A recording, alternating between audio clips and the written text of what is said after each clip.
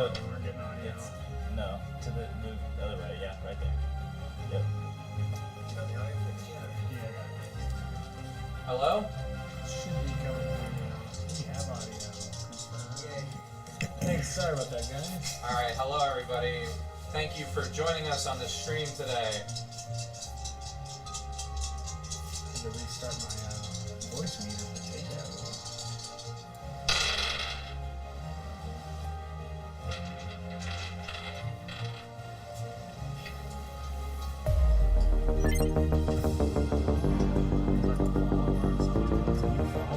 Thanks, Alex.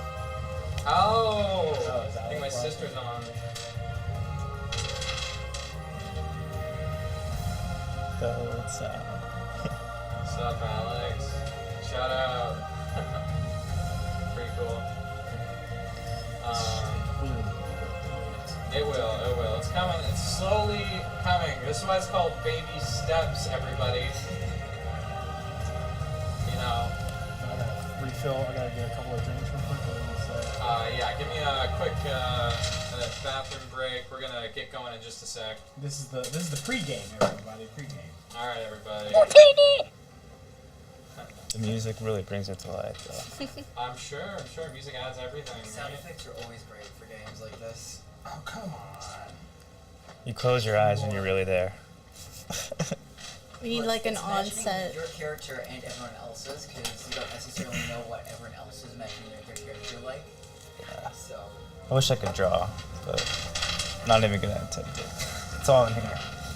I was just doodling and having fun. I'm not like a. I like it though. It's cool. Thank you. I just don't want to I haven't drawn my character yet. I will eventually. I mean, we're gonna have you describe them in just a second. So start to formulate that in your I think head. I got it. I Yeah. mean, I already wrote it down. The basic description. Perfect. Now, Will, do I share both details in terms of my character? Not yet. Got Not yet. Yeah, just the normal one for now. So it's,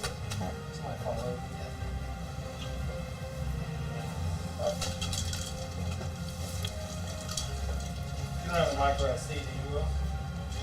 No, sir. Okay. I might run upstairs real quick to grab it. All right, we're gonna take a quick 5. Everybody, hang tight. Again, thanks for everybody tuning in. Send this to everybody you know and love. We're gonna have a lot of fun. We're gonna have a lot of fun tonight. Sweet. Move on.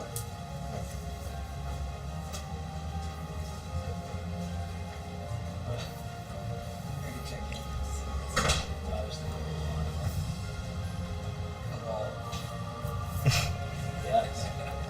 It's a quality idea. I mean, if you think about it, none of the atoms are touching. None of your items are touching either. They'll never touch. Just all alone in space. Well, I mean, they can touch, but they're not real touch. I mean, there's a random chance of that happening. Technically, we live in a world of probabilities. Because if there were nuclear explosion, it could happen at any time, just a random. It's just such a low chance that it never happens. they always roll a dice before they decide if they're going to set off a bomb. Well, it's not even a bomb, it's just like if two atoms go at each It's like, other are we fast gonna enough. touch? Not today. Yeah, if they go at each other fast enough and they break apart the nucleus with enough force, it could happen at random. There's so many things that go through space all the time. No, my wife was The thinking Earth we'd is like hit to by so try and much see stuff whatever. all the time, but the atmosphere mostly protects us. So does the magnetic field. But all it takes is one thing to break through. Got it. And then we Good. all die. Well, maybe not all of us. Yeah, that's what you need, guys. If we get the happy ending. If we get that one. Yeah. Well, which one do you view as the happy ending? No, total The extermination. one where I just die and everyone else is fine. If you want pizza. That can be range. How much does it hire a head now? You don't even need a hitman. You can just do it right now. like, How much is it? Skip how the much middleman. is it to hire a We'll just hitman? hand you a Yeah. knife. then I want someone We're else to gonna do roll it. for It's that. up for- It's like- yeah. Did you want to know? Did you want to know as a character? It's Mine annoying. doesn't matter. It's Did you annoying want to know because as a character? He's just Yeah, asking that for is a friend. All right, everybody The who first couple wants weeks to I had it, know and just how much a hitman costs, roll a base intelligence, no proficiency die roll. So I got a 6. you have a 6. Yeah. You have no clue. we're Got good. No clue. You think that We're good for 8 hours. going and finding a hitman to buy is like buying a pint of ale. Alright, Okay, I can just get one. You can get one when you want. I can go. I'm going to go on my way home. All I right, get one. I got a 12 on the dice. We get an ice you got a cream. 12. On the die. Yeah, okay. You know that it costs a considerable amount of money to find a hitman. Other than that, you don't know how much it is for the hitman service. I don't know. That 6 kind of feels in character. So many times now. I feel like having at least a tiny bit of knowledge on that also fits with my character. Me just having no knowledge whatsoever about it definitely fits in my character. I'm gonna have you assist with this. I have it on my tablet too. Even better. It's a lot easier to search that way.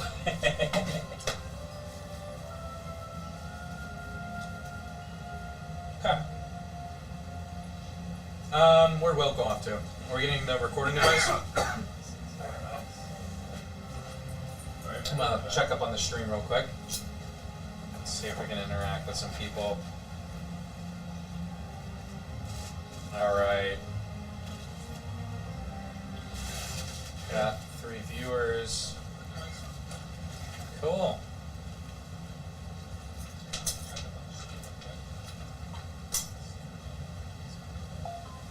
Well, hello, everybody. More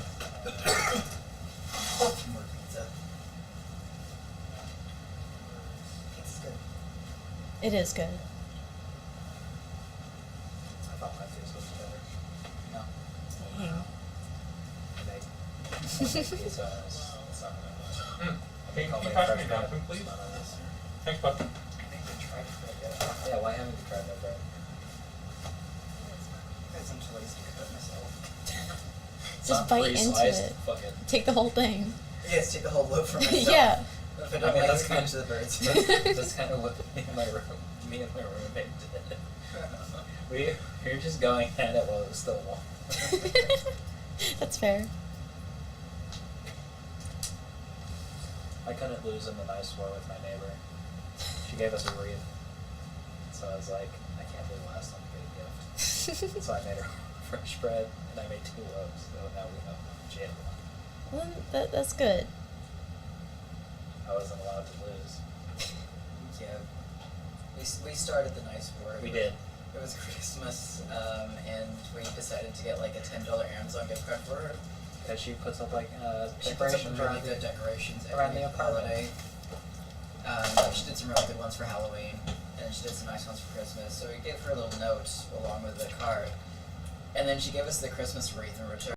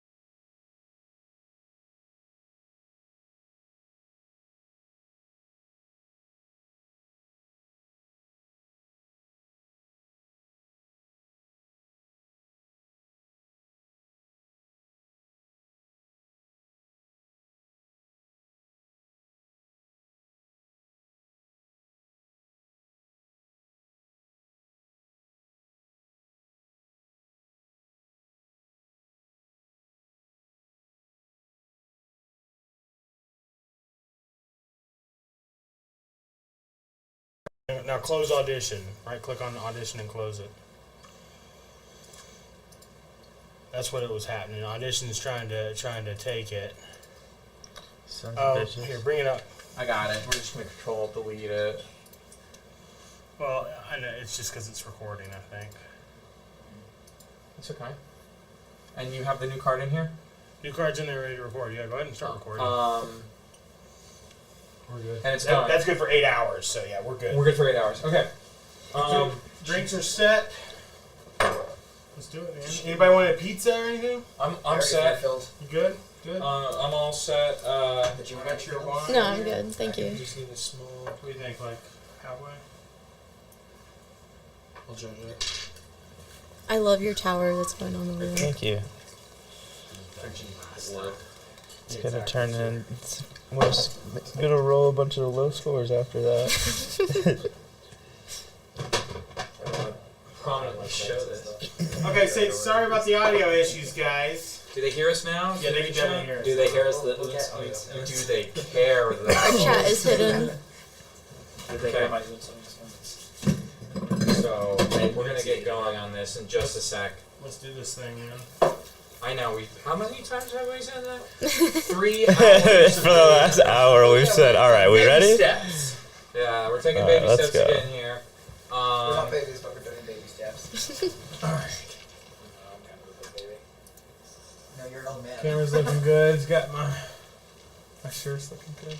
Alexa, turn the den lamps off. Okay. All right. Give me a moment. I'm gonna set up the music and fix the fix everything else. Fix everything. The music. Oh, never mind. We're good. You want it up? Oh, I should be wearing my headphones. I'm gonna ready it so we can. What's up? Zombie sucks. Oh, I know that person. Thanks everyone for tuning in. We're gonna have a lot of fun. For 3 of us, this is basically our. I mean, I guess you did play one game before. I barely count that. Yeah. Like, yeah, 1 So- hour. We didn't even get to a dungeon. Whoa! Who built this tower? This is fantastic. That was this guy. I mean, just because it's Dungeons and Dragons doesn't mean you have to go to the dungeon. I was the only dragon. Were you a Dragon Ball? You were a dragon Mhm. boy, It that's built what I itself. Yeah. Oh, well. It just happened. Man. It just Close appeared. That's better. Hey, Caleb, I need some roll 20 assistance. So are you gonna want to put this roll 20 on the? Oh, sorry. We're right now. We have this as starting page for players, but we're Okay, gonna you move guys it over. know Oh, yeah, to so you metagame, drag right? that little flag. Not to metagame. I heard you mention this earlier. Hold on. What does that So mean? metagaming is taking your player knowledge and putting it into your character instead. Okay. Basically, not metagaming is preventing your character from knowing stuff that you already know. Okay. So you stay within what your character knows. Sure. I understand. So Oh, you have to that's so intentionally neat. limit what they know because they have a certain backstory and a certain understanding. Yeah, that makes Sometimes sense. You have to play dumb to such Sure. certain things. Sure. The dungeon master must feast. Usually it's on the tears of the players, but you know. Pizza works. We're not playing yet. Cheese works. In fact, I don't think I've ever cried in a game. Well, that's about to change. I'm kidding. Um, No. Okay. Hey. Unless it's tears of joy and laughter. then Oh. I can mute him.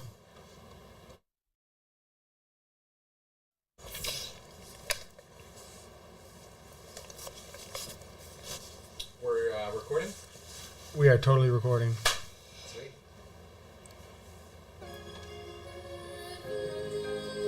Welcome, adventurers. Our story takes place in the world of Dandaria.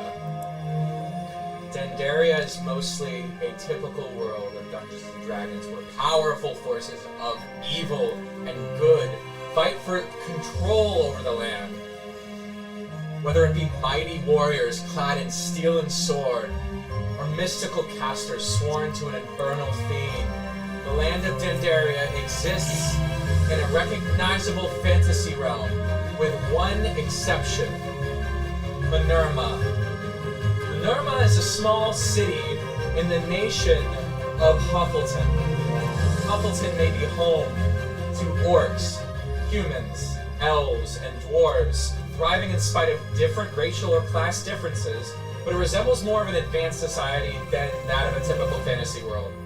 So technology has aided through Arcana and made it more modern and diversified, and it has significantly, profoundly impacted Huffleton's economy, population, and national status, booming to rival even the greatest empires of Dandaria.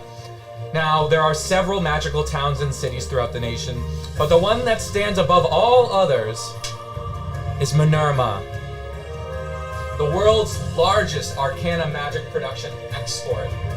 Our story begins with 5 intrepid adventurers who have all been invited as guests to the ArcanaCon, an international event where magical enhanced items, black magic potions, and ancient arcane knowledge is being sold, exchanged, taught, and stolen through a week-long period of fun and mayhem. Our party has all been arranged to stay with various hosts throughout the city, and we begin as they arrive on their first day in Minerma. Without any further ado, I proudly present Mayhem in Minerma. My name is William Hoffman, and I'm the Dungeon Master for you all this evening. We're going to be playing a tabletop RPG that you may recognize, Dungeons and Dragons, okay? Say hello, everybody. Hello. Hello. Alright. Now, I'm going to start by introducing our players. So why don't you go all and introduce yourselves. We're going to get into characters in just a moment. You don't need to give your real name. Caleb. You could give a false name, bear false witness on the stream of Twitch. I am George Washington. Alright. I'm Corey. I'm Kelsey. I'm George Washington Carver. And I'm William. Alright, everybody. So, we're going to take turns real quick. Would you pull up the screen record so they can see what we see? Okay, yeah, so we'll share screen real quick. Give me 1 second, we'll share that thing. So we want to just see this real quick? We want to see that real quick. Really quickly. We're going to leave it on, and then when we need to turn it off, you'll just signal. Yeah, sure. I'm going to set us up with little corner cams. I'm going to put this, can you bring that on the player's handbook? I'm going to bring up my notes. Oh shit, I ripped the page. Oh That was no. important. Oh no! Backstory. The whole world is broken now. There's a crack in the world. That's the mission.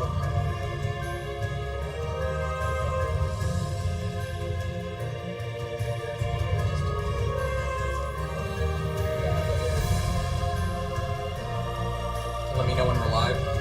I'm bringing it up right now.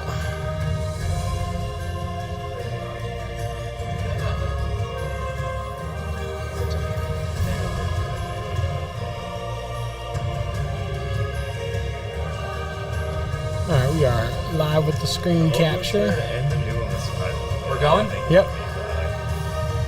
All right. So, we're going to start off by figuring out who introduces their characters first. We're going to do this with a D6, guys. So, here, let's get the Dungeon Master cam going. You see this? Oh yeah. All right. All right. Corey, You want me to introduce my character first? we're going to have you describe your character first. Cool. Well, I am a satyr, which means like I have got legs and I've got horns. I'm about 5'6". I have sandy blonde hair that goes around my waist, and it's braided generally, so it usually ends up being around about my chest height instead.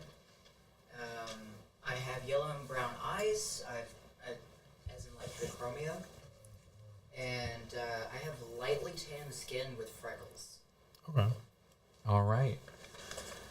Everybody has, throughout, gotten a letter from Minerva, the capital of arcane everything. The letter reads as such: Welcome, adventurer, to Minerva. You have been invited as a guest to the International Arcanicon. You'll be staying with a host today throughout the week. And you see that your host has been listed as a family named the Wiggleworths. Now, previously in our pre-session encounter, we're getting a little bit of feedback. Do you hear that? All right. That might have been this. Yeah, that's that. It's the Wiggleworths. Yeah. So, in our previous session, your patron, Grasust, has called to you from the infernal domain and beckoned you to steal a noble human's invitation to Minerva's Arcanicon, and you successfully have done so. Also, you have stolen the boy's clothing, some noble clothing, and as you get the letter, you realize that for the first time in a while, it is an unbelievable opportunity. There is no place like Huffleton, especially the city of Minerva, filled with dark, arcane secrets, powerful wizard and warlock items, and creatures of magical creation of no other realm. Now, as you make your way into Minerva, it is morning. Outside, let's bring the map up real quickly. Sorry, that was me. So, we're going to show you a little bit about what Minerva looks like. So Minerva is actually a cliffside city.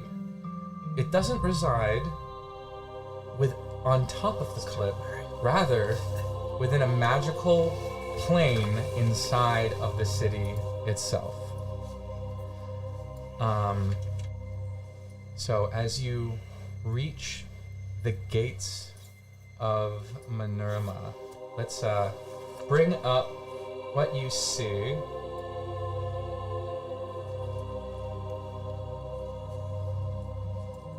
Let's do this one. Where is it? Where is it? Where is it? Here we are. And that should be...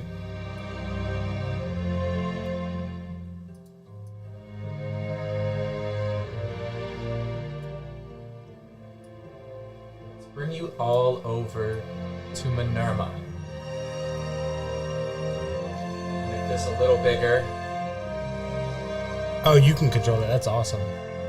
So let's show this.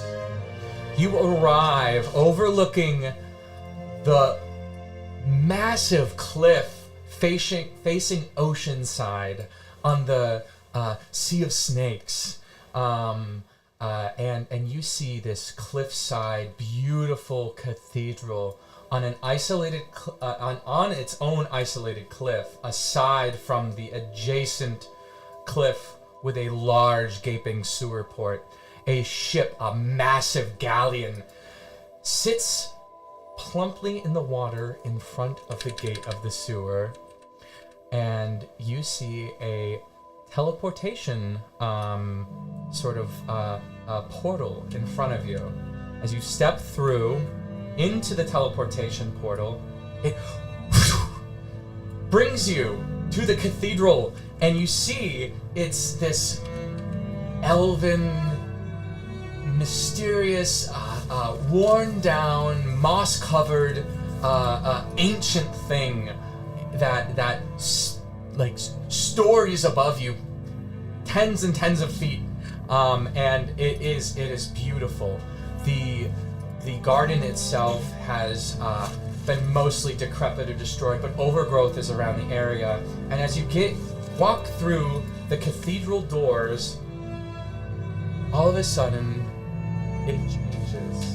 And it, what happened to my audio? All right, now I hear myself. It changes. So, you enter the cathedral and you see a terminal of sorts, almost as if you're going through like an airport's custom. There's like some arcane gates, beeping and scanning the people going through and the people coming out of Minerma, and it kind of goes beep, beep, beep, beep. And you walk through and you go down into the main terminal, this massive almost subway-like.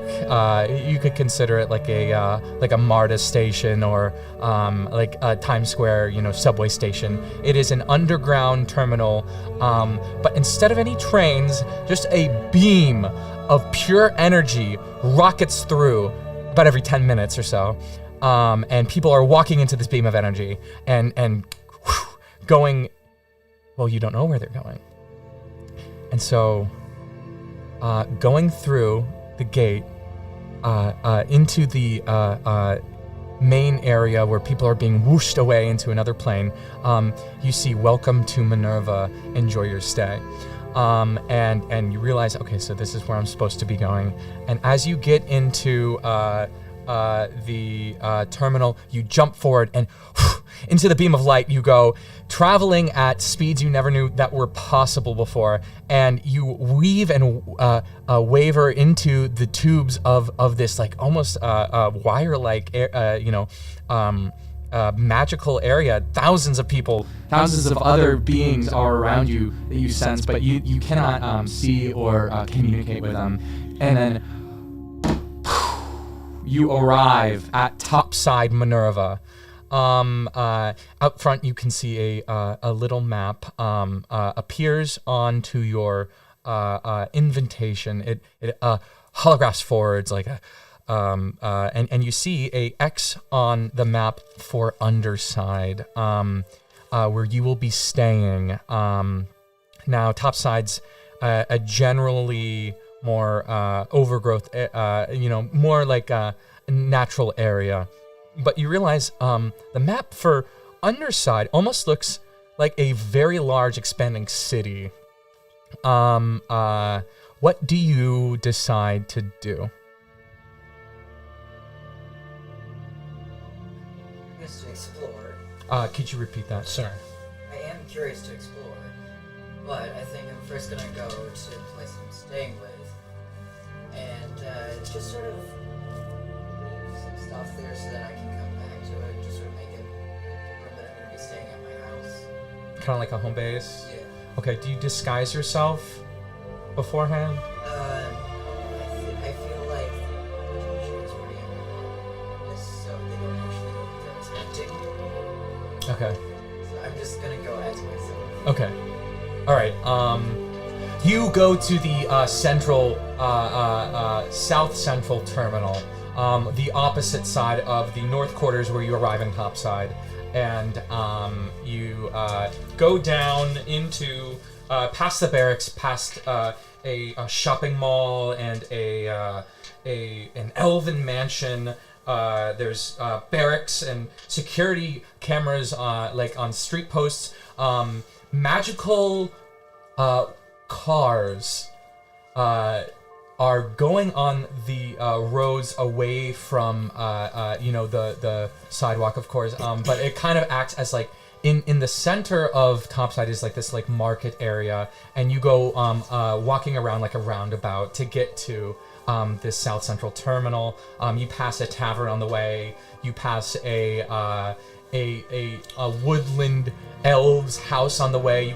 You pass the farmer's market and the mall, as I said, and you see an elven tower, and you go to the south central terminal, and another tunnel of light, arcane magic shoots through, and you actually end up seeing it. It's almost like it's transparent now. You are in the same plane traveling, but it is very much it's Futurama-esque. You're going through this like almost transparent tunnel of yellow and green energy as you are transported down into the district where you will be staying with the Wiggleworths, which, if you just give me a quick moment, I will pull up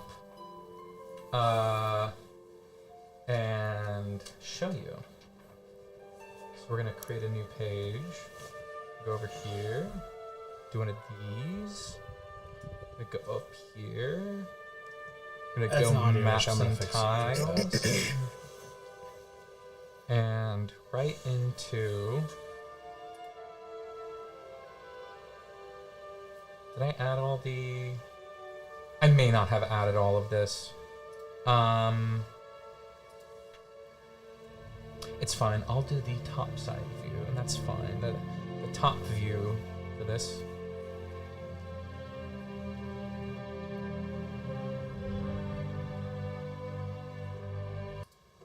Make it as big as I can before bringing you all in here.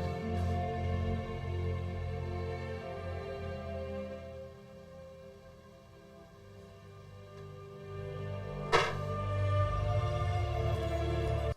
feel like I've heard this song before. Do you need me to change it? No, I'm just kidding. I've played like 400 hours of Skyrim, so. Oh, you see, you know where it's from. Okay. 400 hours. And we are through Underside. So now we are here. And I will also pull up a quick image to show you. Sort of a quick view from the inside. We'll bring this in the top corner.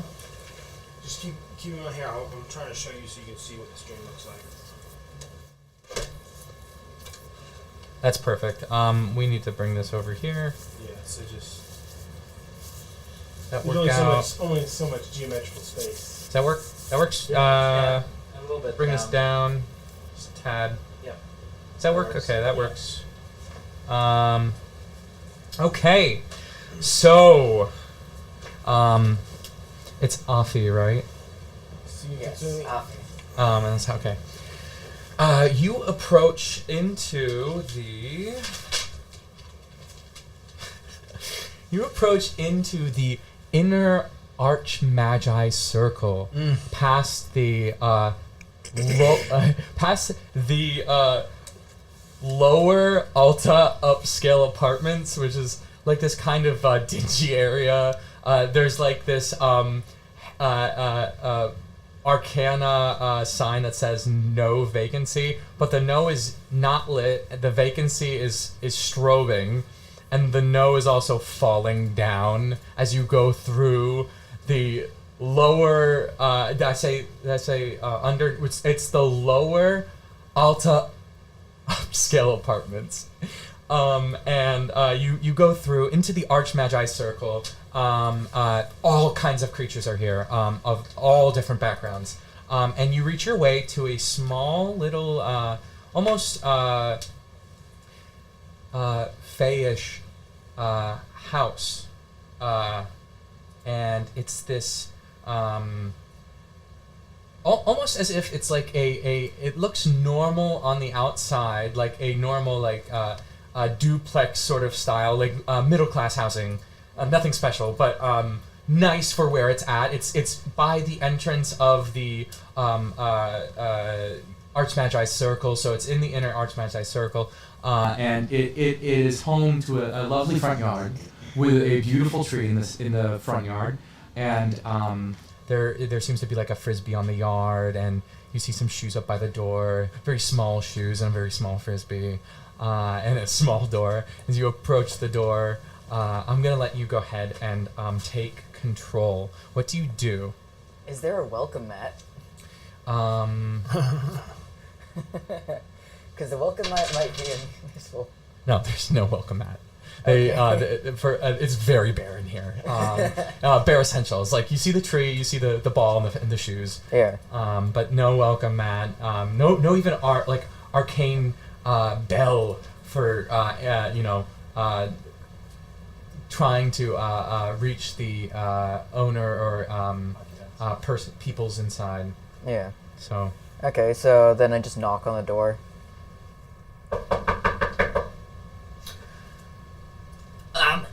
Hello?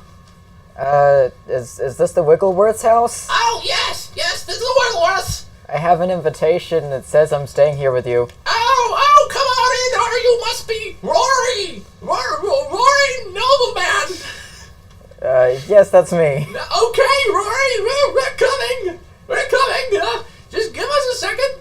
And you hear like a, and the small door, even it's just enough where you can duck into it. You see this happy fairy family, a kind of stout fairy, Thomas Wiggleworth, and his wife Lydia Wiggleworth answer the door. Well, hello, I'm Thomas Wiggleworth. Very nice to meet you, Rory. He shakes your hand very enthusiastically, and Lydia grabs the other one and shakes it very enthusiastically. Nice to meet you too. Can I come in? Oh, absolutely! Yeah, we were just getting dinner together, boys! You hear a couple of young fairies fly out. The house is on the inside. It resembles a inside of a tree, but even though it's on the outside, like much more of a suburban house with a couple of windows. So there's multiple levels to this, which if you were tiny, you'd be able to go and move as they were real.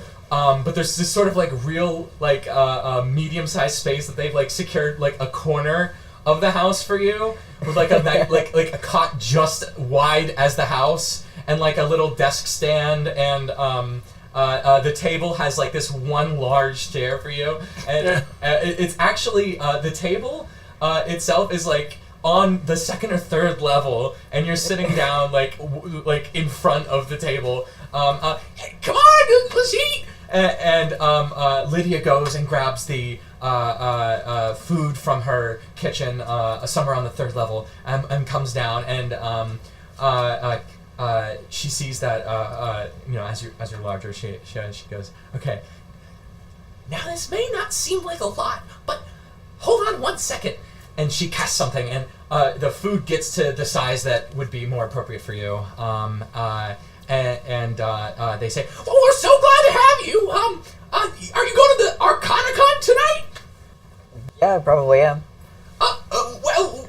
You should come with us. I mean, the boys have never gone before, and it should be fun. It could be like a little family adventure. Really controlled, really set in stone, and we're gonna go just check out the church and the park and the fireworks and stuff. By the safer areas, the Dwarven District and Thorwood. So why don't we all go together, Rory? Yeah, sure, sounds great. I'm totally lying. Roll a deception check. Deception. Yeah, hold on. Roll a deception. You're gonna have to be It's 11. Okay. As you want me to describe what happens, or would you like to describe what happens? You did not pass in deceiving them. I have an awkward smile on my face. It's yeah, it totally sounds great. Well, you don't have to you don't have to make up your mind now. Lydia butts Thomas's ribs and goes, let the human do what the human wants. They still haven't. Wait, hold on. Make a. You don't have to do anything. You already made your deception check. So I'm just gonna roll again and see if they even notice that you're a no. That's a nat 1. They've probably never seen a human or a satyr before. No, humans do exist. They just never seen them. They're just very you realize that they're just very sheltered of people. They probably commute only for work, and that's about it. And the boys are homeschooled by Lydia. They've never seen a human, aside from maybe Thomas. But Thomas doesn't understand that humans don't have fur on their legs. Let the human decide what the human wants to do. And they kind of let you be. And you can decide now. The Arcana Con will start soon, so you can decide how you want to spend that. Where would you like to go? I'm first at least gonna eat a meal with them because like it'd be rude not to. This happens over the meal. So as you're eating, like. Okay. The boys start to jeer at you a little bit. They're like, "Are humans that tall? Yeah. All humans?" I mean, we vary in height, but around about average, yeah. Do you fight dragons? Some of them do, yes. Do you fight dragons? The other one chips in. No. Oh! I don't think he fights dragons. No, he doesn't fight dragons. I don't fight dragons, no. That's cool! What do you do? I exist. Oh! And I'm interested in the Arcana. So, that's what I'm doing. Whoa! I heard that there was supposed to be some black market stuff going on today! You see Thomas shushes the boy. Yeah, I've heard that too. Thomas looks around the room, kind of with a more solemn tone. Rory, we can't control how you decide your week here at Minerma. Do as you please. But he kind of leans over to you and says, that is a very shady part of town. Would you like to make an intelligence check? Just a straight up modifier? Mm-hmm. Yep. Well, that was a nat one. I'm gonna say you can roll again. Go ahead and roll again. Everybody has a different dice. That's What the heck? This thing, the 8 webcaster total. says stopped.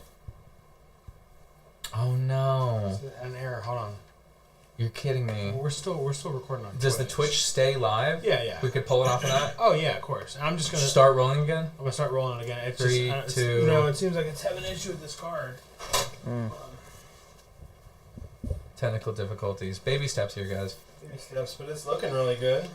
Go ahead. And we're actually I kind of want to wait to. You sure I can pull it off Twitch? Yeah, you can pull the video. All right, we're gonna keep going. so that was an 8 total. 8 total. You kind of have a sense where the good stuff would be happening. We're back recording. Sorry. Your patron, the Demon Prince Grasp, has kind of talked to you previously about it being in the middle of the Archmagi circle, pretty close to where you are. So him saying it's a shady part of town is saying he lives in a shady part of town. You just passed the lower upscale apartments, realizing that that's a way worse place to be. I want you to decide where you go. Do you go top side? Do you go underside? Where do you want to go? I think I'm just gonna explore the Archmagi circle. Okay. And we're going to move on. So to another player real quick. Let's figure out who that is. Oh, wait. It's only 4 people left. So I'm going to do a D4. Sorry.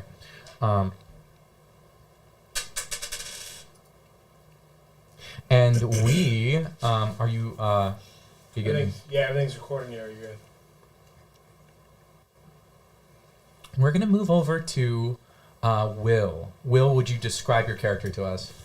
So my character is a just You like can give us a name and appearance description, who you're with. what about my like class and stuff? Yeah, you could give your class. You don't need to give your level or anything else. Give me your name, your class. I kind of mentioned earlier that Corey is playing a warlock, so that's who they're playing. But sure. Will, go ahead. So the name is Gilneas Purplewood. Okay. I am a half elf, so half human, half wood elf. Okay. basically raised by my father, who was a ranger, and I became a ranger as well, sort of really skilled with long range weaponry. But then recently, in maybe the last 5 years or so, he discovered a passion for magic and then started self teaching and learning more arcana. Would you like to describe you're with? That's right. I also I'm a beastmaster, so I have a companion. As a giant owl. Giant owl. It's a juvenile giant owl. Still same height, but almost fully grown. Yeah. Nearly Adolescent. Nearly towering over you. Yeah. He's a beast. Oh, absolutely, absolute unit right there. And we're gonna cut to you. So you would have come from actually across the sea itself. You and your owl, with the assistance of your father's expert ranger knowledge, would have been able to cross the ocean in about a day's time. He drops you off, actually. Now, son,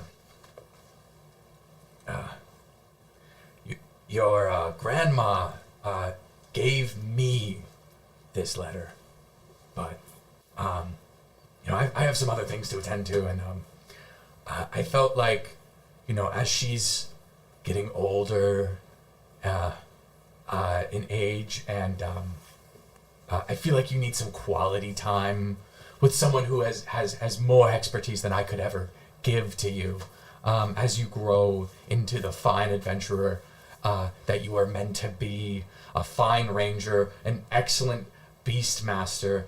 I'm so proud of you so far, even though you are just beginning to go to Arcanicon. When I was a boy, I did go. I wasn't invited though. I kind of snuck on. As you always do, Dad. Yeah, couldn't help myself. I love to just hide and be. I'm not a coward. I'm not saying I'm a coward. Not at all. You see his brow starts to sweat a little bit, and he feels like he looks like he's feeling queasy a little bit. He shakes it off, and he says, "What's wrong, Dad?" Nothing. Just enjoy your time here. Isn't it funny though? Your grandma's name is Minerva, and she lives in Minerma. That's hilarious. That seems important, Father. No relation. You don't think there's any connection there? She came here when I left to become an adventurer. It seems like madness. Well, isn't all things? That's true. I'm excited to see her again. It's been too long. It has. She's dying. That's what I'm trying to tell you. She's gonna die soon. I've got to go see her now. You rush off. Your father waves and blows you a kiss in the distance. I've got to do an acrobatics check. I actually leap away. You leap away. Okay, give me an acrobatics check. What is that? That's going to be your it's dexterity, I believe. So that's going to be your plus a DC. It's going to be your D20 plus 4. So one of these. This guy? Yep. Yeah, the big one. Roll that plus 4? Yeah, plus 4. It'll be 4. God, I about broke my ankle. Wait, what? I got a 4. You got a critical failure? No, he got a 4. Oh, you got a 4. So it's Oh, 8. okay, so you got an 8. Yeah. As you go to leap forward, I sort of slip. you slip, and your owl, using a help action, kind of assists you back onto your feet, and you're like, thank you, Whisper, thank you, and you frolic away with your owl, rushing as fast as you can through the arcane tunnels, through till we get to top side, and we are actually going to open up a new map here in just a moment. It'll go quicker the more maps I have open, and the more places that the non-players here, the watchers here, have seen. So, wrong thing. Give me a moment, everybody. Give me some patience, please. Can I get the pizza while I'm doing this? Pizza to the DM, please. Thank you. I'm not fed. Just reminds me of the times that I've bribed the DM. Yeah. I get inspiration for going to get the pizza. Exactly right. I critical fail. Pizza everywhere. I'm suffering later because I'm lactose intolerant. It doesn't matter. I have disadvantage on the saving throw regardless. That's a Okay. good way to look at it.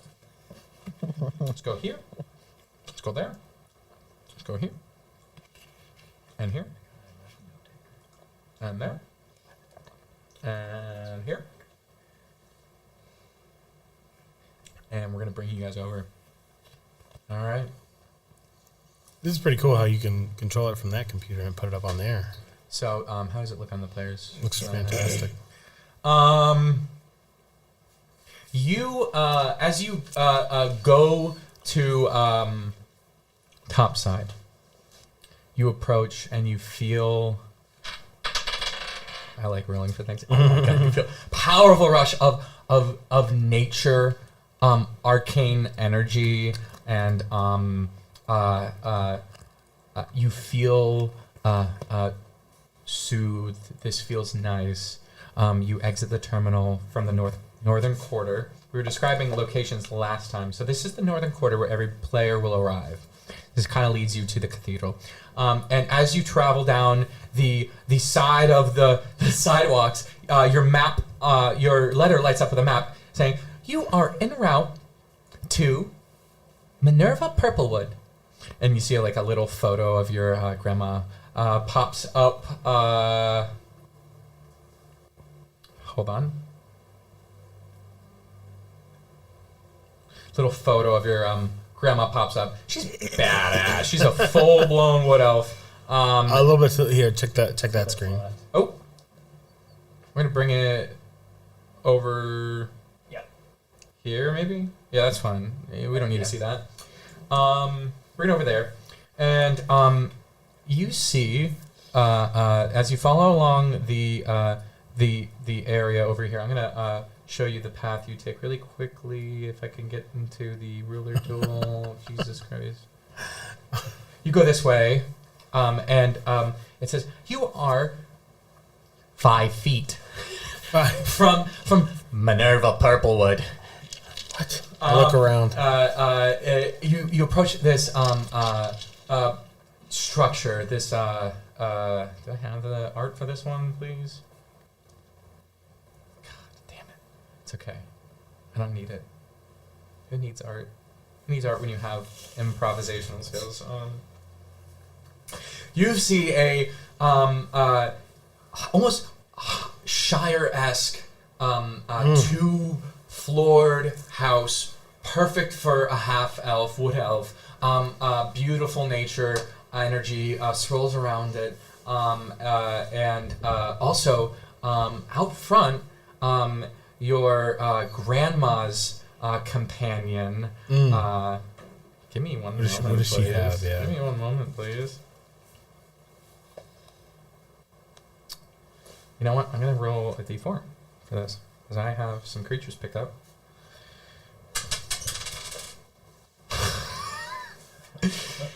A giant, poisonous snake. Whoa. How Just, giant? 30 feet. 30 feet.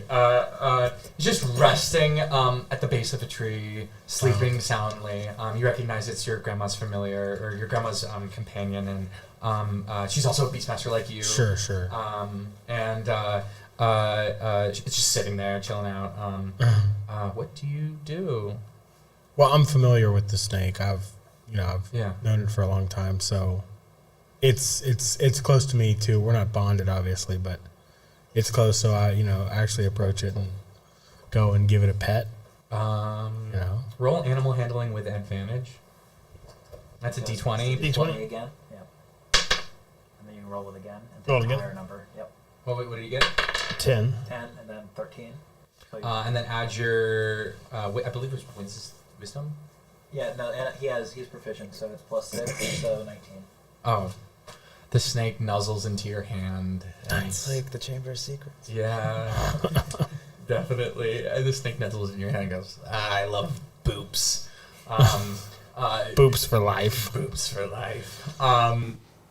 And you see your grandma opens the door excitedly. Far from what your father has described, your grandma kicks down this door, She's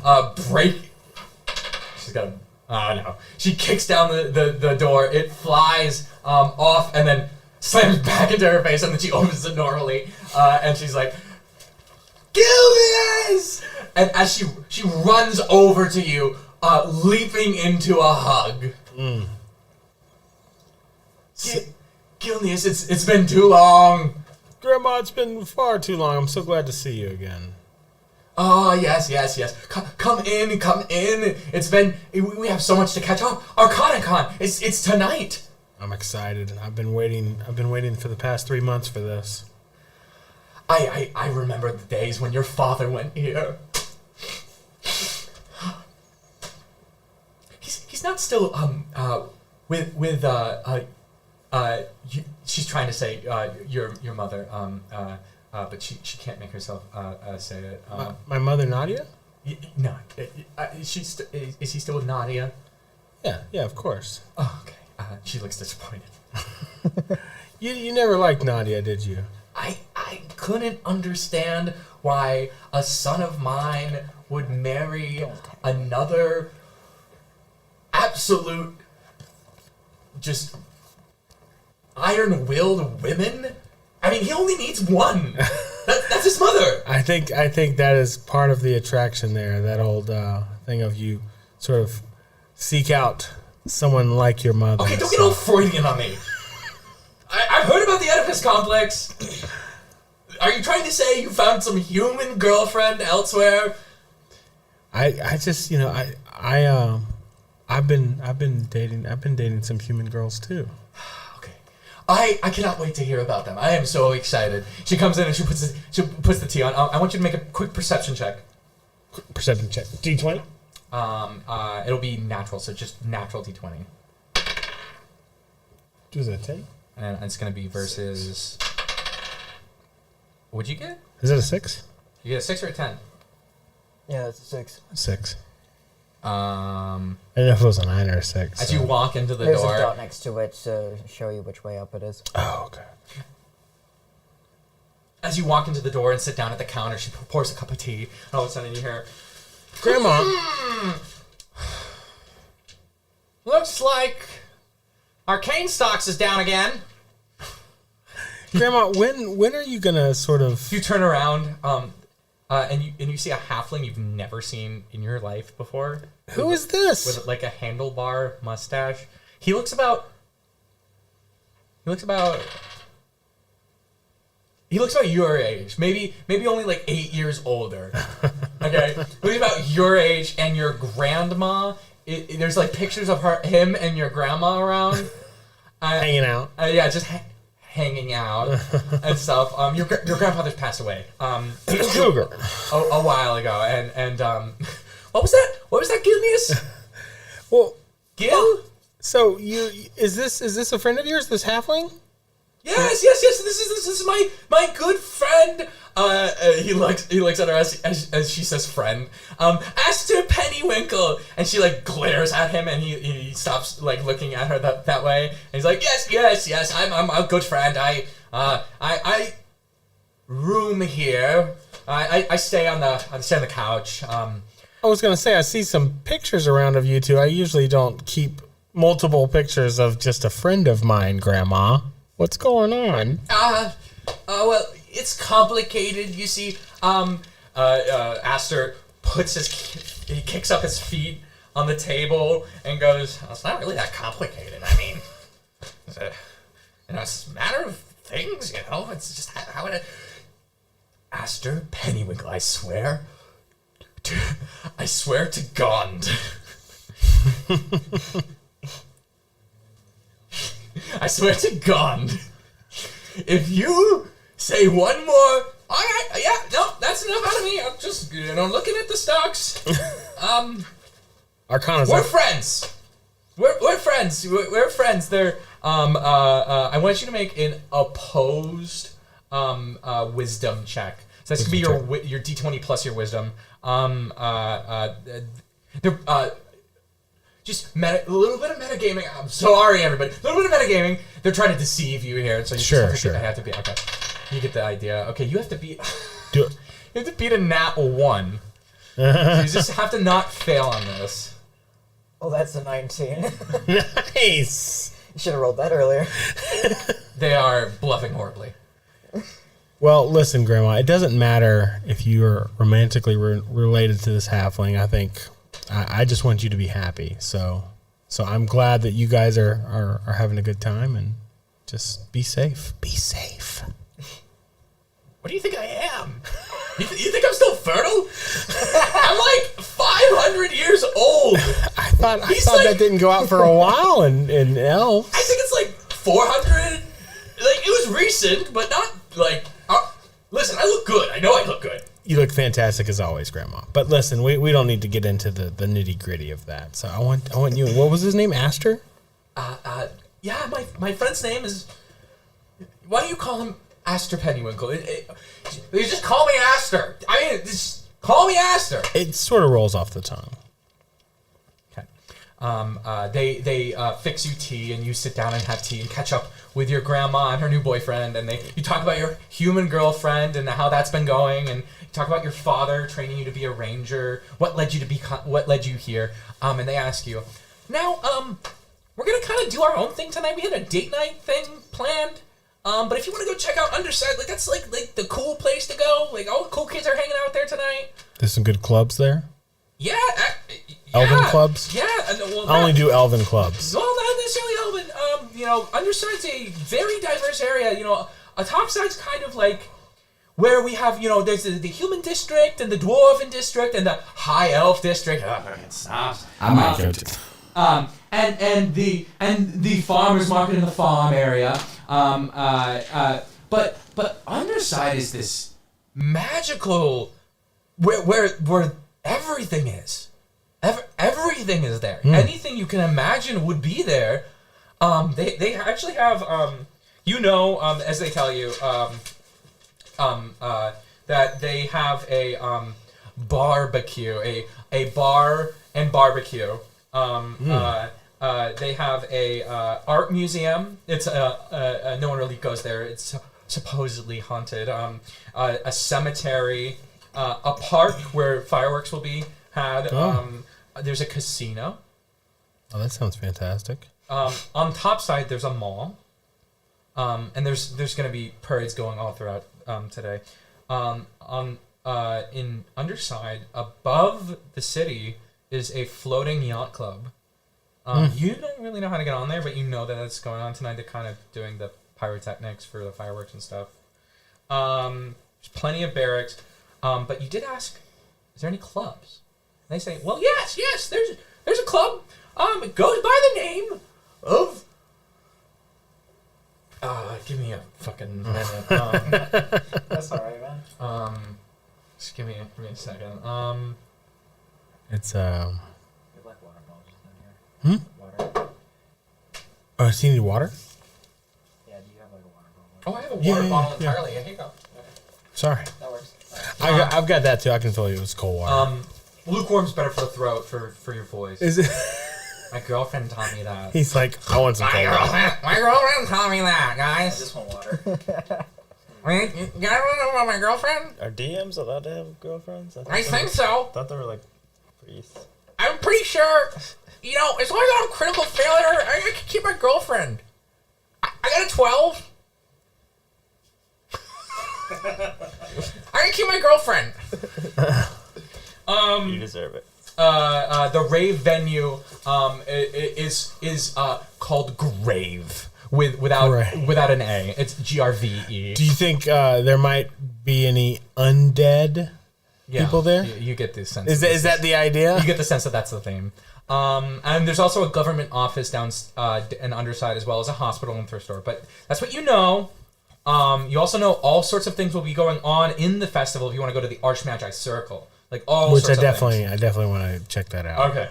All right. So what do you want to do? before I move to another player? Well, I'm gonna head to the Arch Magi Circle just to sort Okay, of so that's where we're gonna leave check you them off. out, and then later on I'll head out to Grave. So the next player in sequence. Okay, guys, we're gonna do a little change of music. Sweet. Oh, I don't like this one. Gilnea's Purple Wood. Sorry, guys. I'm gonna do some space ambience. How's that? You gotta talk into your That's mic cool. so I can hear you. That's cool.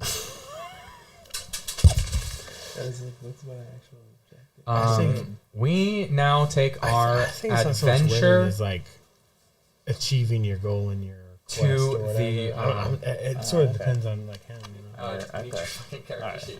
I feel like I might move. I my have it, mic I have it. onto the table. I don't need 'Cause your I'm fucking character not sheet. getting What am I along talking with about? I Caitlin. have your character sheet. Okay. So it might be a That's thing of Somewhere. Fuck. I don't know where it is. What's your name? We've been introducing with the name. Can we mute the mic you're adjusting, or are we? my bad. All right. My bad. All right.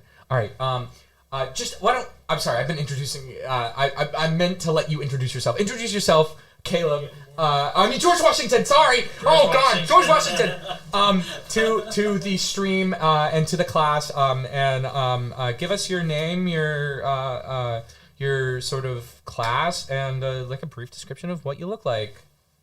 I am Pentandra, a female human cleric of Gond, which is the god of crafts and all things metalworking, woodworking, all of the creative elements. In that, I am Very cool. kind of like a medium build. White skin, black hair. I'm about 5'6". Blue eyes. I wear kind of like an antiquated armor set that just has a bunch of bits and bobs everywhere. I have little pouches full of random stuff that I've kind of picked up along the way, and I've just been carrying. My shield has the symbol of Gond on it, which is a cog with 4 spokes in it, and I carry a mace that's kind of shaped like a hammer, just as a devotion to Gond. Very cool. I love it. I love it.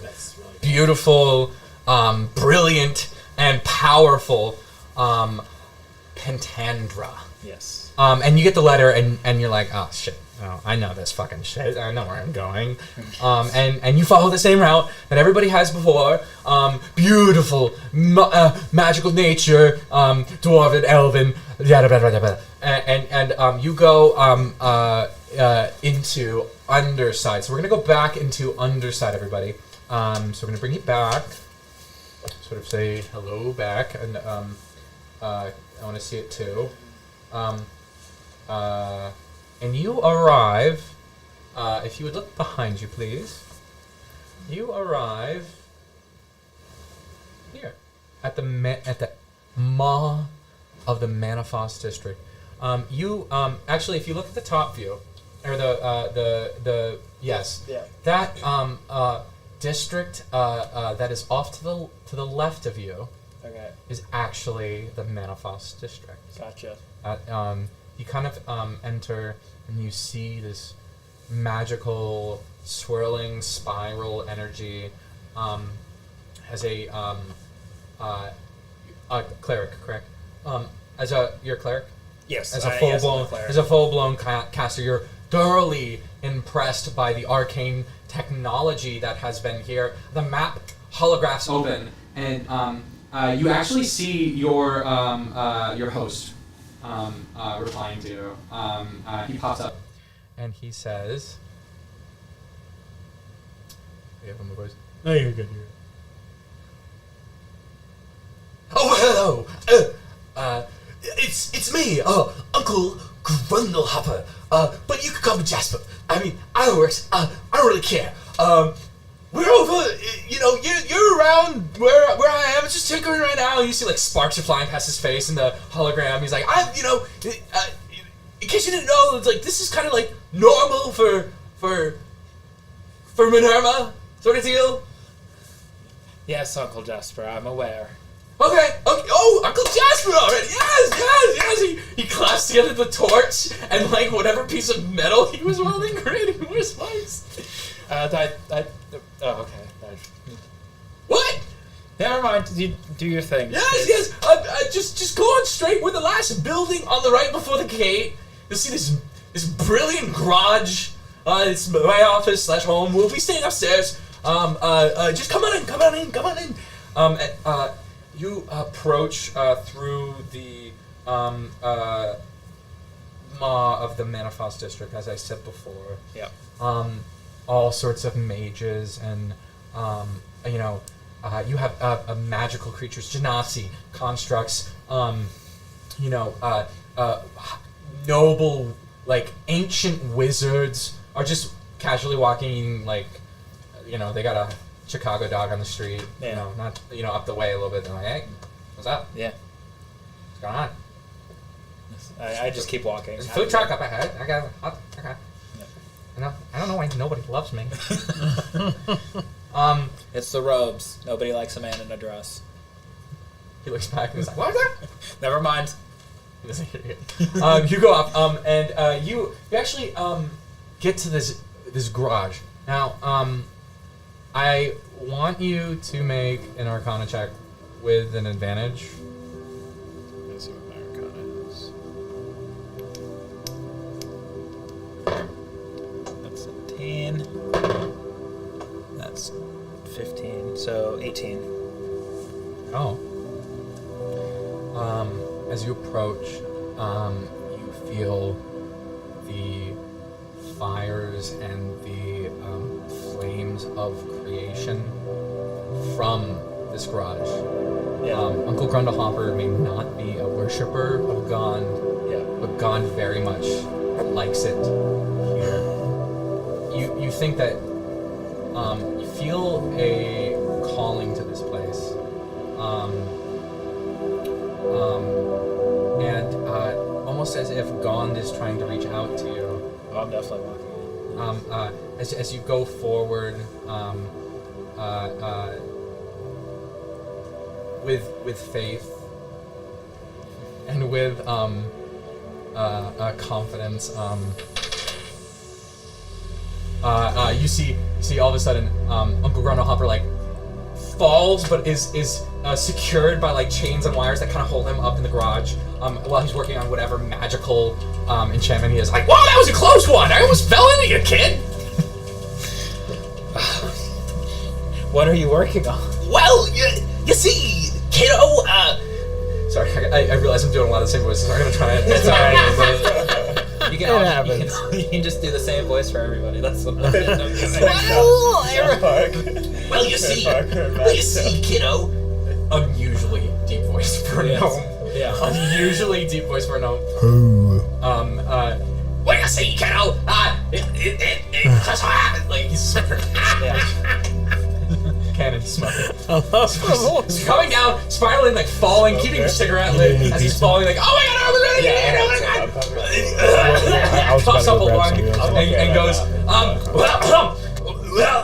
you see the kind of garage I'm working with, and it's, my home, your home. If you wanted to like learn some of this, after Arcana Con, I heard some things from your mentor. What did you hear from Camoran? That you're great, kid. Yes. He's so proud of you. So proud of you. He could barely contain it in the letter. He shows you the letter and is like, your mentor was a man of very little words, and it says, I am proud of Petitra. From, and he signs his Camoran, name. yeah. Camoran. Oh, that's high praise. He is a man of little words. Yeah. Well, I mean, kid, I'm kind of busy right now, but I'm gonna let you do what you want. Go do what you want. And he kind of like, you can stay here if you want, but like, I'm just gonna be working on this all night. May I ask why did you use my real name? Wait, because make a feel like this is a wisdom versus wisdom. Okay. Just a straight up wisdom. Wisdom. It'll be with any proficiency bonus, not to a particular skill, just to Just +2. Yeah. Okay. 16. You have to beat a 4. I made a 16. He realizes it's not right to lie to you. You know, someone of some holy status deserves the respect of knowing the truth.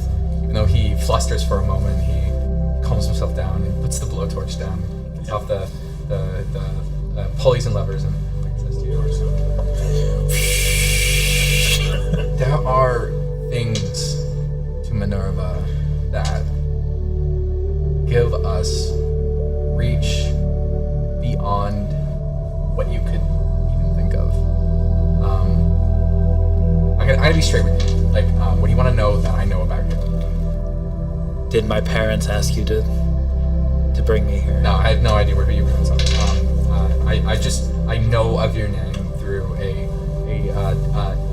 oracle had given me prophecy that someone of great faith, that someone of great change would come here, and help me out at a time of need. I'm not having a time of need right now, but it feels like this is the calling that you're talking about. Can I do an insight check? Sure. Because Make an insight check. Yeah, because I still feel like he's lying as like a front for my parents to yell at me again. Make an advantaged insight check. Okay.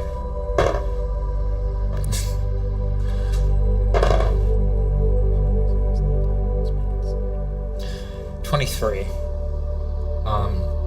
You could tell in his soul of souls that he is telling you the absolute truth. An oracle did tell him this. Okay. And he does not know what danger he is in, but you do sense that he feels like he is in danger. He does not want to put you at a moral responsibility to take care of him, but you do realize that he has this gnawing sensation of like fear, not necessarily crippled or through your holy connection with God. You realize it's not something that's being cast on him or anything like that. But you do realize that he is anxious beyond belief for what is to come, and he truly and honestly just does want you to enjoy the first night here. He thinks if you can have a normal first night, that everything's going to be okay. You'll meet the people you were meant to meet here, and he truly does have a lot of work to do. Like, you look around and you see, like, there are dozens of not only cars, but some of the yachts that were flying overhead Or like tethered. are tethered inside of his garage. It's a huge garage. Like a warehouse. And you see off to the side is like a little storage area with a sign on the door that says Aubrey, but scratched out, and then it has Pendra written. So you can go and throw anything you want in there while you go explore, but give me what you want to do, because we're going to move on to the next character in just a moment. Okay. Uncle Jasper, is there anything I can help you with before I go to Arcanicon? Any part you can't find, I can usually make. With a 23 insight, see a change from anxious to a deep sadness within him, and he goes, "No, kiddo. There's nothing you can do. What you can do for me is to go have fun tonight. I fear I can't. This place is decked out. Yeah. I'm safe here. I know that much.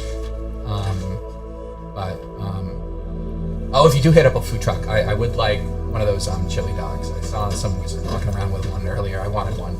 You want the relish too? No, I don't want the. Okay. But I do like extra onions. Extra onions. Yeah. You know, some people don't, but it's my thing. I'm allowed to eat what I want. Yep. So I'm gonna go put my my backpack into the room. I'm gonna keep my shield and mace and stuff on me. Okay. But I'm gonna go put my the bedroll and all that stuff in in the room, and can I do like an investigation check? You have a the map. Room? No, an investigation check around the room. Just like looking for. I'm gonna roll for it. Okay. I'm gonna roll. It's gonna be your natural stat versus this. Okay. Your natural stat would be. For which? It's gonna be for, you said investigation. So Yeah. instead of adding your proficiency bonus, just give me your the ability score that derives from. That's a +1. No. The Oh, okay, yeah. not the modifier. It would be intelligence 13. All right.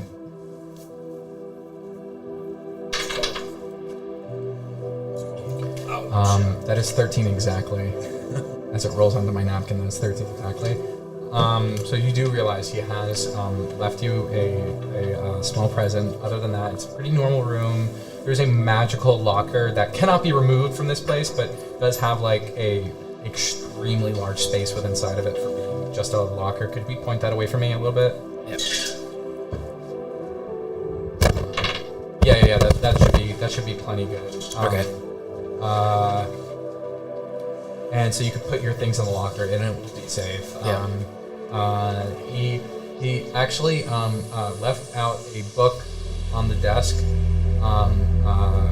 that you see as well. That's from your old mentor. It was like carried here through like some sort of mail service. Okay. And it's enchanted items of Gond. And on the back it says like the 5 great enchantments of Gond and how to do them quick and easy.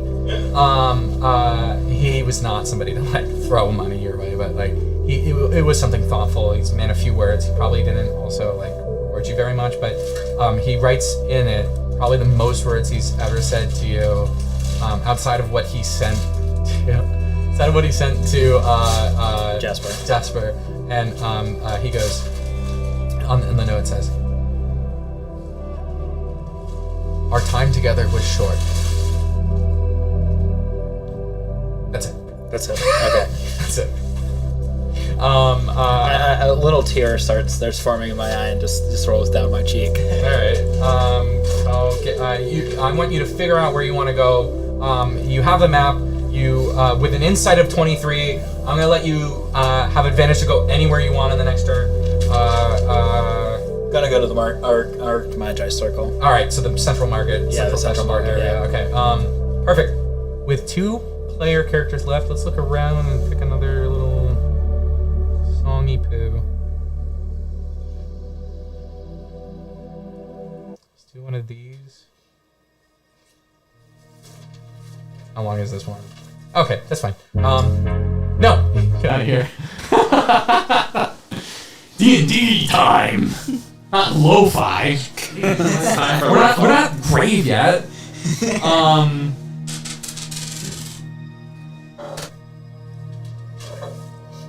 We reach into the seedy underbelly of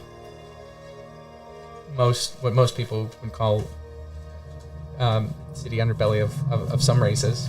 Not all races, just some would say that this is an opinion they have on certain races, and regardless, Keaton, introduce your character, and I want you to tell us your class, your race, your name, and a little bit about yourself, how you look, maybe,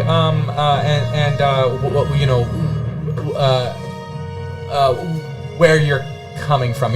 I'm gonna say that unlike the rest of them, you have been traveling for weeks, but I'm gonna let you introduce your character and then explain. Let me hide some things real quick. Yeah, move the mic back over.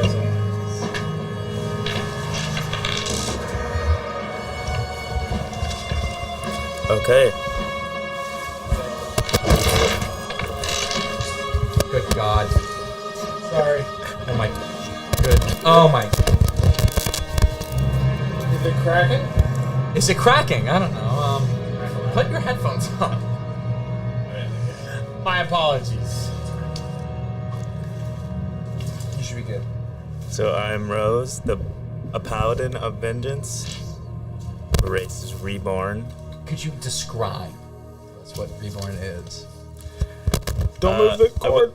I was a human at one point, but now I'm undead. They're still moving on the cord. Can we Yeah. get? Let's try and pull it a little bit.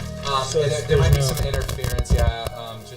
Straighten out that end XLR. We should be fine. Yeah, straighten out. I've got it muted, so it's not gonna. And then go over and bring it back central, and then bring it closer to Keaton, and then there we go. You're gonna be rolling over to where his character sheet is, so just go ahead and know that. Sorry. For the future. That was me. All right, guys. Ready? Yeah. Describe what reborn is. So I was a human at one point, but now I'm undead. So I think I have the ability to. I'm described as I'm crawling on the inside, but for some reason we can't smell it. So I morph into the human society, right? Yeah. When you notice yourself on your own, you feel an undulating crawling underneath your skin. Not some sort of possession of sort, just of decomposed flesh, eaten by maggots, eaten by decay, by maggots, eaten by decay. Inside of this flesh prison, you retain all ability scores from your previous life, but you only retain the memory of your sister and you fighting when you were younger, and you remember the face of the man who killed you. In fact, when you close your eyes, you see it. Just remember these cold, black eyes and the smell of blood.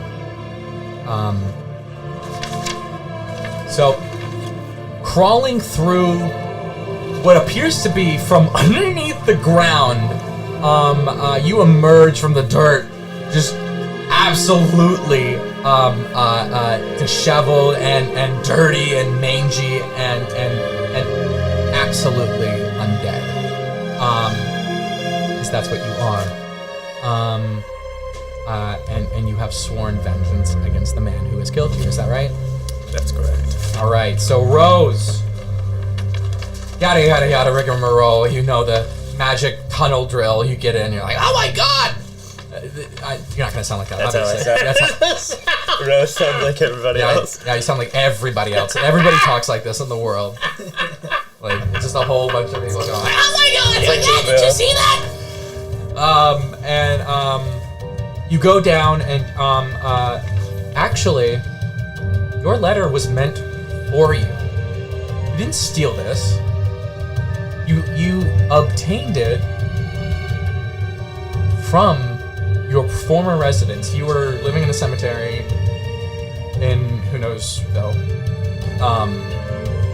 The nation, not the Knoxville. Not the town.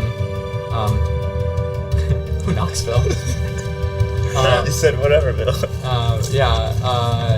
And emerging from the grave, you're like, I gotta go, find the fucking guy with this letter now, and kind of points you in the direction to go. It takes you weeks to get here. You get down. You're in Underside, so we're gonna bring you guys over to that side of the map really quickly. So am I on the map that Will had? No, you are not. We transport you here to Underside, and you know that the man or woman or person who sent you this goes by the name. Jesus, I just ripped out a full sheet of notes. Oh no! Goes by the name of Nala. Someone that sent me the letter? As she sent you the letter. The letter is very it's the same generic greeting, but on the back of it, you turn it around and it says, "Meet me at the Forsaken Commons outside of the Archmagi Circle." I knew that's where I was gonna be. And I will see you there. She also sends a parenthetical in there, and it's like, be careful, and then like hyphen, seriously, be careful, and add a parenthetical. She's got away with words, but you know, she could have done it a little less formally.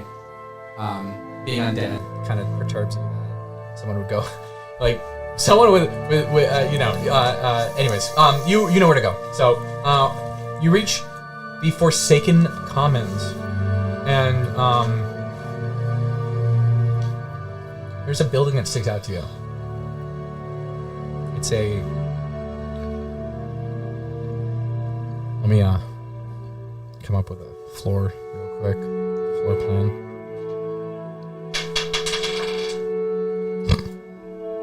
The building that sticks out to you is a one-story, what appears to be a one-story apartment complex. I don't know how it's a complex if it's one story. But you definitely see several doors with several letters and numbers, you know, representing different residents. There's about 6 different doors in the space of this area, and it is probably no bigger than what I want to say. Probably no bigger than like a large tree per area, like in diameter and in height. This is a tall area, but it's very, very small. Think of it like a closet with some extra space in it. There are 6 doors. Which one do you knock on? Can do any sort of check you would like to do. You can go in any door you want right now and try and enter the door. You can knock. You can say stuff that you're outside. You can. What do you want to do? I can knock on any of them, or you are presented with 6. You are presented with 6 doors. If you go in one of them, that is your decision, and we will play out that outcome. But you can also do other actions before deciding to enter a door.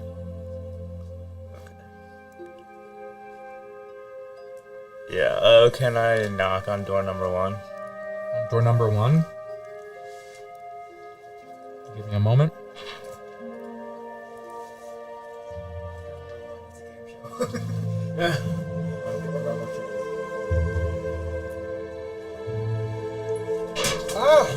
course I did that. Everything okay? Yeah, just probably need a paper towel roll. Yeah, paper towel would be good. I was trying to move my mic so I could tell a joke, and then of course I spilled my soda all over myself. That's the better joke. You successfully knock on door number 1, and Thanks, man. nothing happens. No one answers. What do you do? Rose, what do you do? I gotta knock on another door. You can knock on any other door you You want. should always knock on another door. Can I knock on? That's the rule. Can I knock on door number 6? Always knock on another one. All right. Give me a moment. Gonna roll again.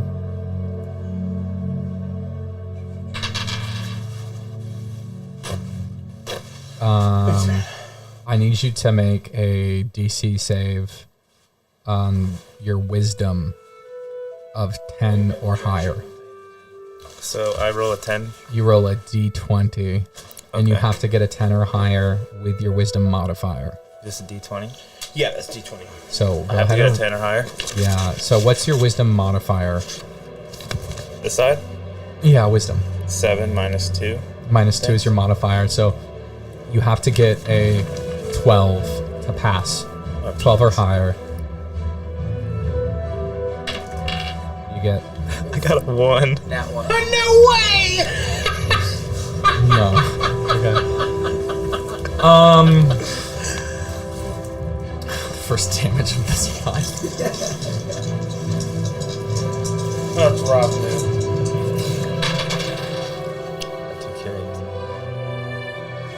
Okay.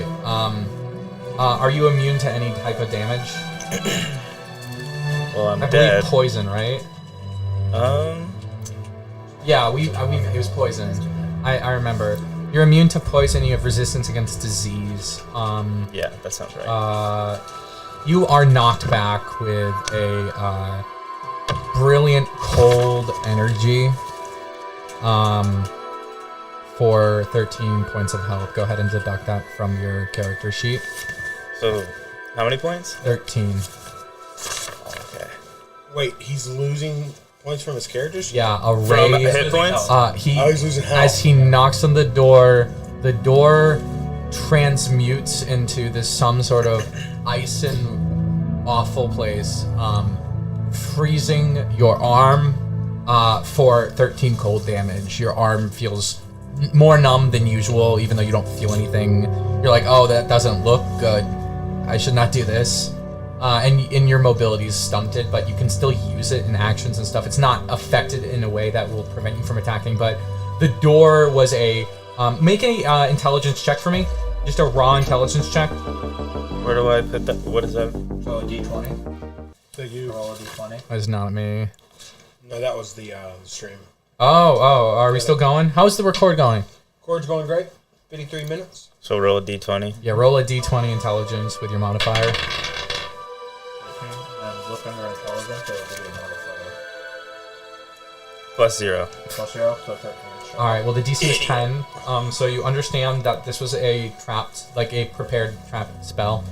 If you knock on this door again, you're not quite sure if it will hit you again or not, but you are sure that you don't want to knock on it again. Okay. So you've knocked on doors 1s and 6. Okay. What do you do next? There's only 6 doors. Yeah, well, I mean, you could do other things aside from knock on them. Bash that motherfucker. Do you have a ranged weapon? I didn't even have my mic on. Yeah, can I break through door number 1? With a weapon? That's illegal though, bro. Or no? Door number 1. Well, there was no response, so... Well, there was no response, but you never made an insight or perception check. If you'd like to do so, you can. Okay, I'll do that, yeah. Do you want to listen to all of the doors? Yeah. Roll me 2d20s. I didn't know With your I could do perception modifier on them. I didn't know I couldn't do that. We'll do it as a combined versus. So roll both of these? Roll both of them.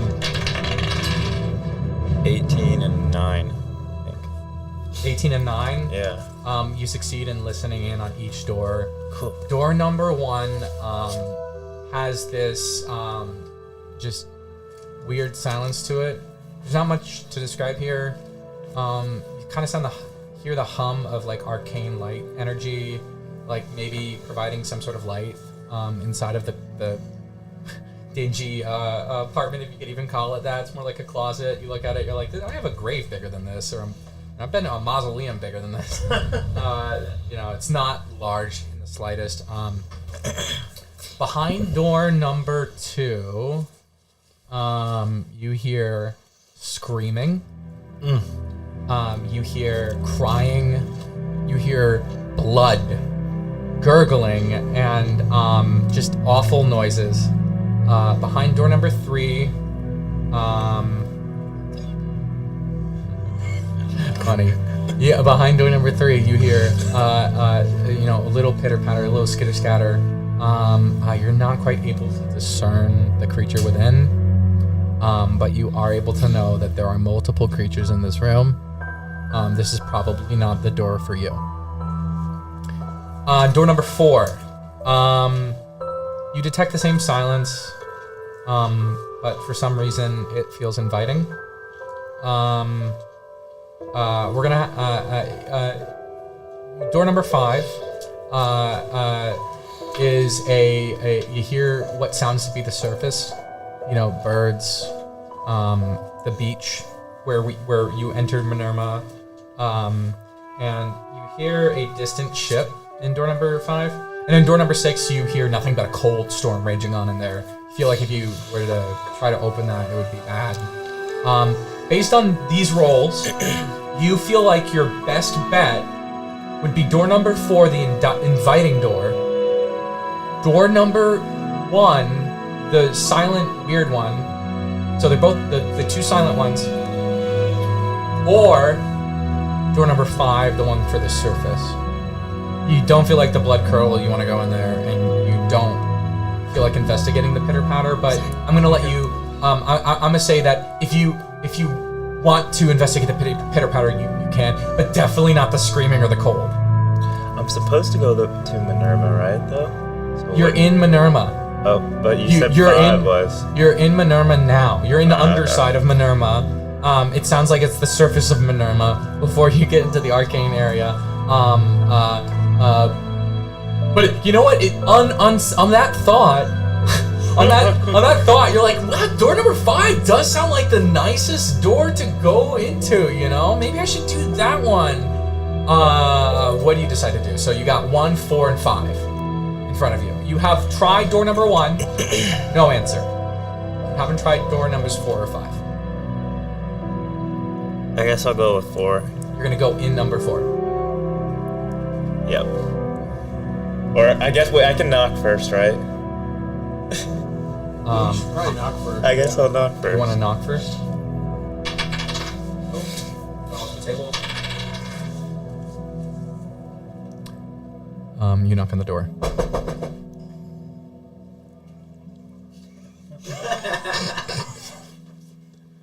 Rose, it's Nala.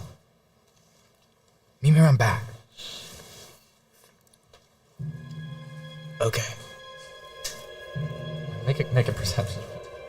Perception drop. Perception, is that 20? What's your natural perception, actually? Did we ever fill that in? I don't know if what my natural perception? Yeah, I think so. Was that yours? Caleb. Natural percent. Help. Plus 0? Is that? Your passive perception. Yeah, that. Your passive perception is 10 plus your What's your wisdom modifier? -2. 8. passive perception. Yeah, this is totally Nala. Finding you out back. You go out there happily. I don't believe it. You can do it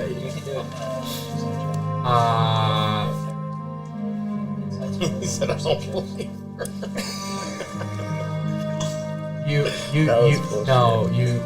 Keaton, you're opposed for this door was a 20. A natural 20, a natural crit. This is some metagame. You truly believe that Nala is going to meet you out there. Okay. So I have to go with it? Yeah, you're going to have to go with it. Okay. As you go out back, you see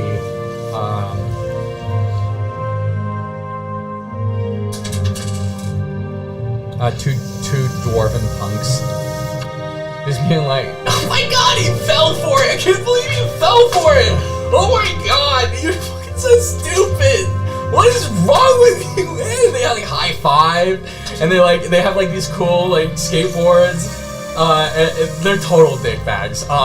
But they're pranking you. And you go around back, and they're like, listen. Thanks for going along with this. Listen, Nala's not in this door. She's in door 1. Just go to 1. Just go and with their opposed 20, you're gonna believe them. You decide to approach door 1 again. What do you do? Bash it. Do you want to make an attack roll on the door? Attack roll. I mean, I already knocked and no one was there, so I have to go in. Bashing the door, or are you gonna try the knob? I'm just gonna try the knob. Or I'll just try the knob. Yeah. Okay. You have sleight of hand advantage, if I'm not mistaken, with your urchin background. So that's gonna add a +2 to the modifier that you have. I need you to make a sleight of hand check. Which one is that? That's gonna be your dex. So roll a 20, and we'll add your dex modifier to it, which I believe is +2. Caleb, Corey, someone check. Mine? No, over there. This one. Oh shit! I keep looking at it. It's +1. +1. 13 +1. 13 +1. What did I say? I was adding something to that as well. +2 for for the proficiency. You have proficiency in sleight of hand.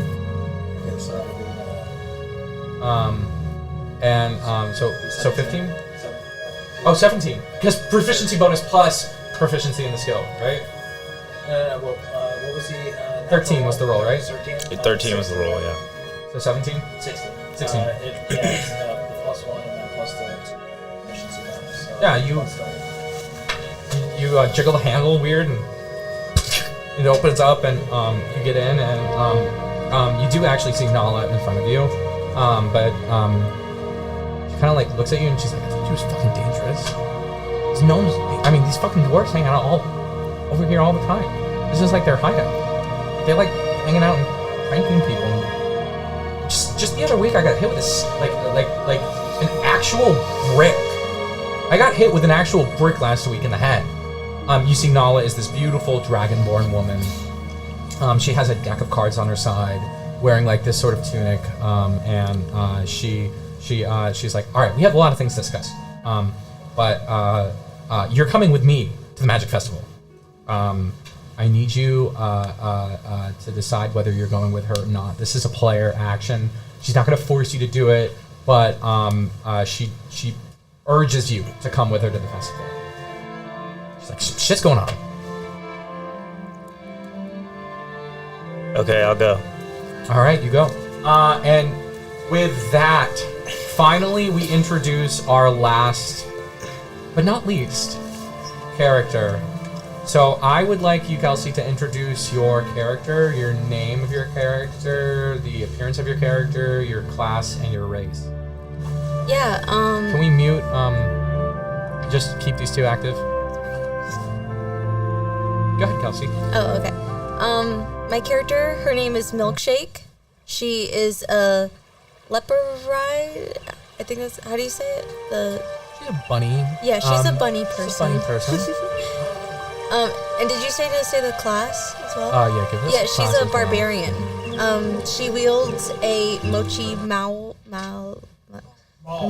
Yeah. Oh, this is much better. Okay, hold on. Let me skip ahead a little bit. Okay, go on. And then Milkshake is mostly pink. She has a little bit of white on like her tummy and the bottom of her feet, and on her cheeks it's white. But she looks like, just your average bunny person. She wears a chest plate that has pink fluff on it, and then also some carrot shoulder pad things. And then her maul. She has a what? A maul, my bad. I don't know how to say it. No. I'm sorry. I misheard. I heard you said like a Mao. No, I'm sorry. Chairman Mao. Yeah. I didn't know how to pronounce it. Or a little. Yeah, it's like when you get mauled. Mauled by a dog, Yeah, mauled by a okay. dog. Anyway, sorry. Yeah, her maul is just a giant carrot with like a bite mark out of it. and so- That's yeah. Oh, I believe I have character art. Is that you or me? Ours a ukulele. Oh, that was my ukulele? That's my secret power weapon, actually. We have original character art. I'm gonna throw on the screen. Oh no. So for those of you at home, I don't know. come on. Hush. If anybody knows how to play your weapon. Come on.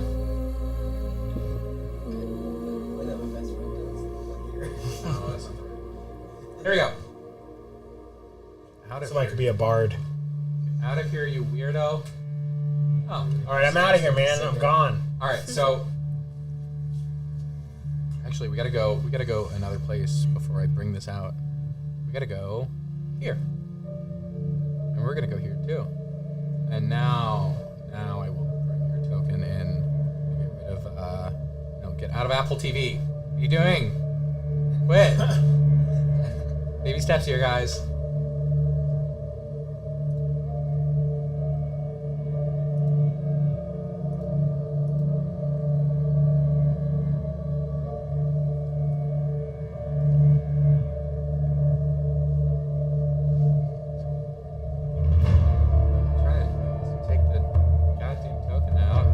What damn? No, I'm just kidding. Hush up. The gosh darn. You're not here. Huh? Oh, she's giant. No, I'm joking. Your size is like medium, right? Yeah, I'm 4 feet tall. Well, Milkshake is. Agile. Is she agile? I think so. moves fast. So, upon entering Minerma, I need you to make a wisdom saving throw.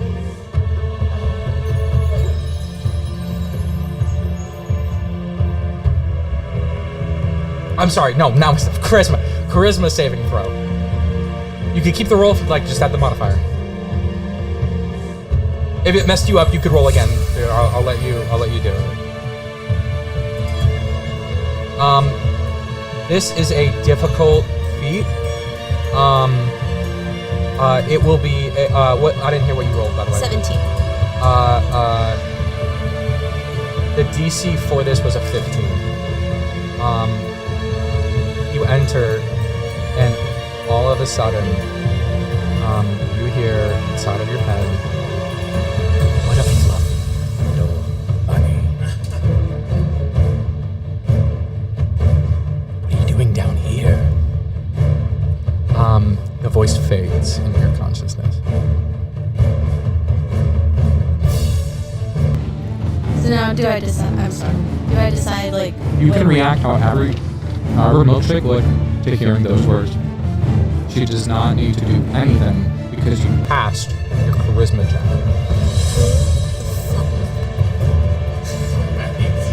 You look around. Just make a perception check. Yeah. But not the same modifier. It's a wisdom, I believe.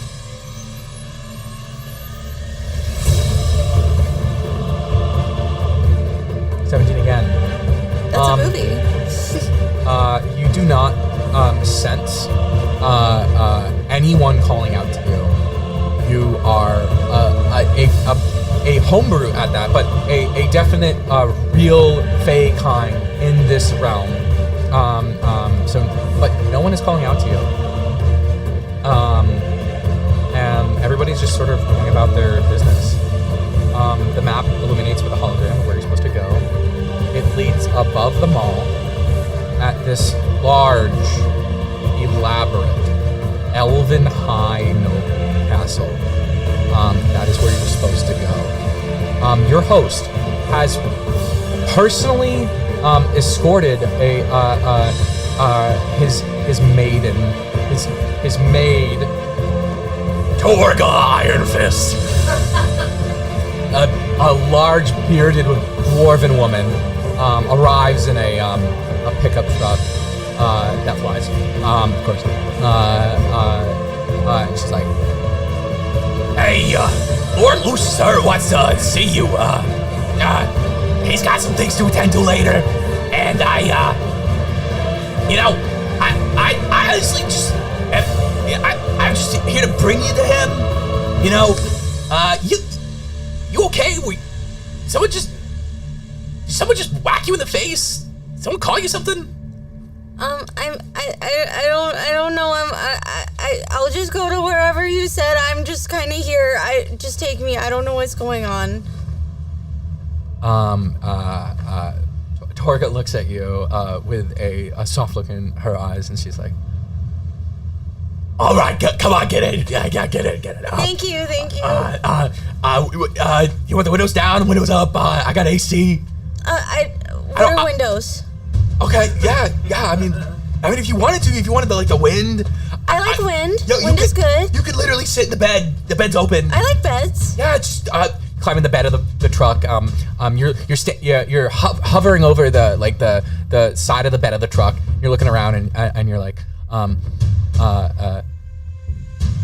feeling the wind in your hair. It gives you calm. Feel calm. But you are going high up into the air, very, very high up into the air. And in fact, when you finally reach the elven castle, water falls from it.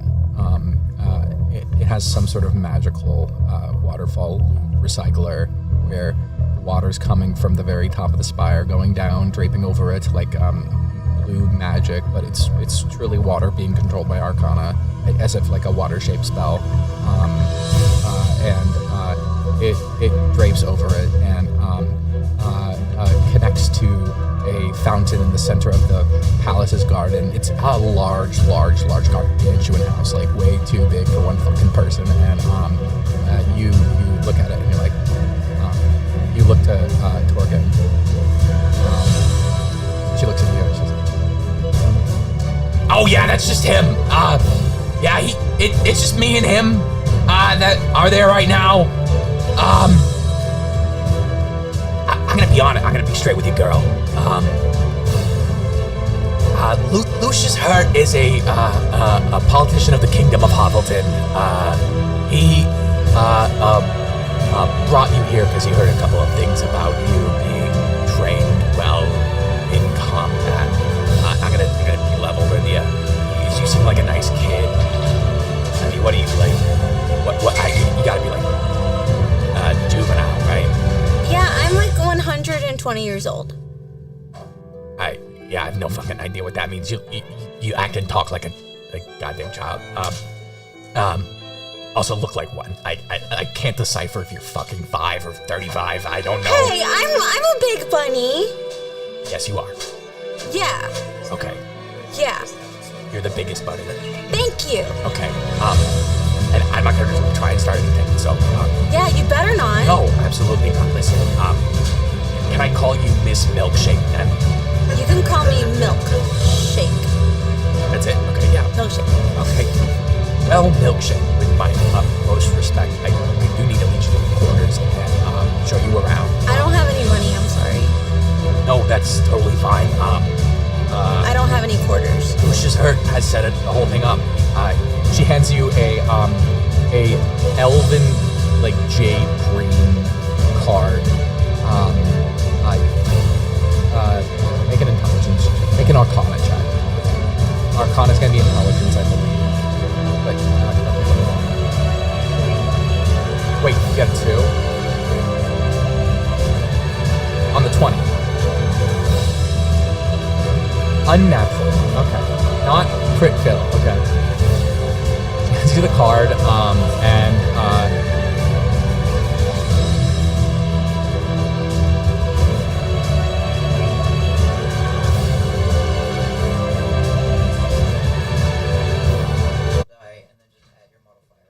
Oh, okay. okay. So it's a 1, right? I rolled a 2. And it's a -1. Yeah, so it'd be, okay, yeah. She's just handed you the hardest piece of lettuce you've ever seen. What is this? What do you mean, what is this? Metagaming here. You think it's a lettuce. Thank you. Yeah, I mean, anytime. I mean, I don't know how it's used or anything. Like, It's food, isn't it? Don't I eat it? I gotta pretend. I gotta pretend. Can I eat it right now? Is that you talking to me as a DM? Oh, okay. I wouldn't. Actually, let me just do something on the on my fucking Arcana phone real quick. She tries frantically trying before you go to eat it. She stumbles around on the phone, swerving the truck into the garden. What do you do? Are you eating this thing? Are you eating this fucking thing? This hard piece of lettuce? I mean, I don't realize that it's... You don't realize anything valuable to this. You could eat this. Yeah. You eat it. Oh my god! Oh my god! Oh my god! Okay, I hope it still is connected to the Arcana, satellite shit. I'm dwarf. That didn't taste very good. No, it's plastic, sweetheart. I didn't like it. No, you didn't. Here, have it. This is not plastic. This is not food. This is money. You do not give this away. You swipe it on other people's Arcana phones. Oh. For purchasing shit. You have no funds. I understand that. Here is 5,000 gold pieces. Wow. Is it chocolate gold? No, just don't eat it. It's an allowance, okay? This is for the whole week you're here. Choose what you want to do with it. I'll piss it away in a bar. I'm okay with it. Like, I respect your decisions as a person, as an individual. Just don't eat. How do I piss with it?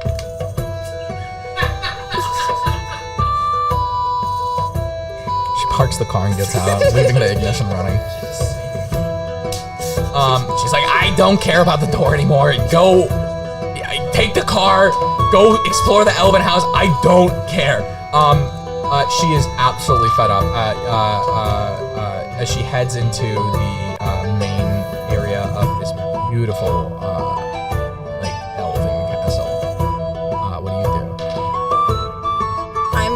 Is it just me at the... You're in the car alone. It's running. I go over to the steering wheel and I start, like, moving it with my arms as if I was driving, but I'm not actually driving. I need you to make a D6 roll, okay?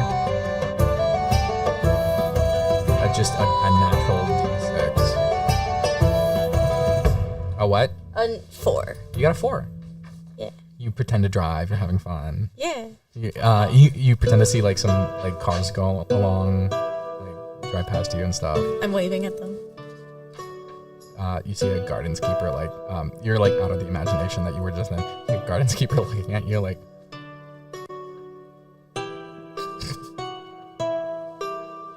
I just wave back and then go back to the car. He goes back to his yard work. He has no idea what the fuck just happened. And you go back to the car. Okay, so are you doing anything in the car, or are you waiting on something? I'm waiting for the lady to come back. You're waiting for the lady? Yeah.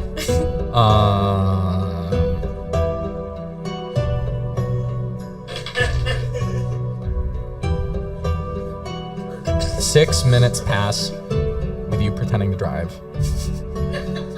And that's the exact amount of time that it takes to realize that she left the keys in the ignition. She's like, oh my god, I could have fucking killed ya. Okay, let me fucking take this thing out. I gotta take it fucking, god damn it. Lucius Heart's gonna have my head on this one. Listen, I have to give you the tour. You have to come with me. Okay. Listen, I know. She gives you a cup full of actual salad. One of the maids made it inside. Sorry, didn't mean to, get emotional at you. This job is my only job here. I start drinking it instead of like taking out eating it. I just do this. Dump the whole salad. Yes. On the basis that your constitution is probably gonna be anything, you unhinge bones crack. Unhinge your jaw, and not only the salad but the entire cup, this like nice elven chalice that she prepared it in. It's not like a to-go cup, it's like like actual silver. Goes into your maw and you swallow it in one gulp, and she looks at you. She's like, god damn, this fucking elf knows exactly what you guys are. I hate that. You guys go on a tour. Following the tour, she leads you to your quarters. It's at the top of the spire. Sure.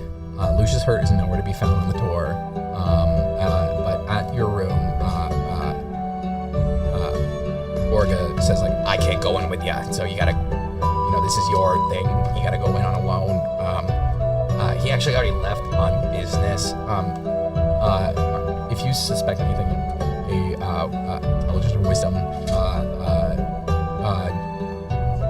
throw right now to see if she doesn't suspect anything. Okay. She's like, all right, kid. Yeah, remember that hard, not tasty lettuce? That's money. Oh, I thought I was in my quarters. She takes her like clipboard that she's been like using, like this nice elven clipboard, and it's like this nice type of wood. It's got like ancient scrollings on the back of it. It must be something from Lucius Hurt. And she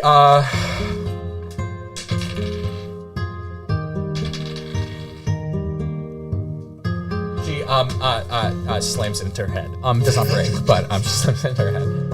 And she's deeply annoyed and deeply fed up with this this bit you got going on. And so you get in the room and you look around and it is this beautiful, expansive area. There's a piano in the center of the room. There's a TV over to the side. You have this extremely huge beanbag for a mattress. It is, if I had to categorize the size, it is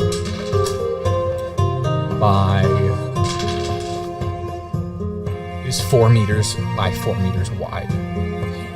And it only takes up a fraction of the room. The room you entered on the outside looked smaller than it actually is on the inside. This is a mansion on its own of a room.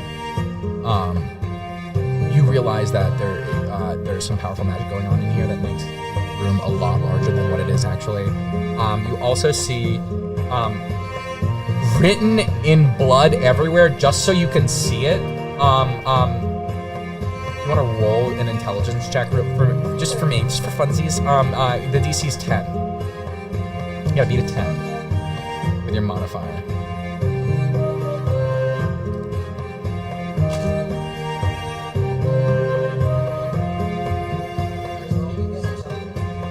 What is intelligence?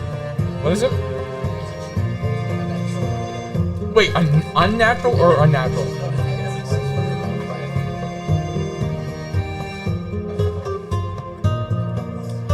Man, this guy likes to write with red crayon or something. That's what you get. Yeah, that's what you get. You sit around for a little bit. You jump on the bed. You go and watch TV. And for fun, you start bashing the walls of magic inside of your room. You're like, I'm bored! And start bashing around for fun. There's a fully stocked refrigerator that you've already raided already, completely empty. It's gone. Nothing. Beyond all that, really high up in the room is a... No, I'm gonna do it with a... Yeah. Okay.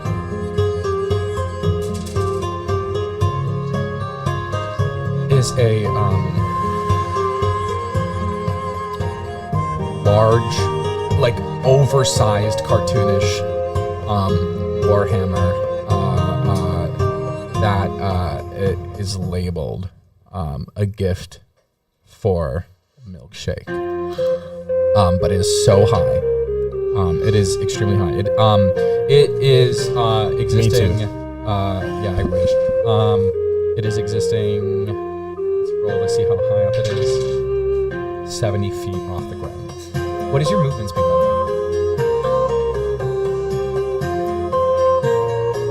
What? 30. So your jump is doubled because of your rabbit age. So you have a 60 jump. Make a perception check. It's not against anything, so just make a perception check.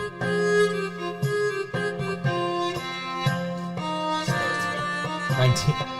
Natural 19? This looks difficult, but you can totally get this fucking Warhammer and wreck house with this. Whether you're gonna fight or just you don't know which one's more fun. But you want it.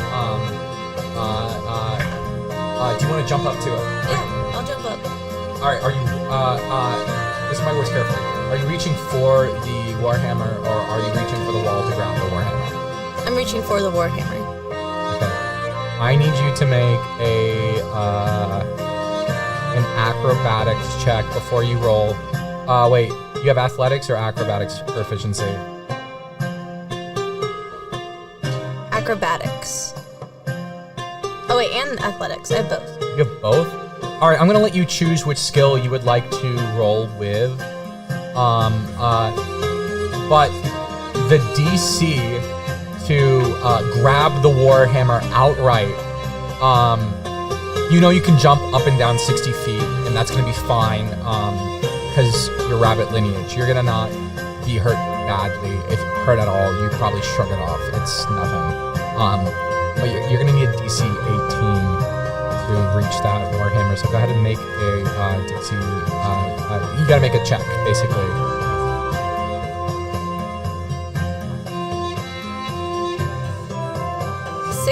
And then I have 18 plus 4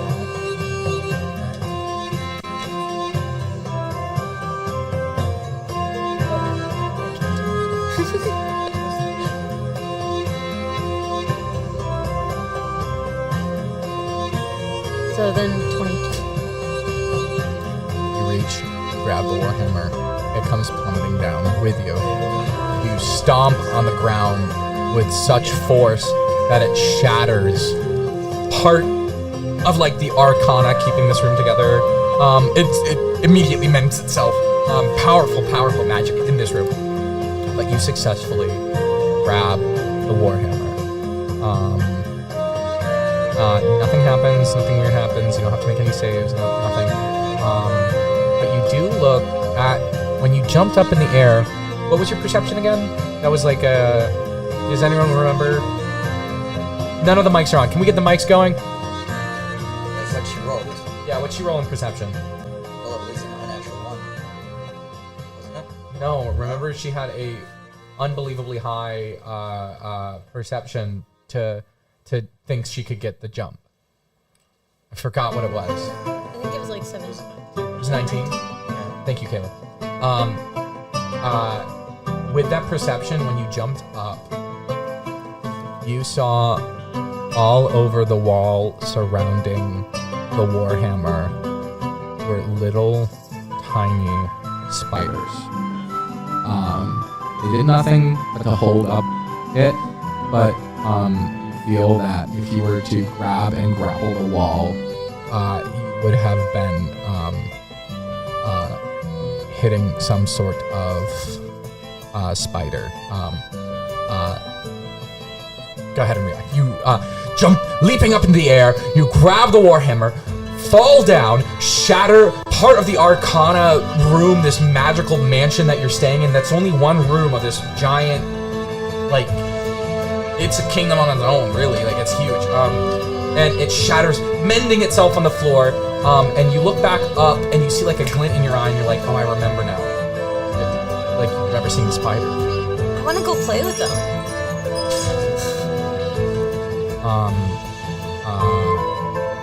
You realize that that's probably not the best course of action. Hold on. Hi, Dungeon Master here. Don't do that. Okay. Don't do anything with the fucking spiders. Okay. Alright, cool. I'm gonna let your character do what you want.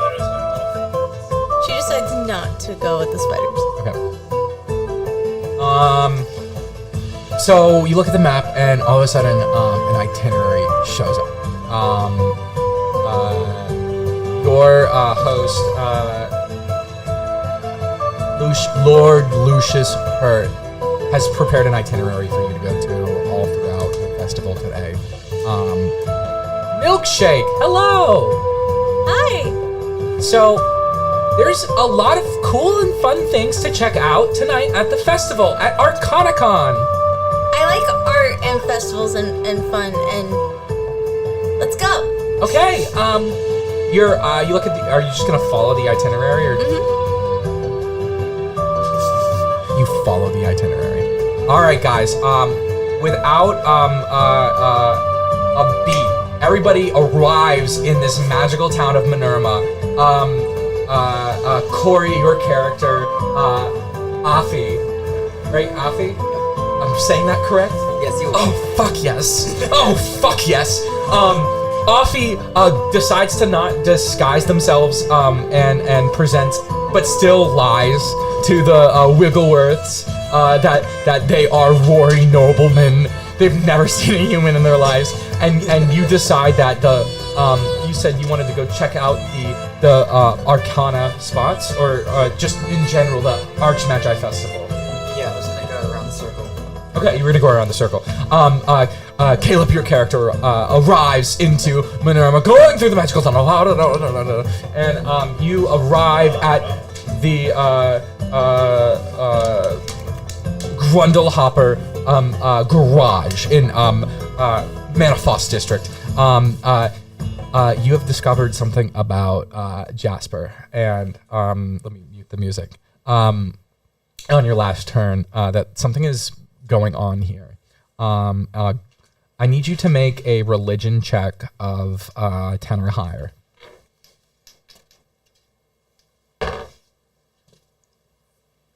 Just a 10. Just a 10? Yeah. 10 or higher. I did say 10 or higher, so that counts. You hear faintly Gond reaches out to you and goes, He's gone to smoker too. all right, so I think you should lock the door too, just to keep your new smithing mentor. I mean, you could just research smithing through me, but I guess good to each their own. He awkwardly pauses. Anyway, so what was I saying? So anyways, you hear the sounds of bells chiming in the background, and you're like, "Geez, Susan, I told you, stop with that, stop it, Susan, get out of my room. You gotta go back out the same way you came in. Thank you for holding him as you passed. Thank you." Sorry, I'm sorry. The door to his room is just like those beads, but it's all wind chimes. Listen, those aren't just wind chimes. Those are metal, beautiful bardic charms. Obviously, you're not a bard, but there are many worshippers of the of me. Specifically here in Minerva, where creation in Arcana is huge. So you're gonna find a lot of people who walk all sorts of different life and like me. Listen, I understand that Jasper's not one of them. And on a 10, but not higher, he's gonna say, I think you should convert him for me, for us. He lacks direction in his life, spiritual direction in his life. I know you got the sense that something happened to him previously, aside from this prophecy. You got that sense too, right? Yeah. It's not just me. What do you think it could be? Yeah, I'm burnt out on that one too. I don't know. You're not really the god of prophecy, are you? No, I'm the god of creation. I dabble in Arcana. I'm the god of the forge, smithing, and flame. So those are the god. That's what I'm the god of.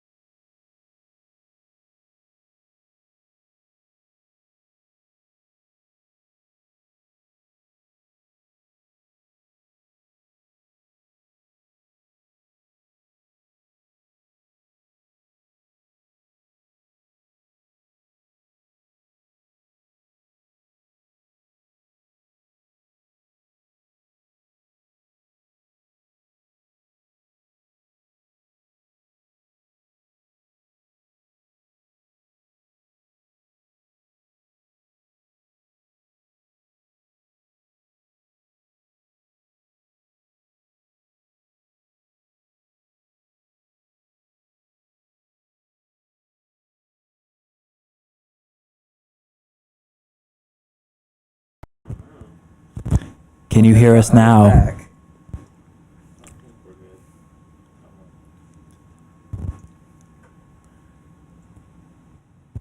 Vac. We are We're Vac. Oh my Well, gosh. You're frozen on that monitor. You're not there.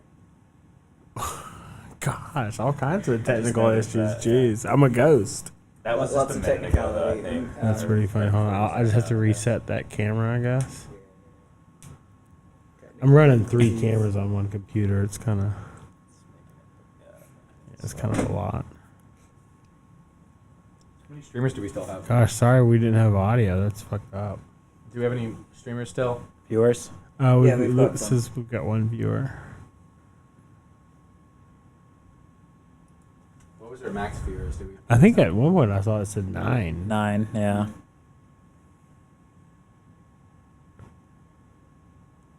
Oh, that's hilarious. Yeah. Okay, so it's only for a minute or two. So it's my sister and your wife. Yeah. all the support we need. Listen, That's right. This is a party of predominantly women, but not only women, and I find it, especially supportive that we have 2 other women with us. Watch For sure. Yeah. Now, what my question is, like what you said, Like was, party members. Sorry, not characters, not party members. Yeah. Yeah. Did you just assume? I felt the pause in the room, and I just had to clarify. I understood it perfectly fine. You're about to get canceled. Don't cancel me. So, well, my question was exactly what you asked earlier. Past that, how long was the audio out? They said for about a minute or two. About a minute or two. Yeah, Okay. they Sorry said about that, so, yeah. guys. Let's restart. Okay, Gondon. Ogma. Gonton Ogma. It's OGHA. Oh, it's something like that. Are they like brothers or something? No, they're just. It's kind of like shared domain a little bit, and like, it's like he's the god of knowledge and stuff like that, Yeah, and like, okay. I'm caught. and then Gond is like craft and that kind of stuff. Listen, like, oh, sorry. Kevin Smoker's voice. Listen, Even like, Gond is smoking 20 packs a day. Listen, like they're, Augie. That's what I'm calling him now. Augie? He's Okay. pestering me, and it pisses him off to no end, and I love it. Augie and I are having some disagreements. So you're just crafted a beef. There we are. You could say. Sorry about that, guys. Oh, is it back now? No. I had to fix the camera too. Yeah, the cam. We're needs just to be reset. You guys can keep going. The audio's fine. Okay. Yeah, It's working I great. crafted a beat. Aubrey. Okay. So, where were you heading again? Totally forgot. Like, The Arc Magi's. just close the garage door, please. Yeah. Close the garage door. Wait, is it You, 4? I'm going down. For some reason, I'm 4. Oh, you're 4. I'm sorry. I muted you, man. I should never mute Thanks. DM. Oh my god. You're fine now. You're back. So, just quick round of the room. Archmagi circle. Archmagi circle. Archmagi circle. Yes. Back alley. Nala told you to follow her. Testing. And you are following an itinerary. So I'm going to decide really quickly. Right before our break, I need to get up and stretch and use the restroom and stuff. We will be back in approximately 10 minutes. But if you're hearing this in the classroom, probably be cut out. But for those of you listening You're on gonna stream, get beat up in the back alley by some doors. I'm going to. Yeah, for sure. It's I'm not going gonna to be let the players roll a d20 to see where they end up. Give me just a moment before you. Just a moment before. So everybody. Sit there. Everybody. Well, guys. Just a moment before we take our break. We are going to use this time to everybody. Once I've listed out some things, figure out where you all land inside of the Archmagi circle and where you two land specifically. For that case, you two are gonna roll twice. So you don't take the first roll, you take the second roll. So give me just one moment. You can roll now, but don't tell me your rolls until I. So just the second roll. No, that's for Keaton and okay. Kelsey. So Keaton and Kelsey, you're gonna give me 2 rolls and take the second one. Everybody roll now. Don't tell me anything until I've made the map. If we drop it, does that count? No, you're gonna re-roll if it Okay. drops.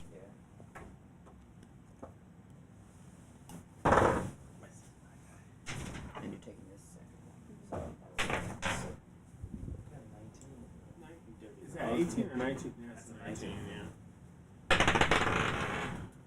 I need to get to have the roll 20 back up, please. Oh no, it's up. Oh, on this screen. I need to see it. 5 and a 6. Well, really, you should look at this screen though, Will, because that's where it is on the stream.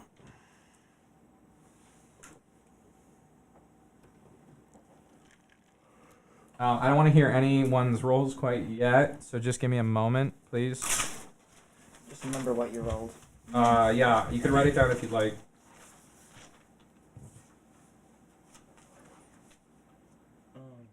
Where do I write down the?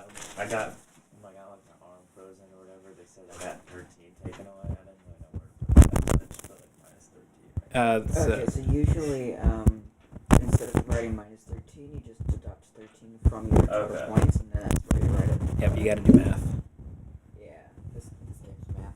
This cord, man. Oh. Careful about touching the cord, guys. Yeah, guys. Don't touch the cord. It's okay. It's not gonna like break it or anything. It's just like it's just yeah. fucked up. It's the stream and It's my effed up. ears. Yeah, during break we're gonna do some fixes to this too. We should be able to figure it out. Yeah, just mute that for now. Well, this isn't doing anything. I think it's the cord on this one as well.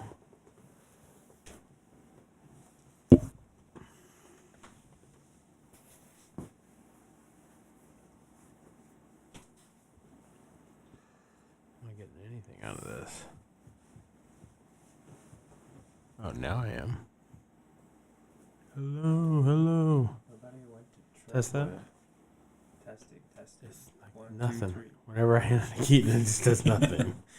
The wire doesn't like Keaton. Hello. We'll just have to deal with the crackling and all, and we'll just turn that one around again. Wonder if I could. No, I don't have any other cords. Or could I move this one over? Just talking about that one? That's just such a. It's sensitive? it's Oh, yeah, okay, no it's bother. not very Never mind. easy to do it.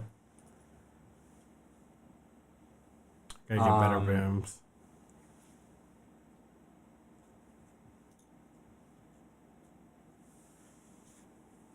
Kelsey, I want to know what you rolled, but I don't want to know what the other players rolled.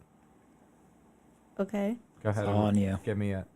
Oh, for the second roll? Second roll. It was 3. It was 3. Mhm. Make a another wisdom saving throw. D20, yep.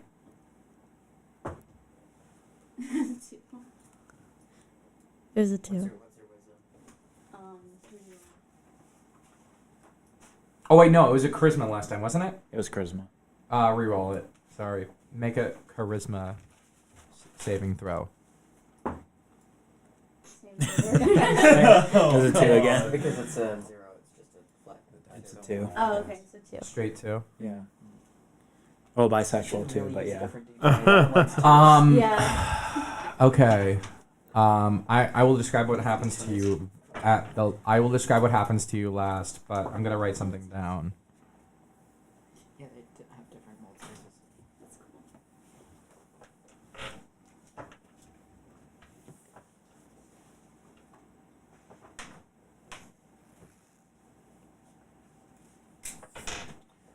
Oh wow, that's gonna be. Okay, hold on. Writing the rest of the rolls, and we'll figure out where everybody's going, and we'll start back. Let's take everybody who's not me. Go ahead and take your break now. Just don't look over at my sheet. Yo. So weird. Yo. Hello.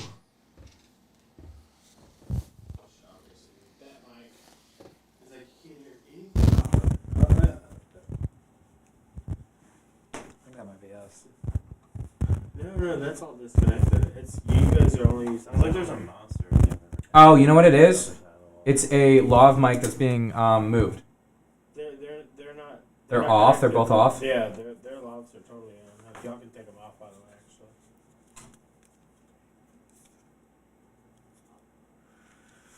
Actually. Okay. Before anyone leaves this area behind me, I need everybody's roll. Okay. Starting from Caleb. 4. So, okay. Corey? 7. We all rolled pretty low for a d20.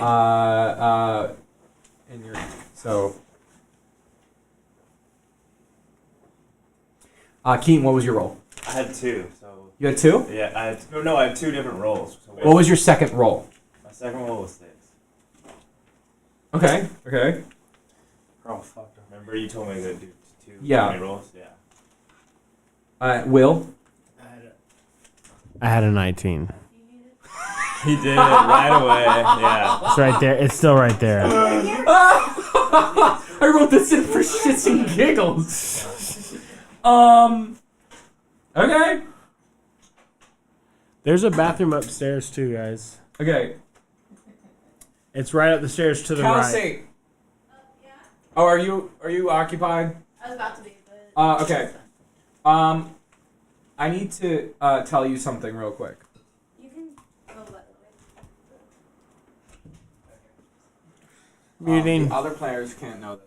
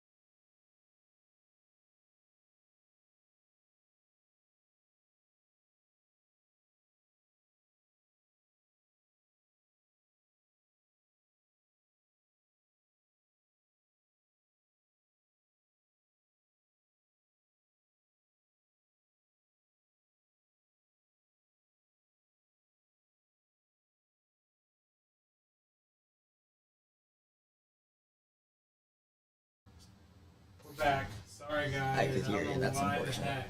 Wow. And you are, just so you know, we're full on the SD card. You got 2 What? hours. Huh? SD card's full. Full? Full. Full. Full. No more recording. I have more SD cards. I have an empty 8 gigabyte. Let's throw that in. How's the audio, peoples? I'm fixing it. I think I see it. I see it okay. Oh yeah, no, that's working. Audio is okay. Give Are me we a thumbs up in okay? chat. Can we get a poggers in chat? No poggers in No, chat. please Testing. don't. Testing. Please don't. Can you hear me, Will? Yeah. Testing. I prefer you on that mic, to be honest. Yeah, I'm gonna fix it where me and Keaton share a mic. Thank you, That's gonna be Alex. nice. But it's gonna work. Oh, okay. Thoughts so far, stream people from another plane. Alex gave me a poggers. Wait, where? No. That's saying poggers. She did not say Yeah, she- poggers. No, she didn't say poggers. She gave me a poggers email.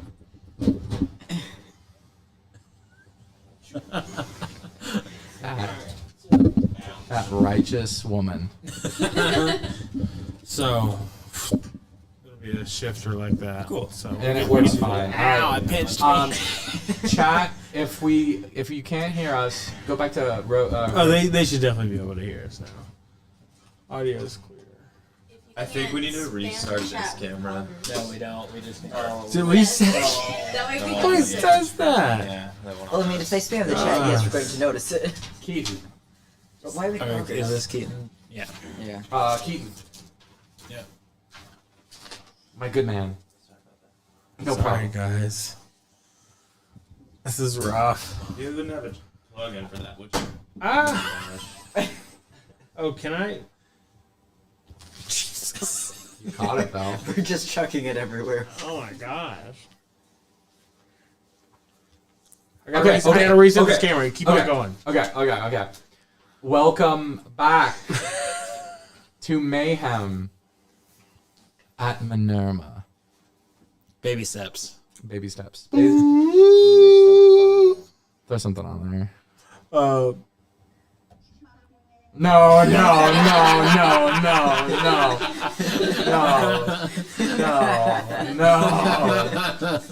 Anything but that. Okay. I've got to fix something. You keep on going. I want the thing. I want the wand. Give me The the wa- which one? Give me the wand. The green wand. Oh! I'm sorry. I forgot about that. You can hand it. All right. No need to throw it. Yeah. Okay. Okay. All right. Where we left off was our team of not quite a party yet. I'm a ghost. Let me still. preface I that.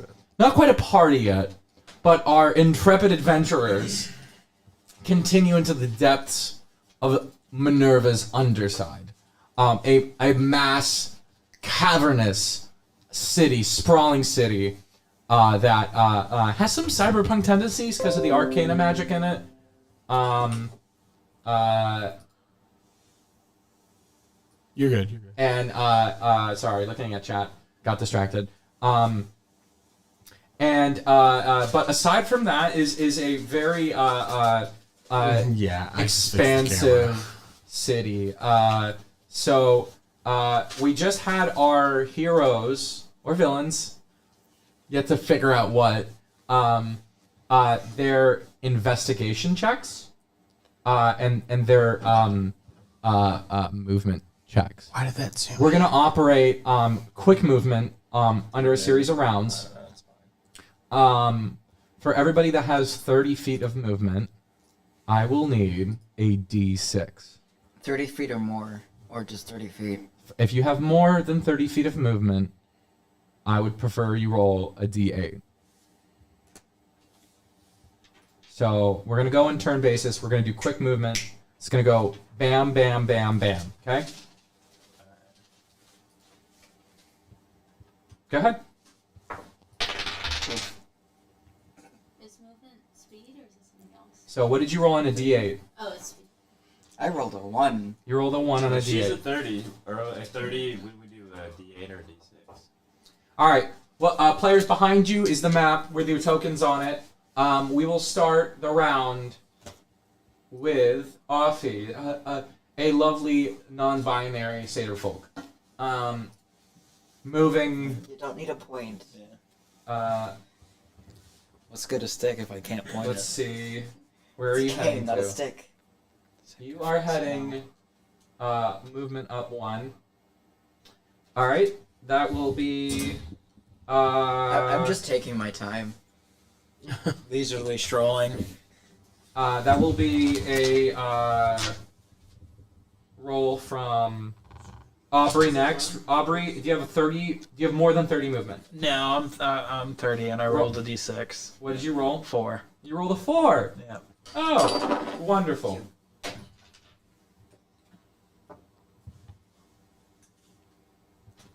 Where are you going though? I was going to the Archmagi's circle. I can't have you occupy the same space, so you're gonna go over here. Into the mic. We've got to record it. All right. Gilneas, what did you roll on your movement? Do you have more than 30 feet? Oh, I have not rolled. Was that a D20? A d6. So the cube. Cube. Oh, cube. Here You we can go. have your owl use the help action on you if you would like to re-roll movement if you're not satisfied with it. Oh, that's right. It's movement, right? Okay. Here we go. 3. If you want to move at a more brisk rate, I need you to roll with your help action. So just do it again and take the higher roll. 6. You got a 6. Sweet. Booking it. You end up I'm like the wind. exactly where you're meant to be. So we're gonna put you right within here.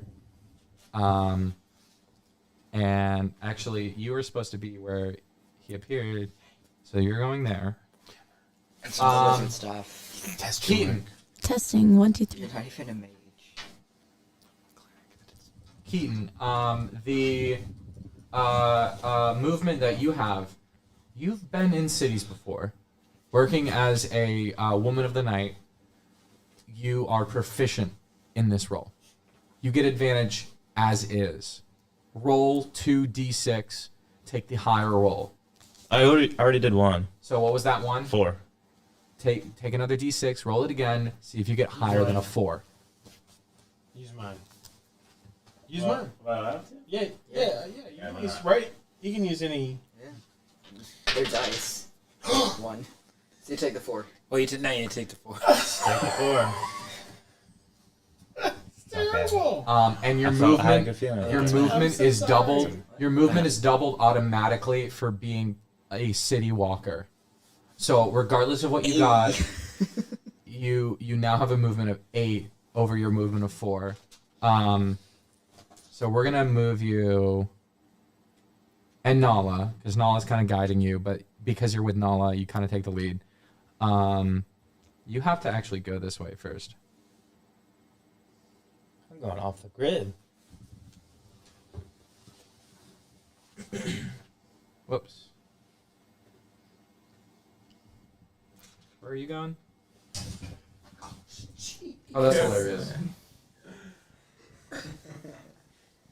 Just remember to dock wait, it hold way on, back. Hold on. 1, 2, 3, 4. Still got it. Putting you Yeah, see, there. now I'm in the archway. Getting close to the circle. You're perfectly framed for the camera. Oh. Can't see. Okay, another round of quick movement. But before I do so, there is a rumbling going on in the Arcana tunnels. I need everybody here who isn't Milkshake.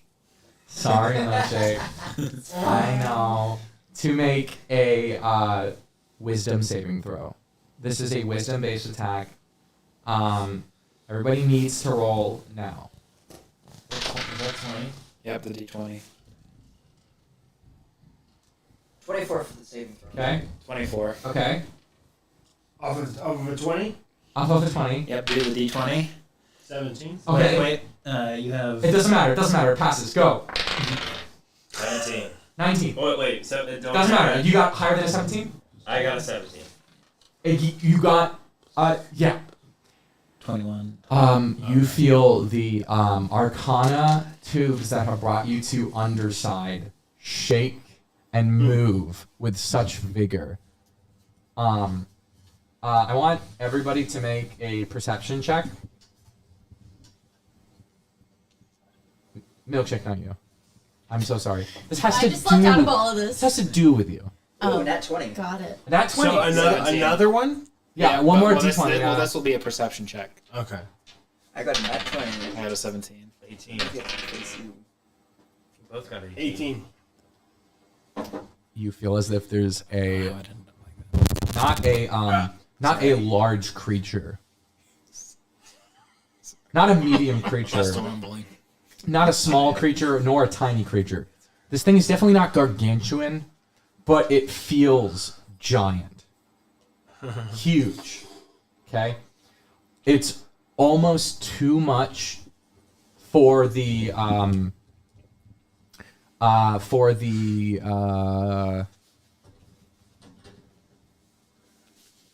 Arcana tunnels to take. It's almost too much for it to take.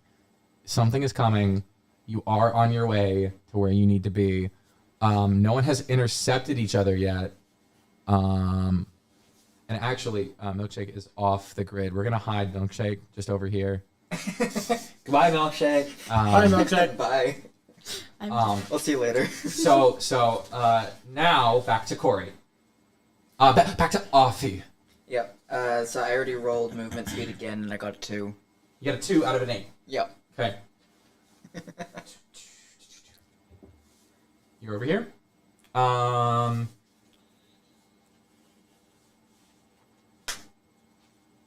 You got a 20 something on your investigation, right? Yeah, 24.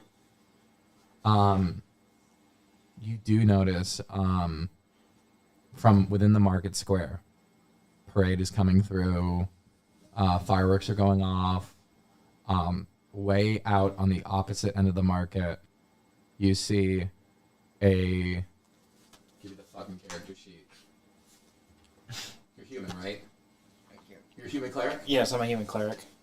You see a human cleric wielding the crest of Gond, the craft god. On the shield. On the shield. Kind of looking a little lost, but possibly just slowly. You can take this turn, this next turn's movement. You've already moved where you are, but you have a clear line of sight. To go through the advancing parade, because I'm gonna hold on. We're gonna see what Gizzard thinks.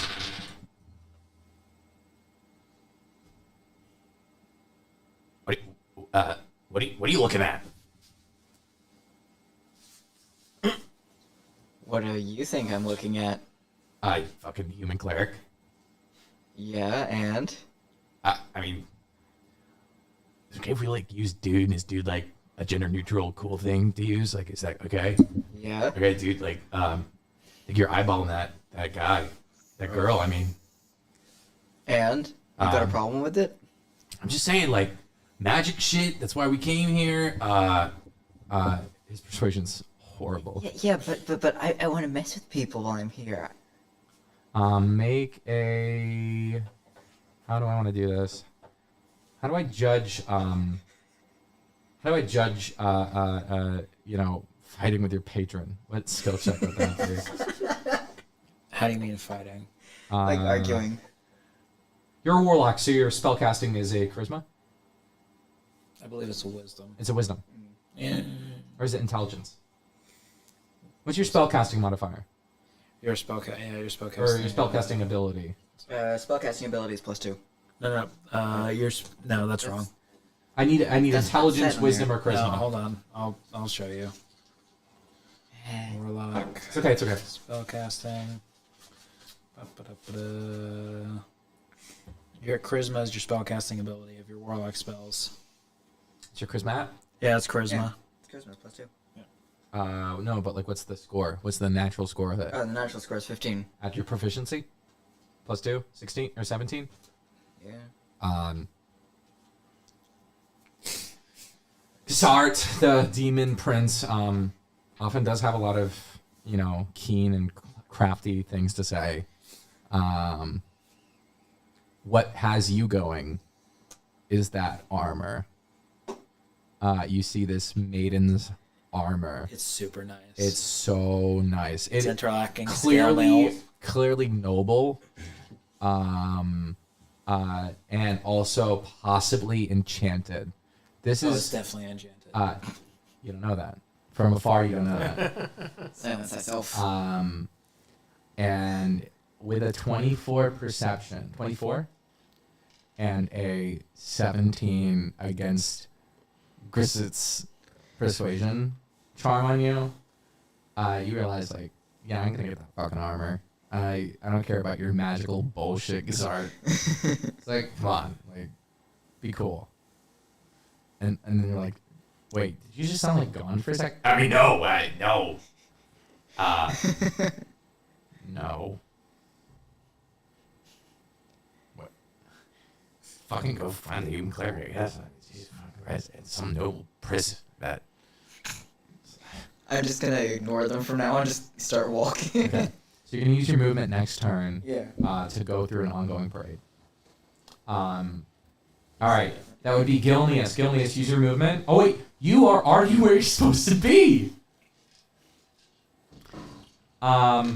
You reach. I'm already there? Yes. So we're actually gonna cut. Oh, that's right, because I have a huge movement. Yeah, you had a huge movement.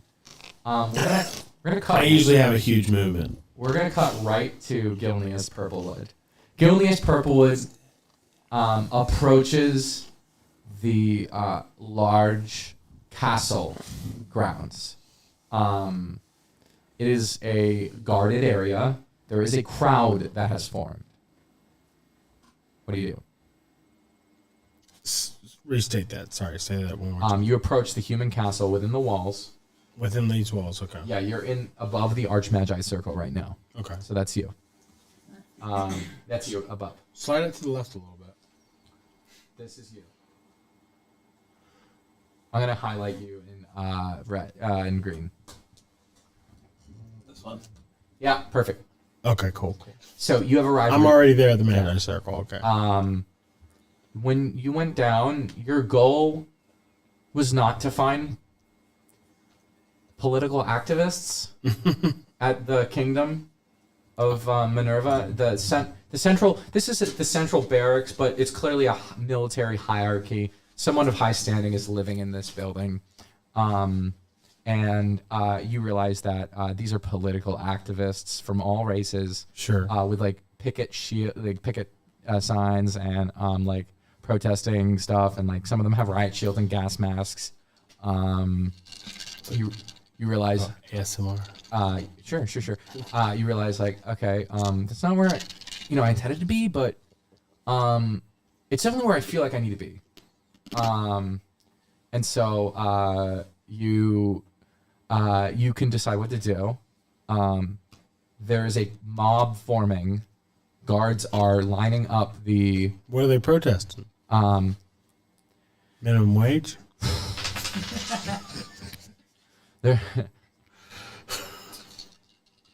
You hear one guy, down with laws. Laws are a form of threat. Socialism for the win. Everybody does what they want to do. No laws, no more magic. And then you hear another guy chip up, like, wait, no, we like the magic, but like the laws, definitely no. Yeah, I don't like laws. Laws are kind of constraining. They make me feel mad. And I honestly just feel like we need a new political system. We gotta shake things up. And then you hear a woman carrying a child go, you shall bathe in blood, and I will curse the names of your children and children to come. My lineage and your lineage will be forever at war. I do not believe in this type of government.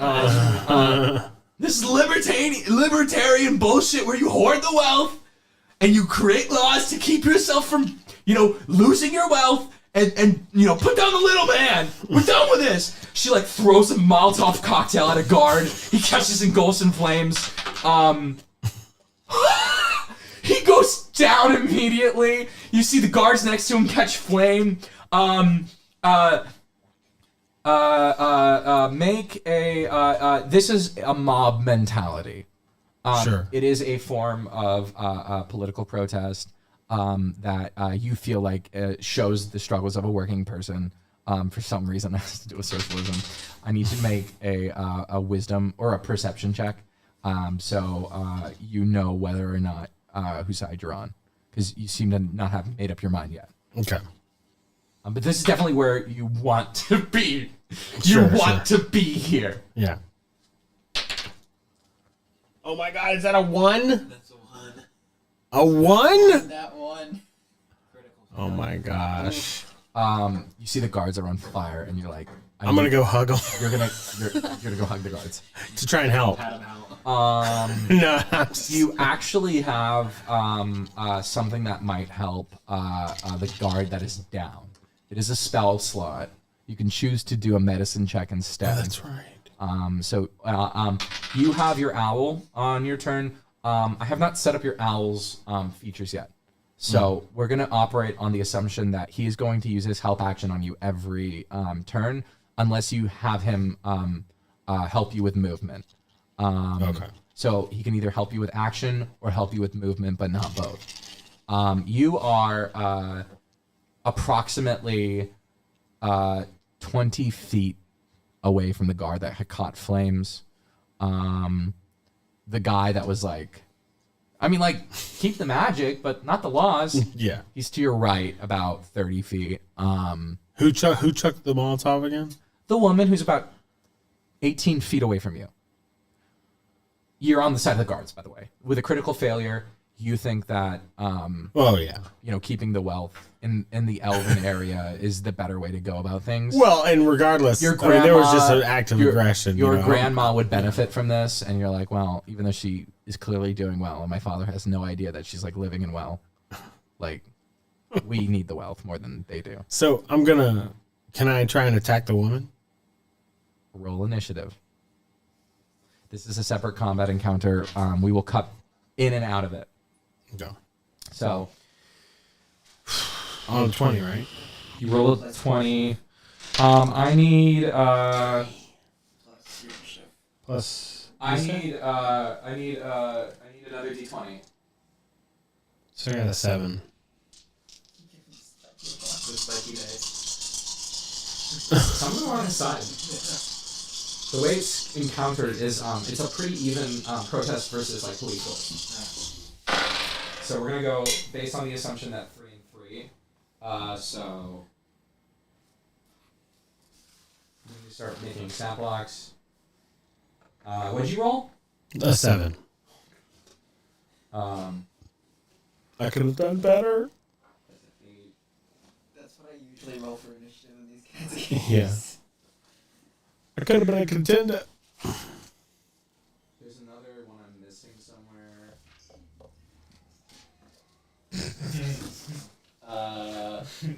assume. Yeah. Oh.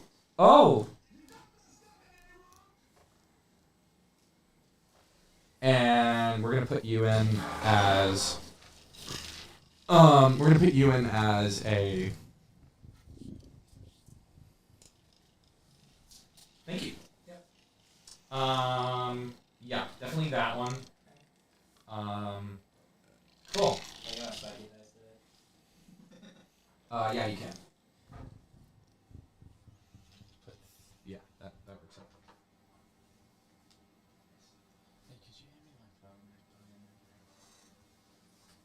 Let's do stopwatch real quick. Oh wow. They are basic as fuck. I was supposed to make Corey a drink. So I'll make one. What's up? You want one? Nope. Yeah, I can. I'm sorry, but I was supposed to do that earlier. I'm gonna say the Xbox controllers don't even take those anymore. No, yeah. But PS4, crappy ones still do. This is a stacked fight, and it will be a slaughter. Which direction? What do you think? Must protect Harry Potter. Okay. Their attacks are. How many AoE? AoE spells? Yeah. Or attacks? No. That would work. That would work. Those are dependent on how many. Oh my god, they have that much. None of my spells are really for fighting. Yeah, all my spells are for helping people. What's their CR? Oh my spells are just for messing with people. But then again, that's who my character is. Okay. Okay. Okay. Now, with the mob mentality, they do several attacks. We're gonna give them the mob mentality, several attacks. And first up is the guards. But before we begin with the guards' turn, oh, what did you get? You got a 7? 7. And finally, wait, no, it's Aubrey next, and then it's Rose. Okay, let's do movement. 7. Can you give me that the D20? Oh, you got it from me already? Where'd it go? The spiky one? Yeah, no, the other one. Yeah, You gave there it was to me. one that rolled Over there. Somewhere. It may have gone under the bed. Check under the bed. Did you move anything? What was it? What color was Don't worry about it. We'll find it before we leave.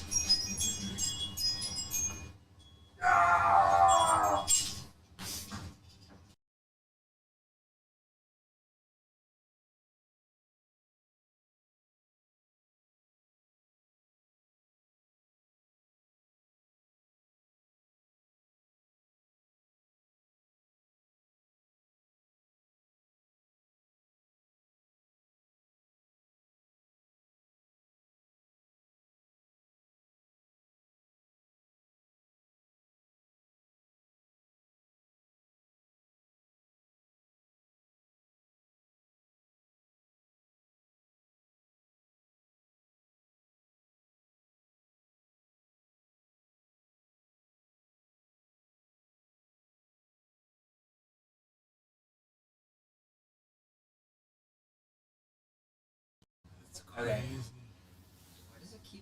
I don't know why. I mean, I've been using this fine for a while. Yeah, I love it. Yeah, it's an amazing. He's the only one that said it. I'm sorry. That is a perfect shirt. Sorry about the audio, guys. For those of you, Keaton has a really cool Nelma shirt with a couple Let's get a of close up on that. Get on the camera, man. right here. No, they see you from Oh. over there, I think. Can they hear us again? Yeah, they can hear us again. Oh, Zoom okay. meter, it's working again. Whereas earlier it was paused. Got it. What was your? You had a DC 10, and you got a 15. Yes. You fucking spot this satyr person just dead eyeing you, like with one foot out, going towards where you're heading. As you arrive in the Magi Circle. They are smiling. Before you can interact. Hey, you looking for some magic items? No, I'm good. I am Bartholomew. Nice to meet you. I'm Kendra. Patendra. Lovely name. Would you like to purchase anything from my stall? You see his stand has various glamorous looking magical items, all that look way too expensive. But you are noble, so feel free to do an intelligence check if you so desire. But looking around at the other stands, this is clearly the one to go to. This guy. Yeah. Okay. What kind of stuff does he have? Are you asking me or asking him? Yeah, I'll ask him. What do you have? Well, fresh off the magic tailor, my frequent magic tailor. I have this beautiful coat, ashen coat, and you pull things out of it. He holds up this coat and he pulls out an ice cream cone. Yeah. And I mean, it does other things than ice cream, but that's cool. Okay. I can tell. Loves this guy. I can tell that this is maybe not what you're looking for. I have some magical pig chow. He points to a pile of pig chow. Oh, help me! Help me! It's screaming that.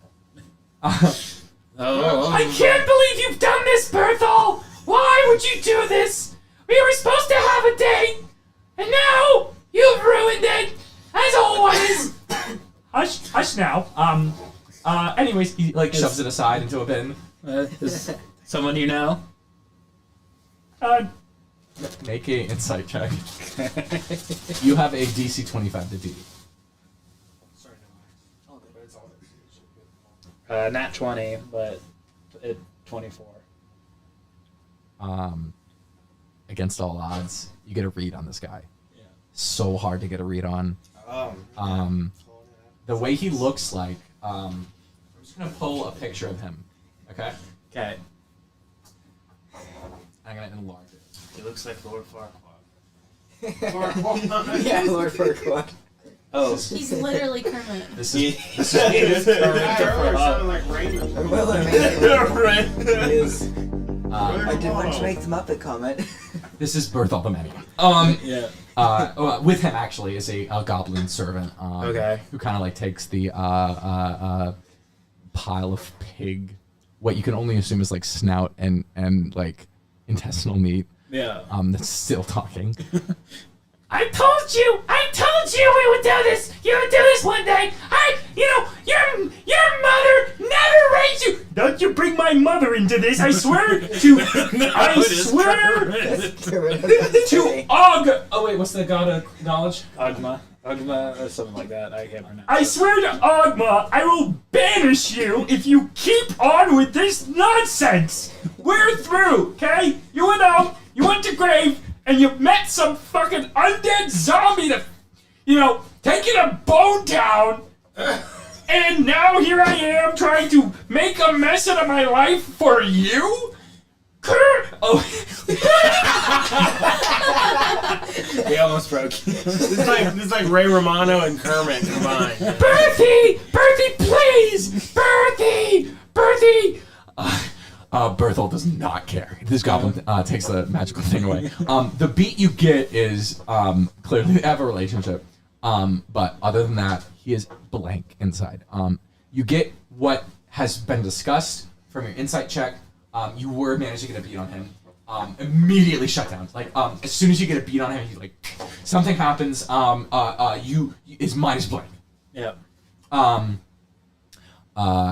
Would you like to make a perception check on the goods or on the merchant? Do you mind if I hold that coat for a minute? I want to inspect the fabric. What do you want to cast on it?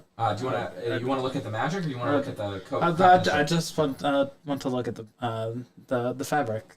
I want to feel the. Okay. See how it feels. Let me Yeah, sure. He talks goblin to his servant, and servant like hustles out the coat. He hands you the goblin servant hands you the coat. And what would you like to do with it? I'm going to try and slyly cast Identify on it. It takes a minute. So I'm gonna try do and sleight of hand. I'm gonna to roll with like stealth. You don't have to do stealth. You could do stealth or sleight of hand. Okay. Yep. So I'm gonna cast that, and then we'll do. Do I have which one's better? No, sleight of hand's better. I got a 17. All of a sudden, the internal conscience of Aubrey von Bridgebeck, the internal arcanic conscious of Aubrey von Bridgebeck, springs forth in a magical luminescent form. Think of it as like your arcanic consciousness. Yeah.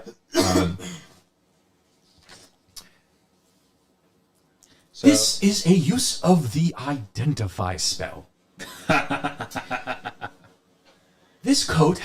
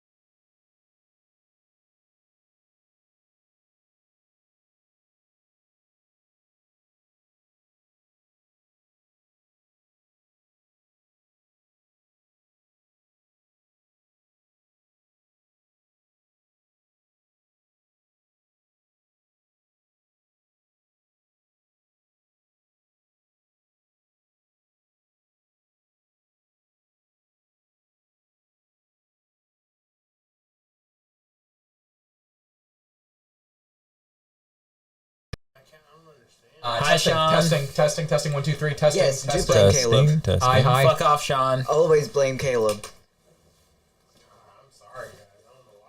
Okay. Maybe I should try the Nazi Howdy, Sean. orbit. Did you guys lose yourself at the Identify spell? Let's see the chat. Did you guys even see the Identify spell or no? Did you see Kermit the Frog get mad at me for casting magic and even that's blaming you. Okay. This has been the use of Audrey von Bridgebeck. Fuck. I can't even remember my own name. I knew her consciousness, for fuck's sake.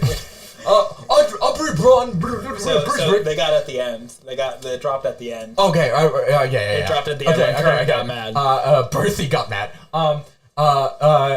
Berthol the man. He goes. Yeah, if you want to fucking know what it is, ask me. Okay, like, I'm here. Like, I understand your proficient in Arcana. He reaches over the table and tries to grab something from his pocket. Like, obviously. Obviously. He's not, like, so you have to beat a 4.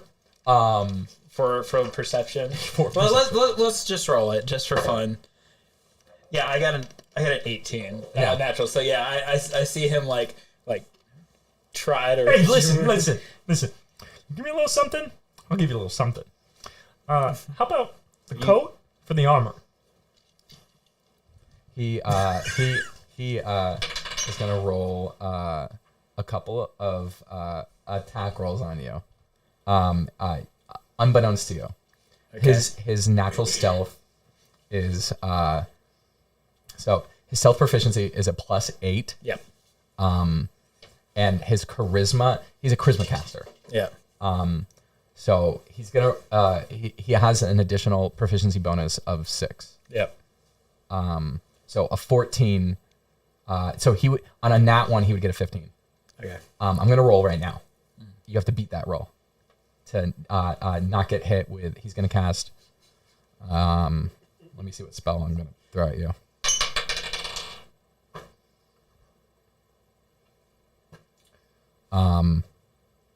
He lands a 24. Okay. So what am I rolling to? It's a charisma saving throw. Saving throw. Okay. If you can't get a 24, you can try and roll for a nat 20 too. Yeah, I'm gonna try and roll for a nat 20. Nope. Yeah, I got an 11. All right.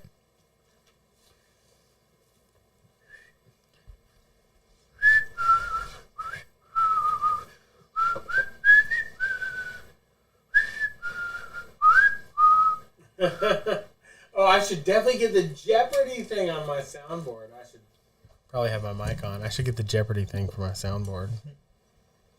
Okay. I'm gonna go to his spells. Oh, ugly.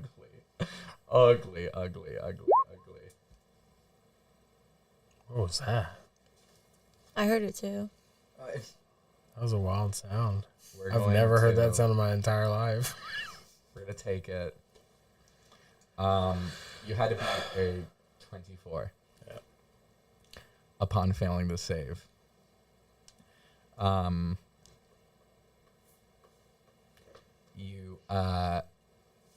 You feel as if time has slowed down.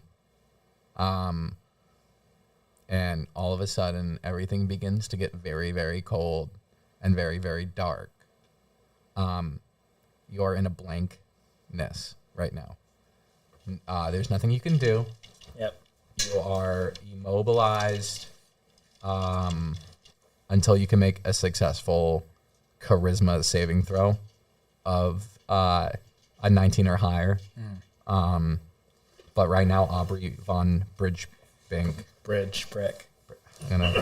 She's a brick. She is bridge. We bridge. Aubrey things von with bricks. Brick. There you go. You are turned to stone. So we're gonna put Berthol the Many back on the field. Your armor, and okay, so you see this all happen.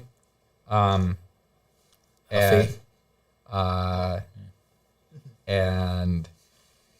Berthol the Many straight up ganks Aubrey von Brick's armor, leaving her in her like loincloth or whatever the fuck.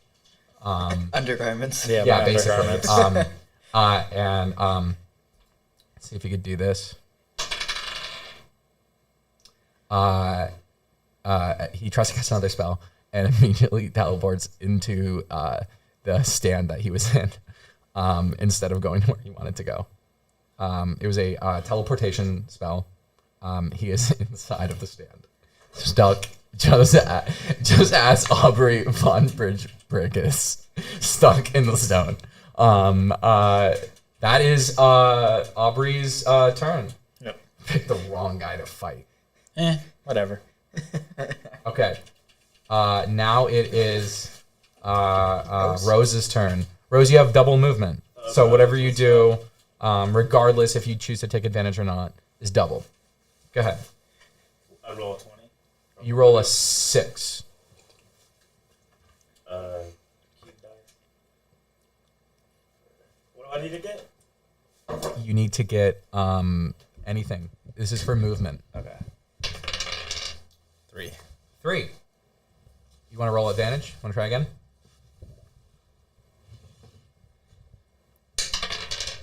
3 again. Really? 2 3s. You move 6 movement. And you arrive. You don't even have to use your full movement.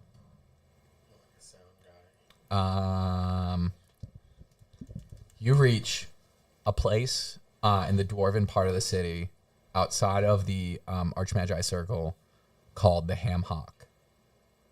It looks kind of cybery on the outside.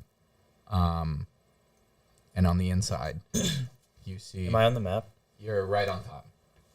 The top one? Top one. Okay. You see as you're basically inside of a so-called dwarven femboy hooters. Okay.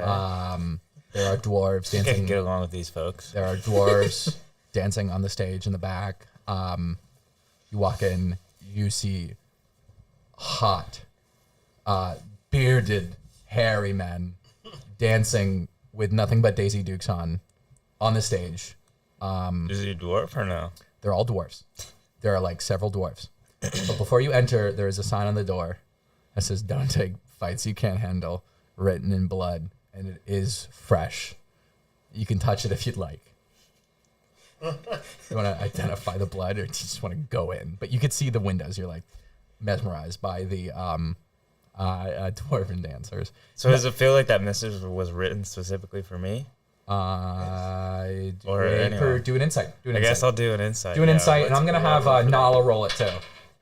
Nala got a 5. What'd you get? Out of 20? Yeah.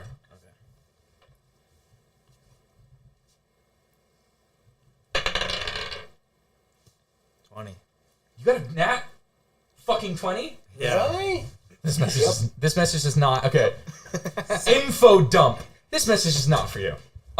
This is a warning written in fresh blood, possibly from someone who works here. To ward, it's almost as if it's an intimidation thing. Nala is frightened, but can move half her movement speed next turn. It is a bar full of men in Daisy Dukes, holding axes and hammers and great swords and war hammers. This is the place to go if you're looking to have a little fun as a girl. You know, at the bar, a very handsome gentleman waves over to you. He's a minotaur. He barely fits behind the counter of the bar, but he is the single bar staff you see there, and he looks tough as nails.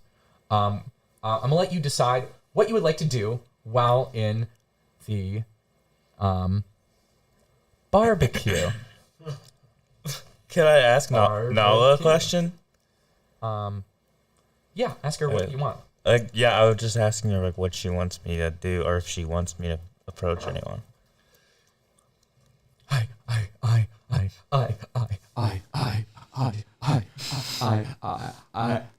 That's all she can get out. Okay.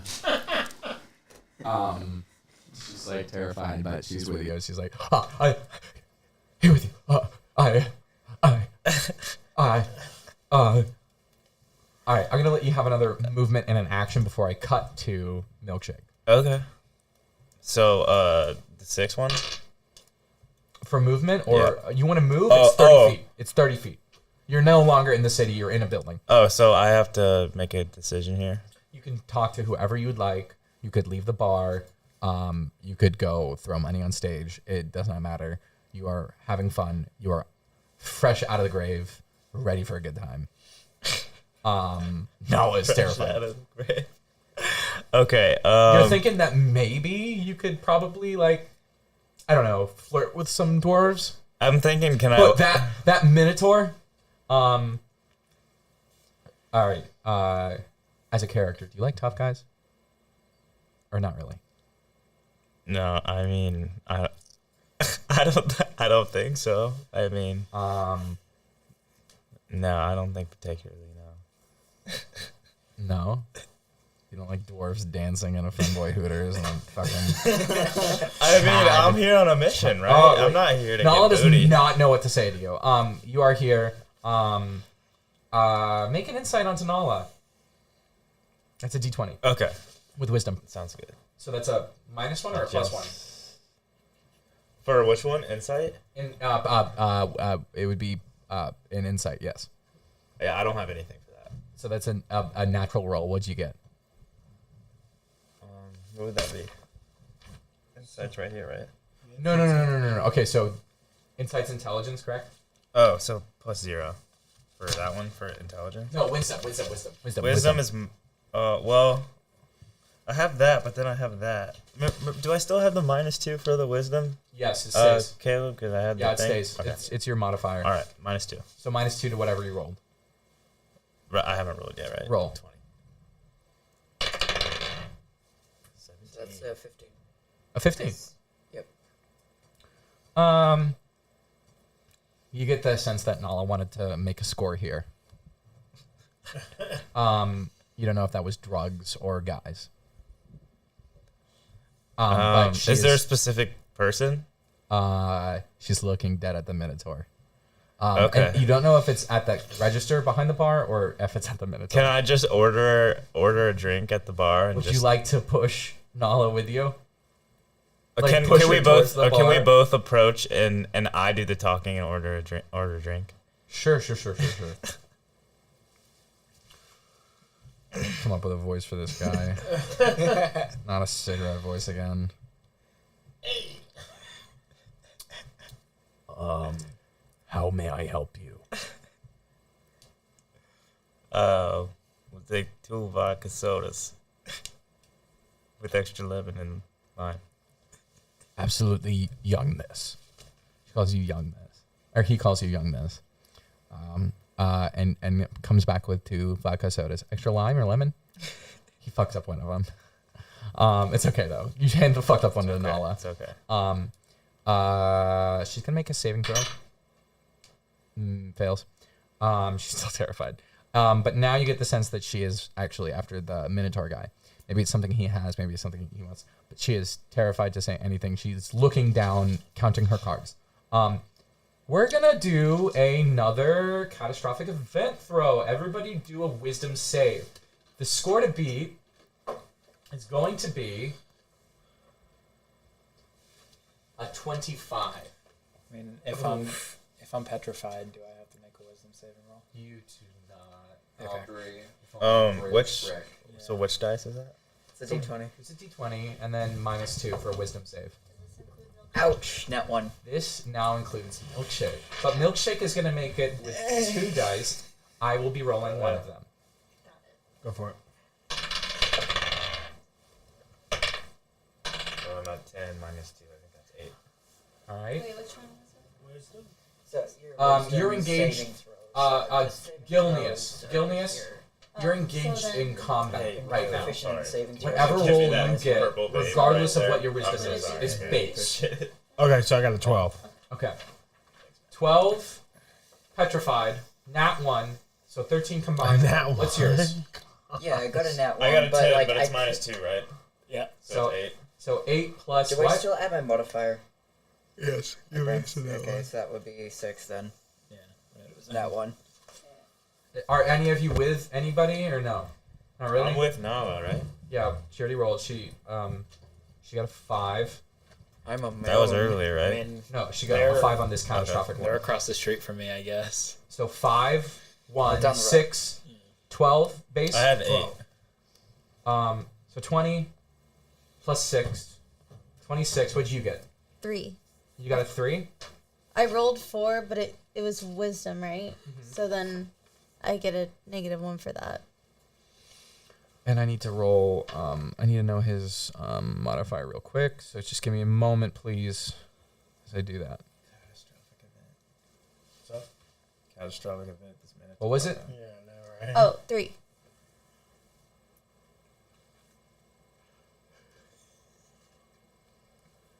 Combined, you 12. 8. Right? I had an 8. 12. 20. 21. Nala with her 5. 20. 6.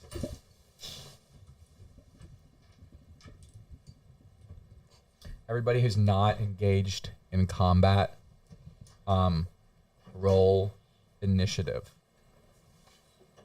Including the petrified Caleb after outside of the Seriously, I got another nat 1. Which, again, equals 6. What's that? Milkshake, you do not need to roll. Oh, okay. You have surprise. I'm going to describe what happens.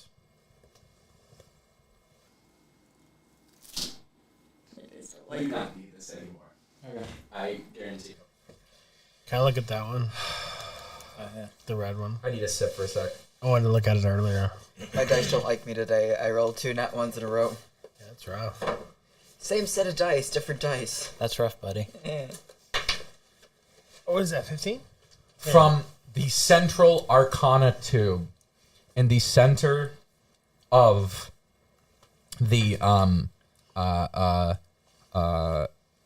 magic sort of tubes. The central tube, the largest, widest tube that leads straight down to the Archmagi Center, erupts.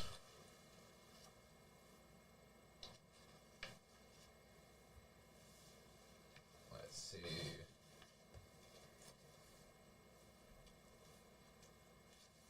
Wow, milkshake big. A very large bunny. We're gonna cut back in time real quick to Milkshake. Upon looking at your itinerary in the Elven Castle,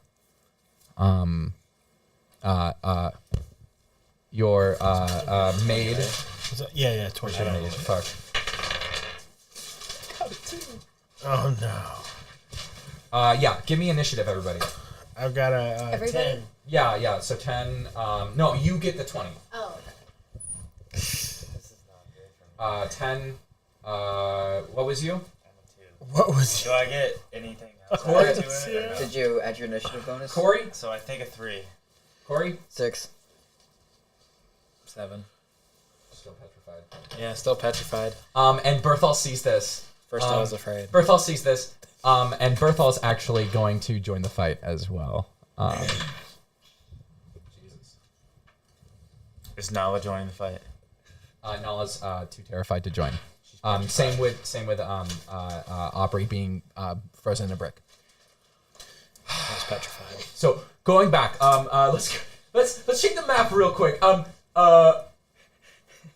Voila. Yes, indeed. What are you doing here? Get out of here. Get out of here, buddy. Make it bigger. Fuck you. No, make it bigger. You can zoom in on it. No, can I? Yeah. Oh. Go to the Alta Estates area. How do I move it? Don't worry about it. Just zoom in. Zoom in. Yeah, hold it. Just zoom in. There we go. All right. Above the mall, the Elven Estates. Milkshake. This warhammer in your hands now. Your maul's on your back. This warhammer is in your hand. You feel a great surge of unknown energy surge into you. You feel a prick of a needle in your hand. You hear the voice on your failed save of a 2 for your charisma check. You hear the words. Give me one moment, please. Please. I need the Jeopardy song. Oh, you need the Michael Jordan Bulls intro yeah, song. yeah. I forget how it goes. Yeah, I can't remember how it goes down. Intro. It's got the bass and all that. Wow, that's really tasty. Your eyes glow with red energy. Your mind goes blank. You are inside of your consciousness, but can see your body, and are not controlling your body, but are deciding, you're not controlling your body, but you are persuading your body to attack in a certain way. You feel mad. You feel absolute anger. This is not your rage. This is something else that's going on. But it has totally ruined making friends. and it makes you really upset. And because it makes you upset, it makes you mad. You fall out of the sky from... You're not controlling this, but you see this happen. You fall out of the sky, and you hear this dark entity speak to you.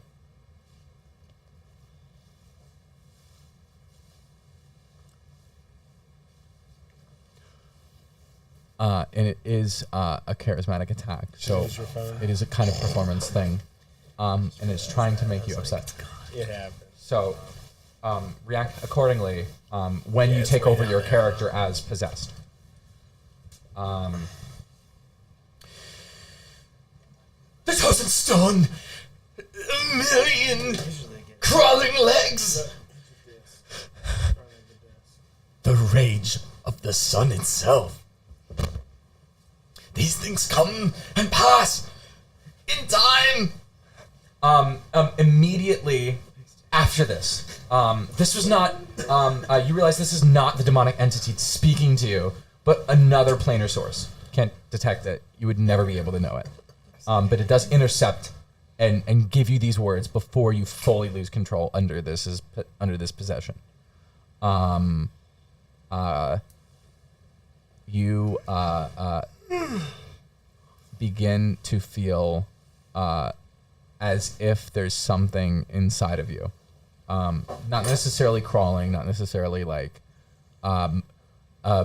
becoming a part of you, or say, but energy flowing through you. And it's red in feeling, but it's not rage per se, right? Feels. Roll me a insight check with advantage. So give me 2 d20s. So just roll both of your d20s and take the higher score.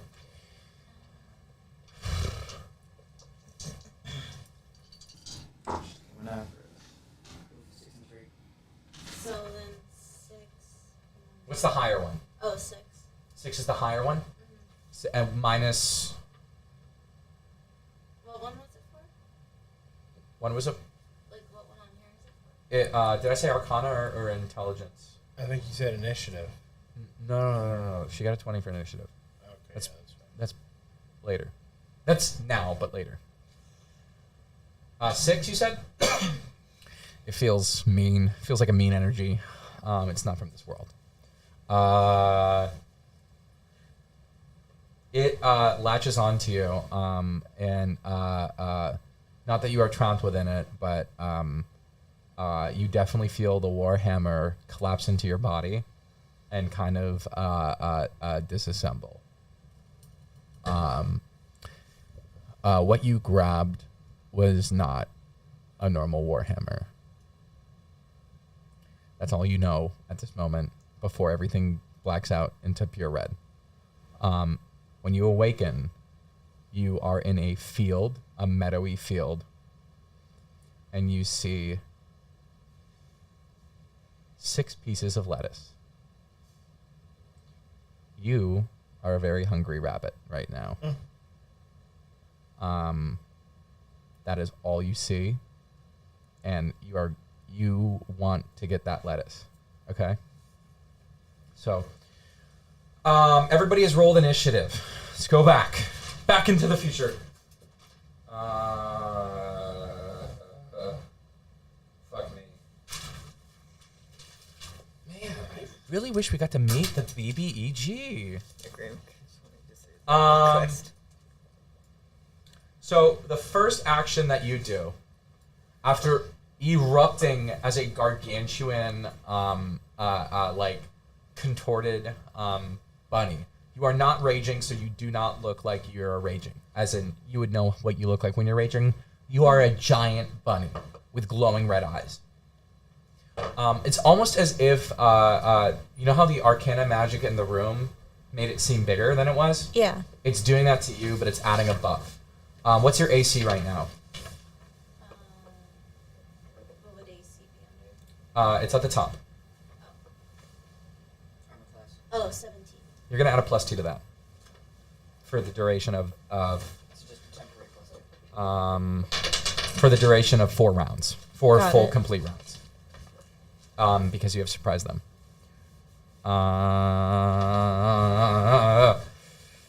Okay, you stomp and squish the commoners and the guards completely. Gilneas, you need to make a dexterity saving throw to jump out of the way.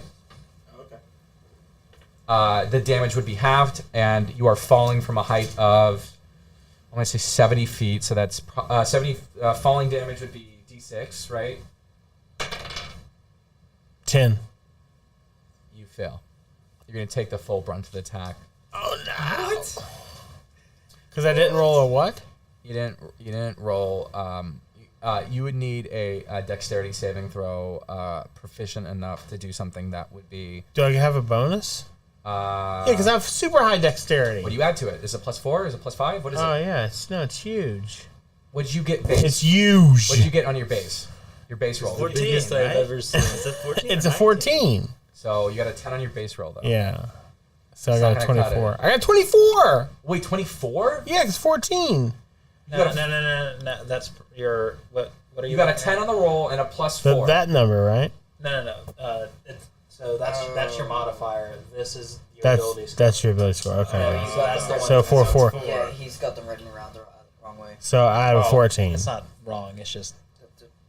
Yeah, it's the reverse way. I gotta look up falling damage real quick. 14. I believe it's 1d6 for every 10 feet after 50. Wait, if that's After 14 50? After 50. Or no, not 50. If that's Probably a 14, like, shouldn't that be 2? 20, 10 or 20, one of those. We're gonna call it 20. Yeah. So This thing is 70 feet falling. That's a 19, by the way. That's not a 14. Oh, was it a 19? Yeah, that's I did have a a 4. Otherwise, it would be a 2. Okay. You got a 19? I got a 14. Oh. No, that's his ability. Okay. Well, the 14 is the 10, which I rolled plus the 4 Do modifier. I have another d6 over here? I do. See, that's not the good sound.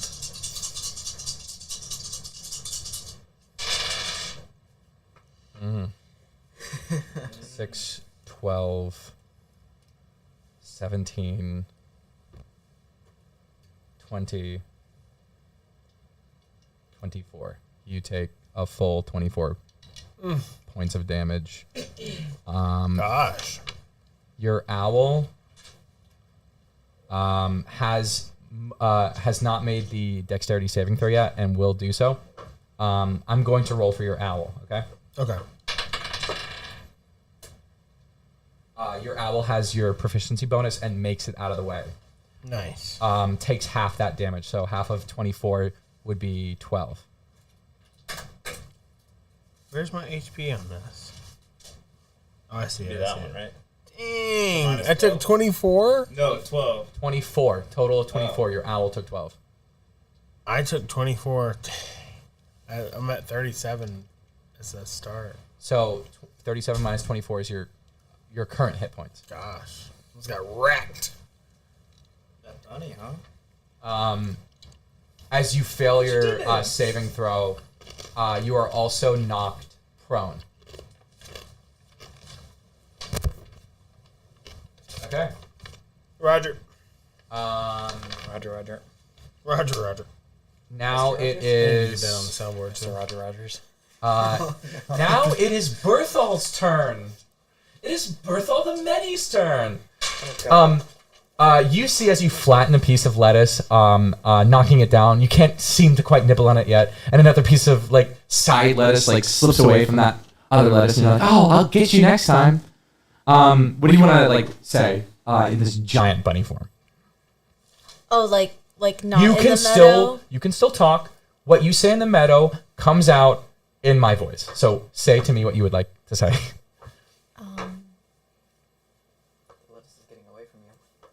I mean, it's just lettuce, right? Is that what you say? No. Sorry. It's just lettuce in the field? Yeah, but it's running away. Oh. Get back here, lettuce! Get back here, lettuce!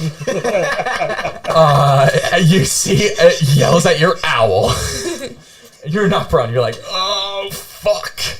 It is going to be Bartholomew's turn. I'm gonna pull up his character. He's a badass.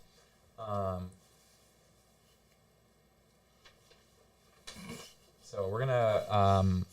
That was here. I'm gonna commit something. Commit suicide. Let's pull up his sheet. Let's go to his character sheet. Okay, so he has a couple of things prepared. Is he prepared to catch these hands? Sure thing.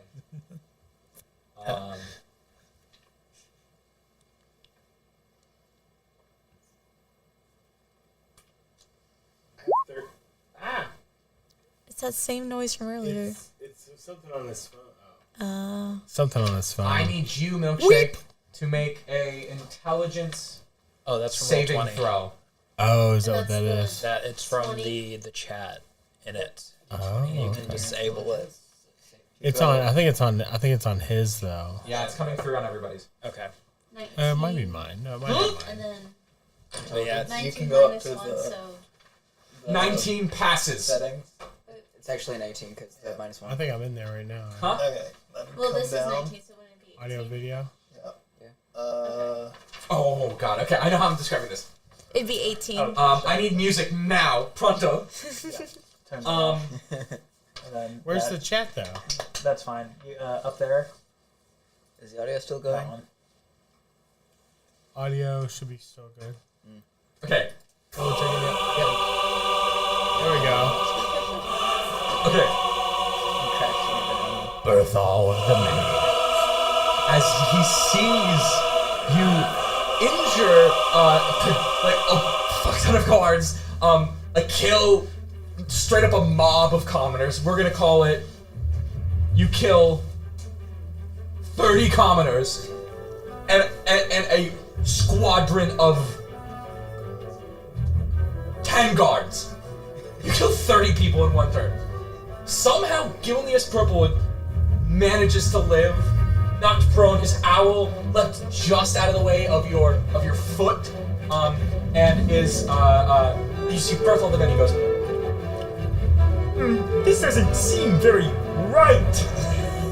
As he says that, his voice echoes forth, and you see he does a what-ting and casts hold person on you.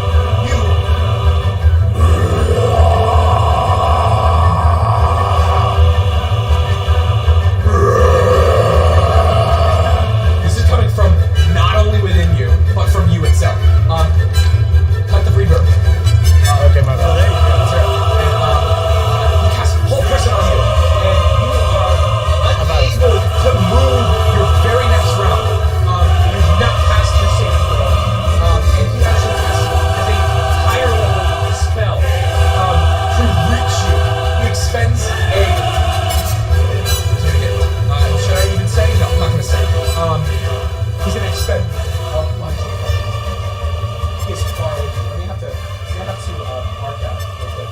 So he is, even though you are right here, this is not going to be 5 feet. Whatever this is between you and him is going to be multiplied by a dimension of, let's say, 10 feet.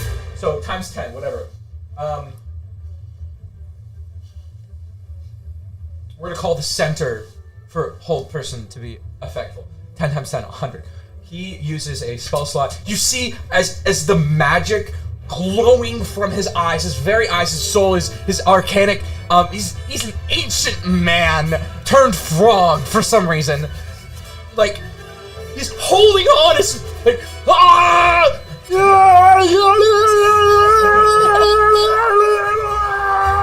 his eyes glowing green with green magic energy, and he is successfully able to hold you just barely as you're struggling. You are moving at a very slow rate, but still resisting him, and he is flailing and casting this whole person spell on you. Without further ado, who rolled the 10 on initiative? Gilneas, you need to get out of this bunny's range. Metagaming here. When you are knocked prone, you need to take part of your movement or an action to get up from being prone, right? It's half of your movement. So you need to take. You have 30 movement. Your owl has succeeded and is not knocked prone. Can use the help action. It is your turn. What do you choose to do with it? You have your spell slots. You also have, I believe, Cure Wounds somewhere in there. Yeah, I think I do have Cure Wounds. But you need to use half of your movement to get up and out from under the bunny. So, can I use the help action and Cure Wounds? Have the owl do the help action? Yes, so using half your movement with the help, right? Or maybe the help gets further with movement. The help can be used to assist movement.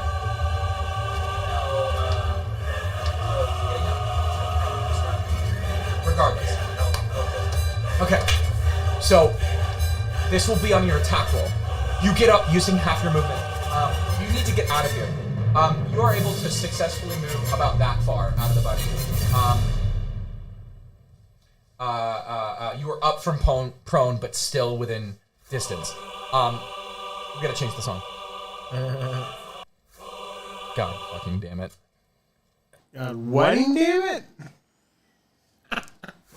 No. Okay. There we go. I gotta roll. You want? Okay, we'll keep it. Gilgius Propylene pops up. Half his movement. He needs a cane for this. Yeah, Right? I'm sure. broken. I'm Aster 13 Penny- HP. Aster Pennywinkle would have been perfect. You see him twirling his mustache and like the top side, like, oh, I'm having a fun time on my date with Minerva. Stocks are down again. I don't know what's up with that. Anyways, back to the action. You use half your movement. You get up. You're able to get out from prone, and you use the rest of your movement to go as far away from the bunny as possible. So- you still have your action for a spell. Was my spell- roll? I already rolled that 14 earlier. You don't need to use for Cure Wounds. I don't think you need to roll. But what about for the movement? For movement, you've just used all of your movement. Half to get up and half to get almost out of the bunny's range. Okay.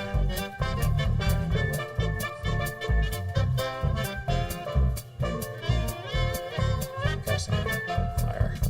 So roll me a d8. D8. And your spellcasting ability is your dexterity or charisma. No, your ranger. Yeah, DA is. Yeah, isn't it charisma for ranger? For ranger, I can look it up. Just what's your roll? Roll yeah, a D8. go ahead and roll your D8 already. 3. I have an answer for you. I have some good movement, right? Where would that come from? Where would that modifier come from for movement?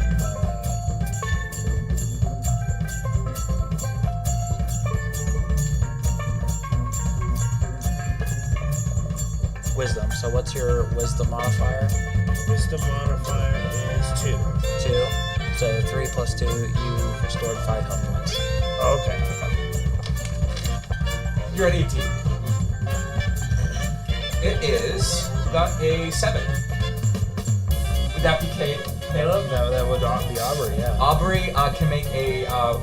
It was a 19 charisma saving throw. It's a 19. Exactly. You are petrified. Out of stone, but does that still count as petrified? Wait, so the spell used was flesh to stone, a 6th level spell. Okay, I don't know that one off the top of my head. Like, what's the wording? You attempt to determine which creature can consume the target's body as a creature. This reminds me of Charisma saving throw. Oh, yeah. Failed save is to stay as flesh hard and unsuccessful Oh, saving okay. throw. Creature restrained by the spell must make another charisma saving throw.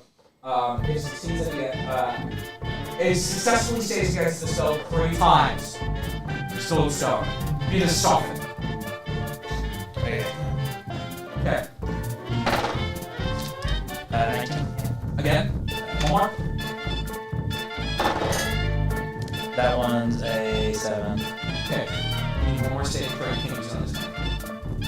Alright, it goes on to you got the 6. That would be I think you got a 1 on initiative.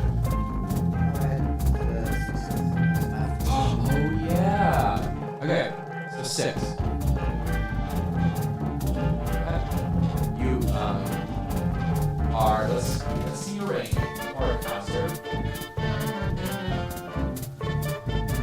Similarly, it's 150 feet. You have to use your full movement to cast a 120 foot spell. Do you have any 120 foot spell? I'm not really wanting to alter the attacking. I wanted to get that armor and the other guy stole it, so... Rush protocol. Pretty much. Would you like to cash action? Sure. My movement speed is 35, by the way. This is times 10 for every thing. Or really close. I would say you're within 60 foot spell range. If you have a spell you like to cast. Okay. You want to hold an action? Yep. What are you holding for? I'm gonna basically either more rounds or so that I can just.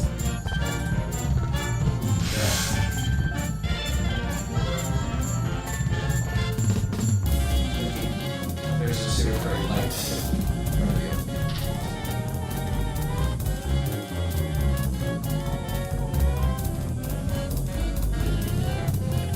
You can hold your action if something happens to your gate, or if some tremor in the earth shakes the water.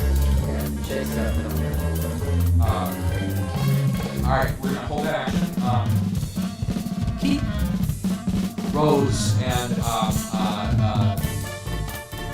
from within the bar, you hear tremors. All of a sudden,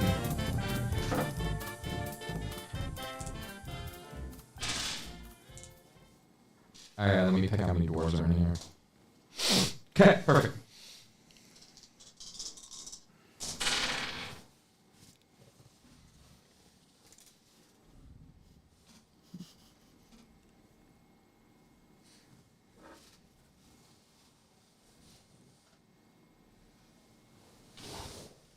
Okay. Stan Lee and two of the dwarven dancers feel the tremors within the earth. Realizing something's up, something's wrong, they leap into initiative. Stan Lee, the Minotaur, you never got his name, but his name's Stan Lee, it's on his tag. 2 words, by the way. Goes from his normal, like, gentle, like, here are your vodka lemon sodas, to We shall banish what beast has brought it itself into our realm! And he gives everybody in there inspiration. So I want you to add this is a type of barbarian inspiration. I'm going to allow it for the sake of this hard challenge that he uses. He managed to use it on. He's going to roll advantage on this. 3 people. He casts it on the 2 dwarves and you. You all have barbarian inspiration. So you're going to add on that inspiration thing a 1. You can add a D. We're going to make it a D12 for his weapon type. Wait, what is inspiration? This any roll you make on an attack roll, on a saving throw, on a healing throw, anything you want to do. +1? It's a +1 to your inspiration, but the way it's weighted is 1d12. Okay. Nala is no longer terrified, and you two jump into action. It is your turn. Okay. Okay. You can take, because you rush out of the bar, say everybody rushes out of the bar. We're going to add their sprite tokens in the field.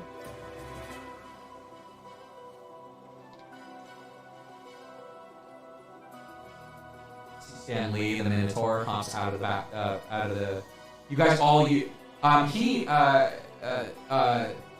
knows the routes perfectly, just as you do.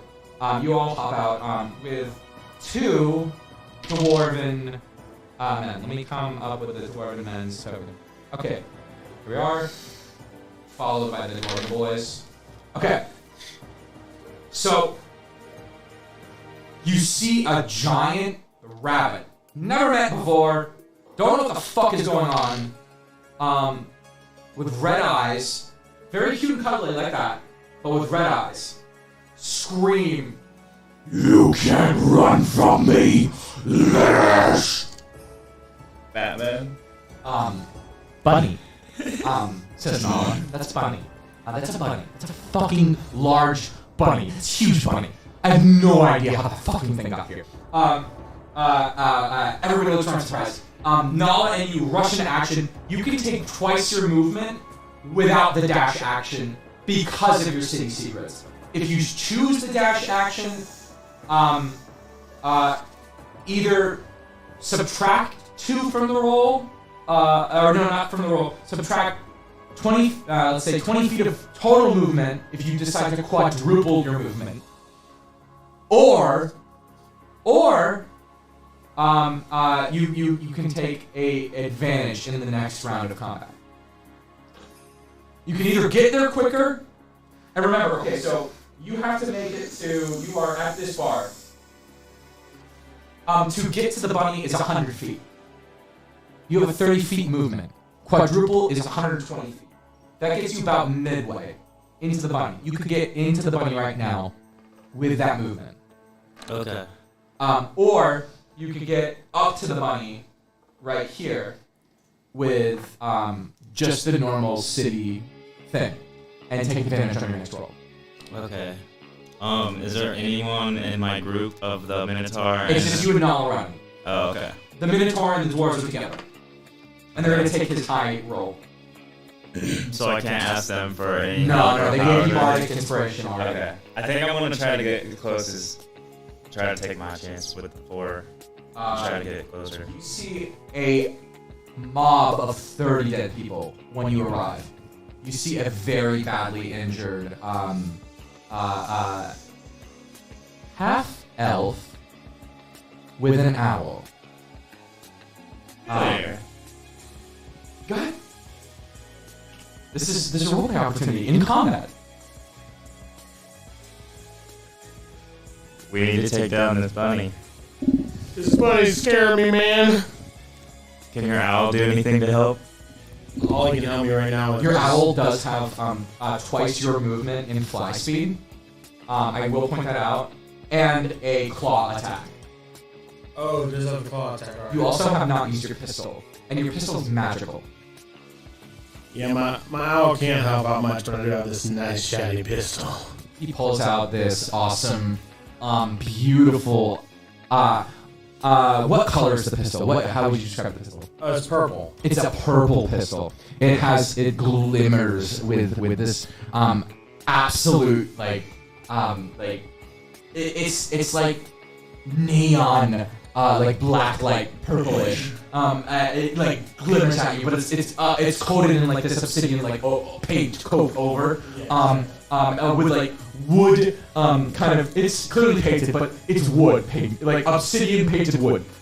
Okay, so what I say to that is, this bunny just killed 30 folks in the middle of the town. Do you want to see if that gun can do anything to weaken it, and then I can try something? Let's give it a shot. Okay, so rushing into battlefield, the undead reborn Rose,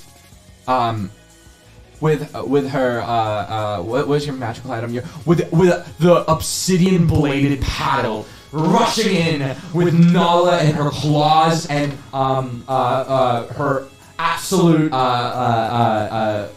awesome rapier skills. Rush into battle. You see this injured half-elf, and you guys have a conversation in the middle underneath the bunny's legs. All of a sudden, it's the bunny's turn. Let's turn the music down just a tad. Oh, sure. Good. More pieces of lettuce. I'm showing how to sound. Your AC is still as is, but you have all of your normal attacks. I'm gonna need you to make an attack. You're gonna make an attack. It does not have advantage, but you can make any attack you would like. It does need to be an attack. I think I only have the one. The Mochi Mall does attack bonus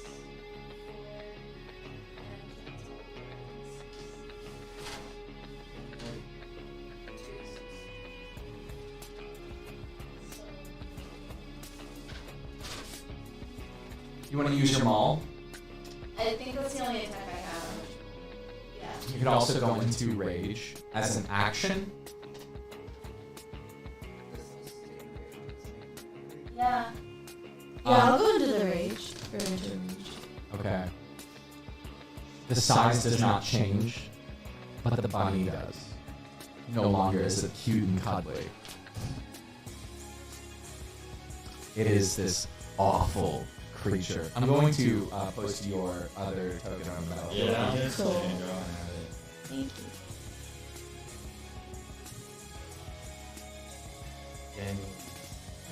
Intimidating, scary. Just give me a moment real quick.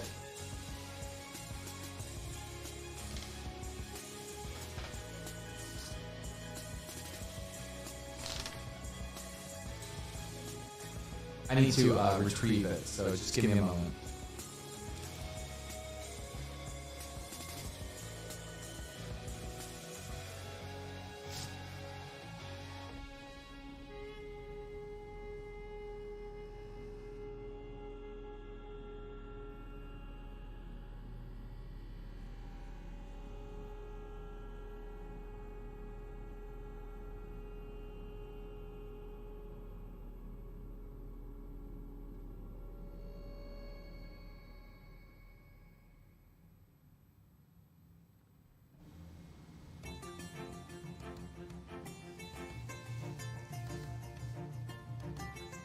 Oh, wow. It does not change in size, so just give me a second. No, it's definitely that big. Everybody does. Wow. It's just across the city now.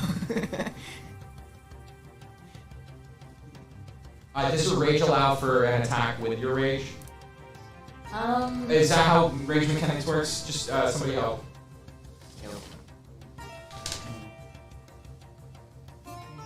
On here it just says Primal Path of the Beast. What are you looking for? Rage. Is rage an attack or is rage just a ability? You can, on your turn, you can enter rage as a bonus action. Oh, okay, so you have your full attack. What am I saying? Okay. Yeah, it's a bonus Oh, action. so then I can use the Mochi Maul. Oh, wow, okay. Just give me a moment, and I need to put this in the back. I need to, how do I do that? Lay 2 back. Oh, wait, no. Go back. Get out of here. Oh, you gotta do undo. Hold on. Something happened. Oh. Send it forward. Attack you first to see that's a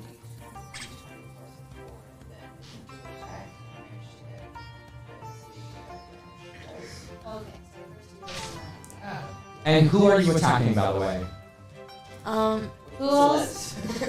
There are 3 pieces of lettuce behind you. There are 3 pieces of lettuce in front, like literally on top of you. Not like on you, but like on top of your movement. And then there are 3 pieces of lettuce in front of you. You could go behind you, on top of you, or in front of you. And it's up to you. I'll go on top of me. God, you're getting wrecked.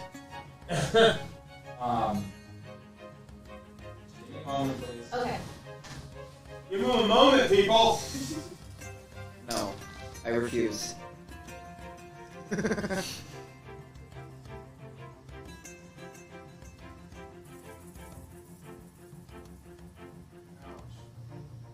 Ankle. Oh, why?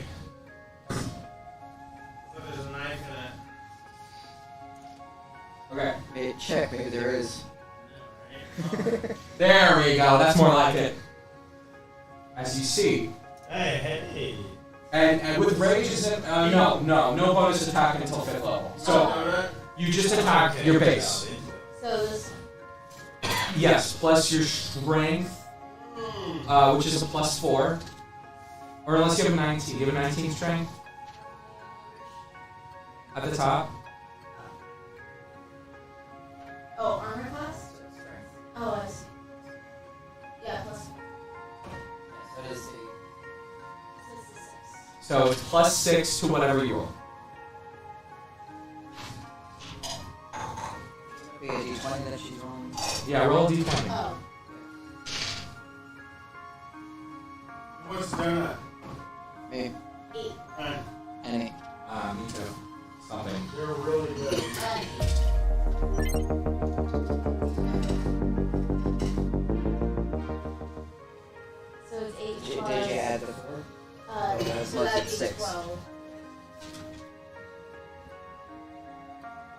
Were we adding 4 or 6? 6. What's the roll? Oh, it's 8. So then it's 14. What is your armor class? 16, I think. Mrs. Oh. 16. Your owl shares your armor class, Mrs. Owl. What's your armor class? I'm 16. Misses you as well. Nala is hit. What is your damage? Roll damage. So 2d6. So it's gonna be 2d6. Is this your magical weapon? I forgot. No, it's not Play-Doh, it's emotional. Oh. Got it. 4. 2 4s. Nala is shocked. You see a shockwave send through the ground. Water does ripple, bursting out of the sewer in front of you. Up 20. Up, hold on. Up 100 feet in the air. Sewage and gross brown water comes from out 100 feet in the air. You have a ready action. What do? I'm gonna push some of it towards the person I'm trying to go for. Which is Bertha. Yeah. Okay. I'm gonna push some towards... what is your attack range with that water? That is a good question.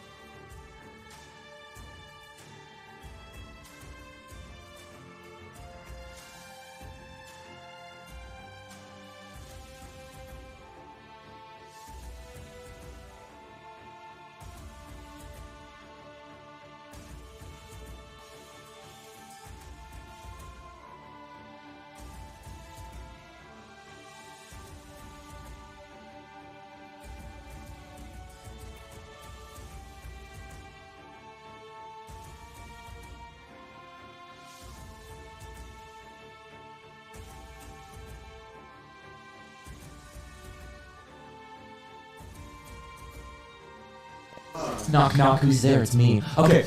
As Milkshake turns into this abomination of a monster, boom! The Mochi Mall. It erupts this fountain of 100 feet of sewage in front of the warlock Afi, who had a ready action aimed at Berthol the Many. And describe what you do. He needs to make a what save? That's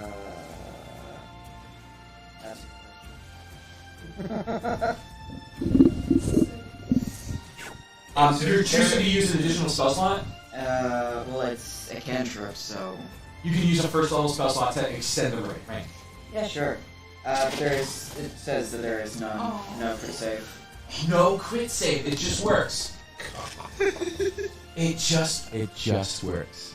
Let me Slap it on the power of flex state! It's not a miracle product. It just works. And you see, as this gross, slimy brown poo water goes over to Berthol. Hey, oh my god, the stench fucking burns my nostrils! He throws him in poo water. He has this one eye left inside, and like it's like completely covered his torso. He's stuck. His body half is stuck still within the stand he's in, and the top half of him exploding his eye, and like the wand is completely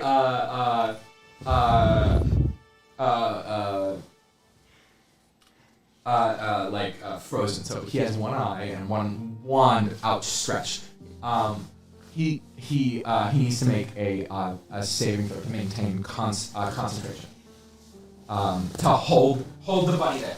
Because if you were to move, you wouldn't be able to. He fails. Spell fizzles out. And you see as Berthel looks at you and looking at oh, that fucking warlock bitch. He's gonna get it. That's not how he sounds though. Hey, these fucking warlock bitches gonna get an extra, but all with his eye. He's blinded. It is Gilneas' turn. Gilneas is taking it down. He's ready to go.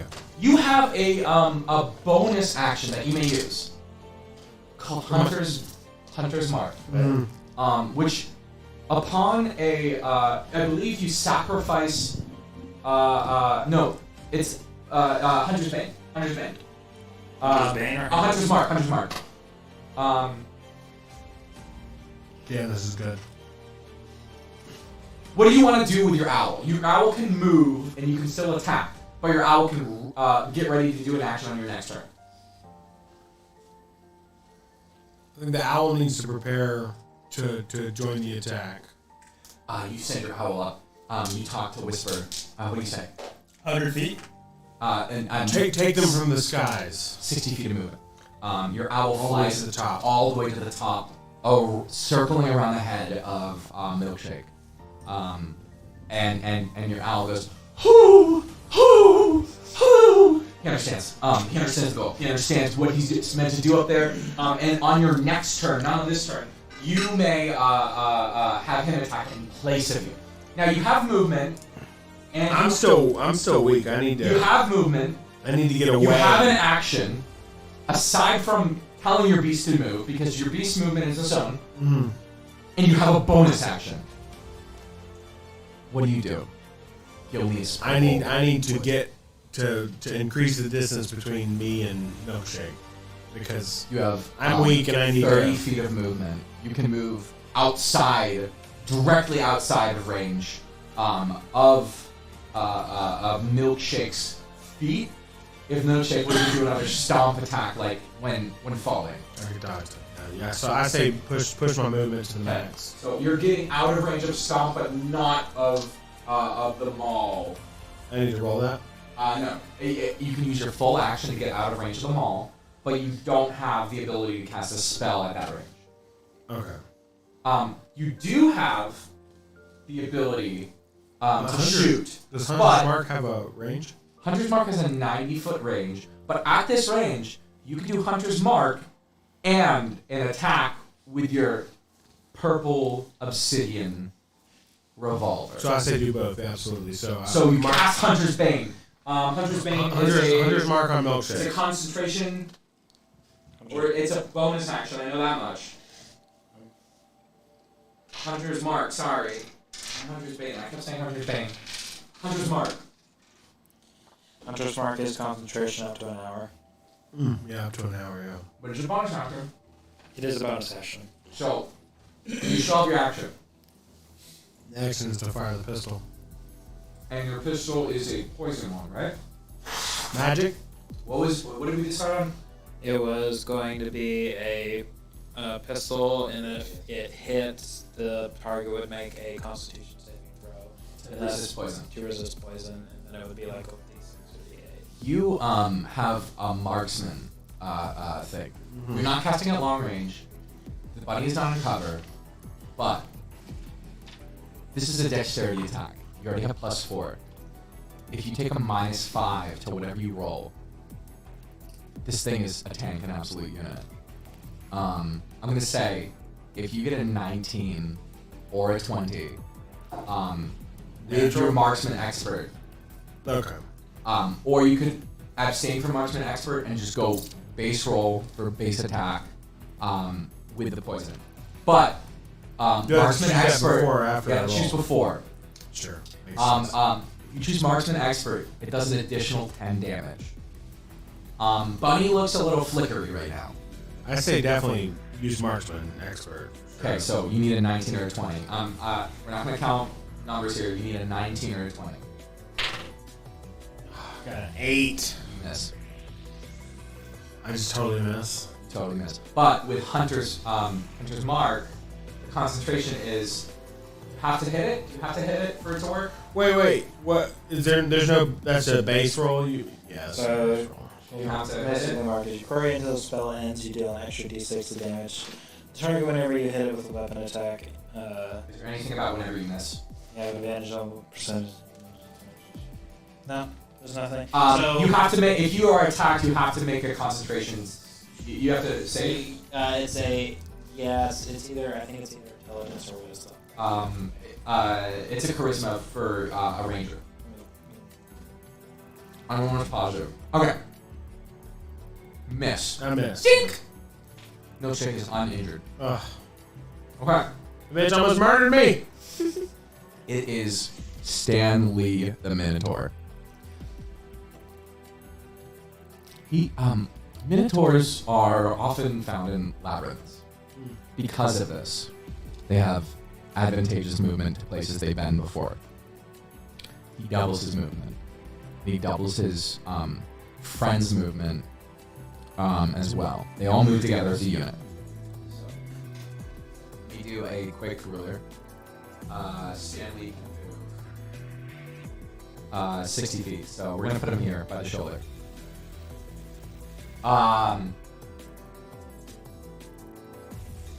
His dwarven buddies are right behind. And actually, Stanley is gonna make an acrobatics check. He lunges towards Milkshake, jumps up in the air, and then falls. He's unable to grab on anything. It doesn't look like he can grab on anything, nor anybody else can grab on anything. You can damage this, but it does not seem like this is the real bunny. It really doesn't. Okay, so misses the acrobatics falls, misses the attacks. You still have your AC of 19, correct? Like from the last one? Yes. Barbarians enter, the dwarven barbarians enter rage. Okay? They are going to attack you.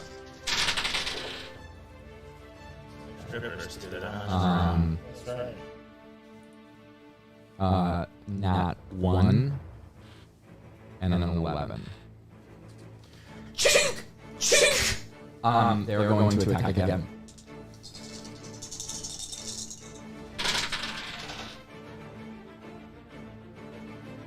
They're going to use their bardic inspiration for an extra d6. They're going to roll damage. Both hit on their second attack. They are both wielding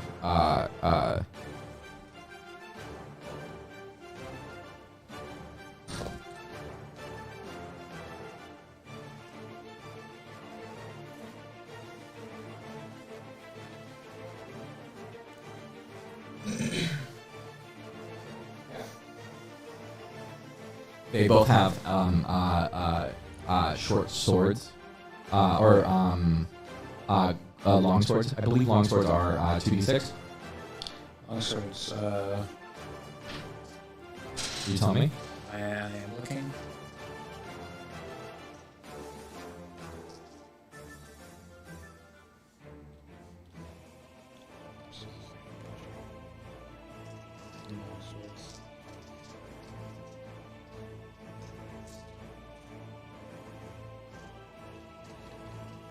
Who's Pretzel want? Advertising. No, it's the music. Oh.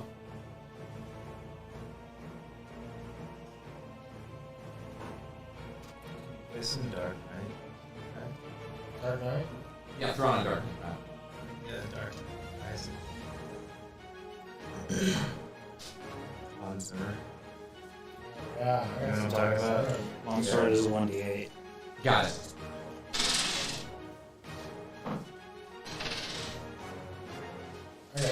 Okay. They hit you for 6 damage. You have only been hit for 6 damage, but you feel that this is only towards you, Milkshake. You feel that half of your body has been taken over. If you're depleted of half hit points, whatever is inside of you will retreat. Like if I want it to. But you are raging, so that is actually half. So you take 3 damage. By the way, 3 damage out of 50. Okay. Yeah, so I'm still raging, right? Still raging. Okay. Rage doesn't end. I think rage goes for the whole combat, right? Rage goes for like an hour. No, it's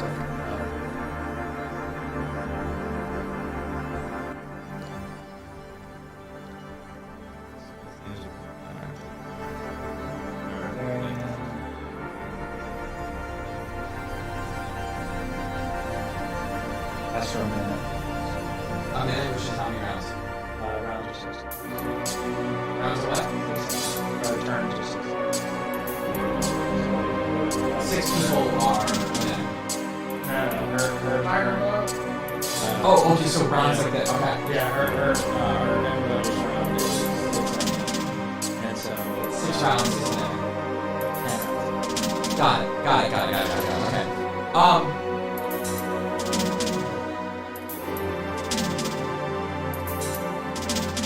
Awesome.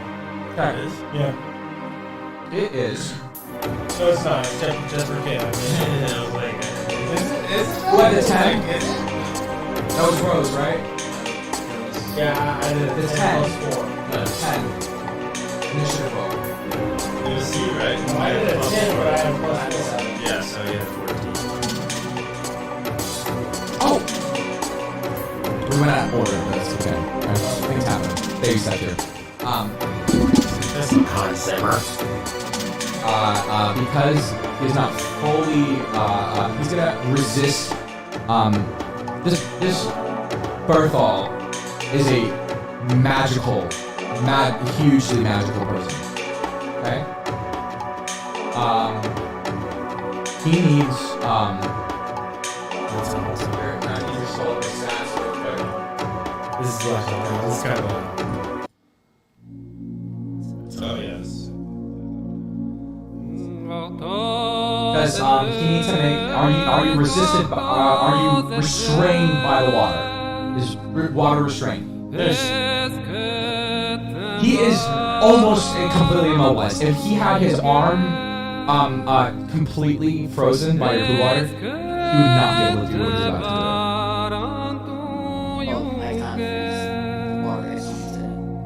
Huh? I can't freeze water shaping. Oh, he froze around it. Oh, with the water. I thought it was Blue water. Frozen thing. I'm mistaken. Stretch the Ew, gross! Ew, gross! And now, he is going to do something drastic.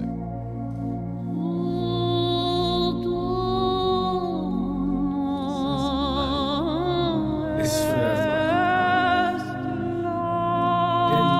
Did he do it for Gladiator too? From the sewer water that you drenched him with, takes a lime out of his pocket. A lime? Red margaritas? There is part earth and then part water. And now he has a lime.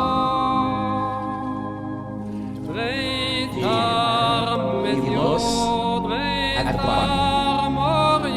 Looks at the combat experience so far. Looks at his combat.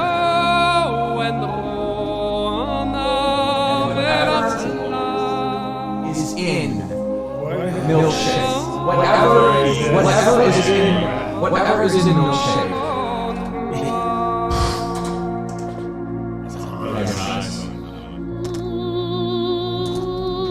But with it, so does Berthal. Alright, everybody. Combat has ended. Berthal and the monstrosity have been taken away. Milkshake does occur. Falling. You're enraged, but you are falling 70 feet. That is 5d6.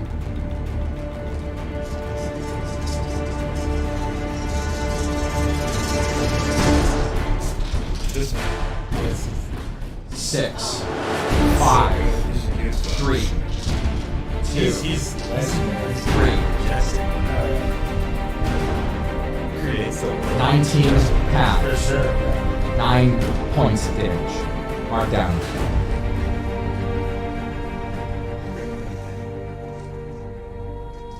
Oh. Music's a bit too loud. Is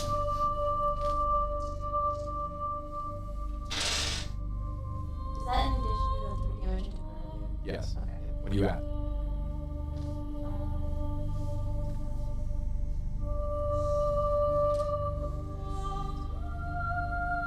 I need you to make a dexterity saving throw, by the way.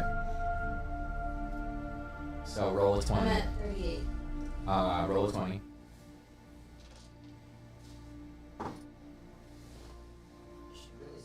Got one. 18. Nice. It was like, should I re-roll it? 18? No, you're fine. It was like slanted, so it was either 18 or 2.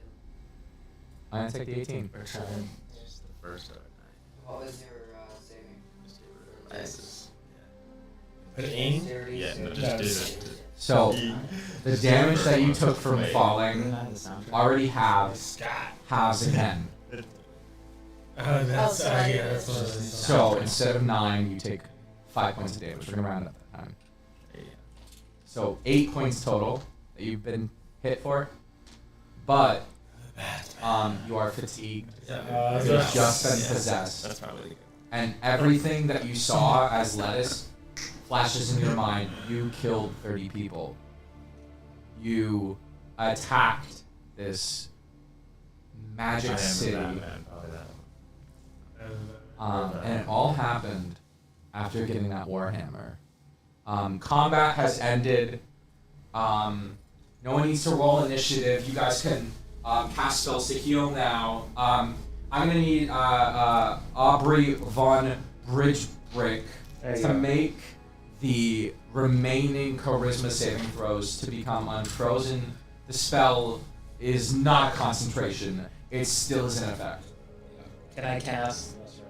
You can't cast anything while petrified. Well, I'm not petrified. I was reading the spell. My flesh starts turning to stone. I'm restrained until I fail 3 times. Until you fail 3 times. Yeah. You haven't failed. And then it lasts up to a minute. Huh? The spell lasts up to a minute. Yeah. Hold on. The Berthal being a powerful wizard. Well, is not using Constitution. He's using Charisma for this. Well, no. It's no. I'm not saying about the Constitution. I'm saying on a failed save that is restrained as its flesh begins to harden. A creature restrained by the spell must make another Charisma saving throw at the end of each of its turns. Successfully saves against the spell 3 times. Spell ends. If it fails its save 3 times. You haven't saved this 3 times yet. Yeah, but it is turned to stone and subjugated to the petrified condition for the duration, which is up to a minute.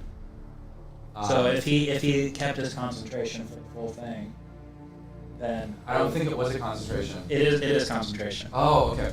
That was my bad. That's all right. So as Berthal. Well, then, no, I still got to roll. But if I lose, it just lasts for a minute. If he kept up the concentration for the whole time, and I rolled 3 times, I would need somebody else to get me out. Like I would be stone. Yeah. So you got to roll one more time, but because he left, you don't have to. Okay. Wait, he left? He went with the rage, the big bunny. Well, at least from our perspective. You actually are close enough to see this little tiny white rabbit fall from the sky 70 feet. Okay. Not you personally, but. But did he take the armor then? The armor's not on him. His robes aren't on him. The robes are there. But the goblin has already packed up the stand and left, including the code. Armor's there, robes are there, and one magical item of... That was not a roll, that was just a drop. That was powerful enchantment. We're gonna pick a random magical item. If you so choose to investigate, the robes. This one's probably more. That one was. I'm definitely gonna investigate. Go ahead, give me an investigation roll. Where is my investigation? Here. Best acting Oh yeah. Can't sing the music. I think that's. Oh, that was earlier. Yeah. 15. Thank you though.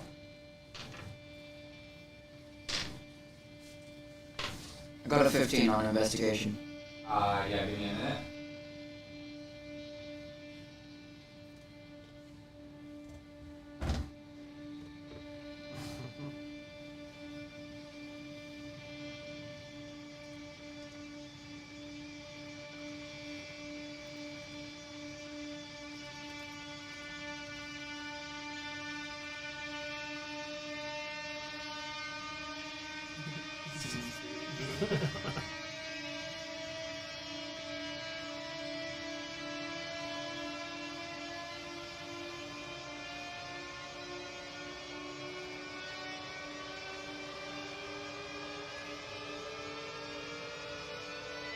Did you roll with 15? Yep.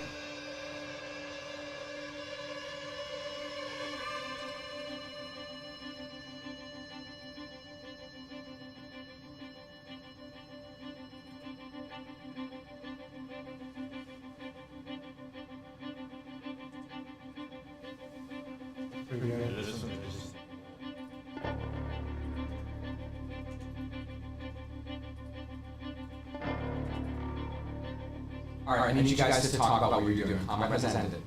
You're down a lot. Turn the music down. Please, I can't hear anything. All the way down. Right there. Your owl's up in the air. If you so choose, the owl can actually help the rabbit falling. Oh, okay, yeah. Well, for sure. Even though she almost murdered me.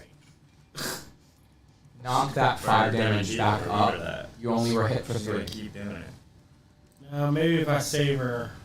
So not the 9 either. I was a little. No 9, no 5, just the 3. You have 47. Send the owl. Send the hoot after her. Right? Give her the old hoot. Owl, rabbit. Alright, you on a 15.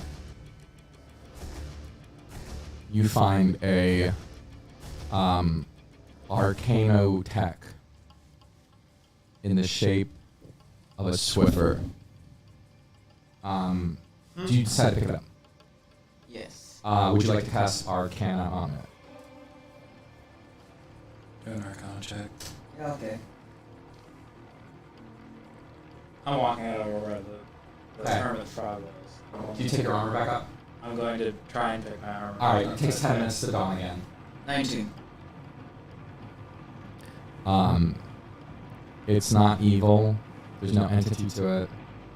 But as you pick it up, it flies into your hand. If you would like to pocket it sneakily, I will need a stealth, or no, I will need a sleight of hand roll. If you don't care who sees you grab it, you may still have it. I don't care who sees It that is, I've grabbed it. It is a Swiffer of flying up to your movement. Is that a classic Swiffer or a wet jet? It's a wet jet. Okay, wet jet for the win.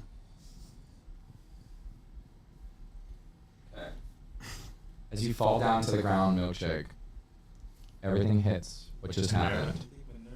You're prone, or not prone, you are. You gotta have a wet jet, man, all day. We're gonna say that whatever this thing did to you has rendered you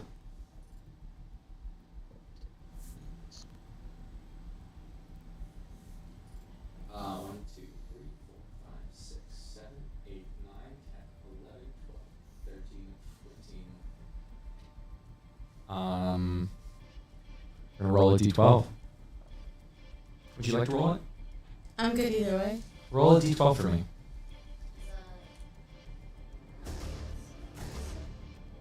Or no, this is...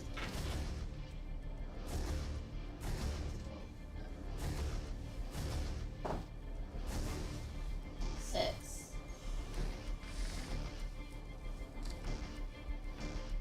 You are incapacitated. Can't take reactions or actions. Okay? Mhm. You can talk, but you can't necessarily move or use your actions. You're totally out of rage. I'm sorry to interrupt. Did my owl save her? Your owl saved damage from her, but whatever did this to her, she's incapacitated. Okay. And horribly traumatized. I'm gonna need you to roll a disadvantaged luck check. Call it a charisma. Just do the d20 twice and take the lower one.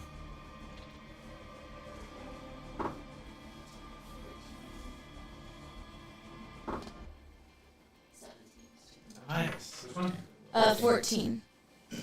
All right. You're able to get a few words in. Go ahead and get your words in. Everything that just happened. The people around you are a very handsome Minotaur. Ripped his bar outfit off. His name tag is still stuck to his fur as Stanley. Two dwarven barbarians, also shirtless but wearing Daisy Dukes, having long swords. You also see an owl that has carried you down, and a ranger with a pistol aimed where you were, and also a dragonborn who is currently like trying to sneak away. Let's do horribly trying to sneak away, very clearly like tiptoeing, and another girl. You can't tell what she is. Beautiful blonde, right? Beautiful gold hair, green eyes, blue skin. Beautiful girl. You see these people are those who are surrounding you right now. They kind of hoard up on you a little bit. You guys are over here, and they are all over here. Let's say that they're like... Okay. That's the range that they exist in. Okay? And one of them says... So you have a moment to speak. What do you say? You killed 30 people. You realize that that's what the lettuce was. Okay, so I'm fully aware that that's what I did. Yeah. Okay.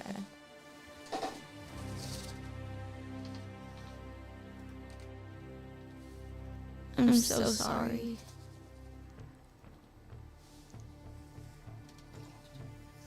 Is that for me? I'm going to give the players a chance to interact, and then I will add flair and flavor with NPCs. What were you thinking? I don't know. It just happens sometimes. My buddy Gilbus really lost some health. I got smashed. Sure you want to pick up anything from that frog man? Yes. Hold on. We will roll that in just one moment. Because you are currently still on your arm while this is happening. The Minotaur steps up to you and says, Now, I don't know what fully happened, but what I do know is that you look fucking in good shape for what the fuck just happened. There is a trial for murder in the city. Arcanicon gives leniency to this law in Minerma during the festival. Do you know who your host is? Have you met your host? He's a businessman. He's away on his business. Okay, but like, do you know his name? You would know his name, but you would know his name. Okay. Lord Lucius Hurt. Lord Lucius Hurt. Oh, that noble, that noble elf, that high elf. Yeah, I mean, elves. I don't think they're pretty tall, but the dwarves start talking to each other in whispered tones. You hear one of them say to another, "Oh, she's gonna get off. Yeah, she's gonna get off. No problem." To overhear their conversation, if you would like to, you would need to roll a perception check. Gilneas and Rose. If you don't care, then it's fine. I'll roll it. 20, right? Yeah, it's a D20. It's a D20. 14. It's against their stealth. You have a -1 to stealth. You're able to hear them. Are you able to hear them? Would you like to roll? Or do you not care? Roll. Just roll.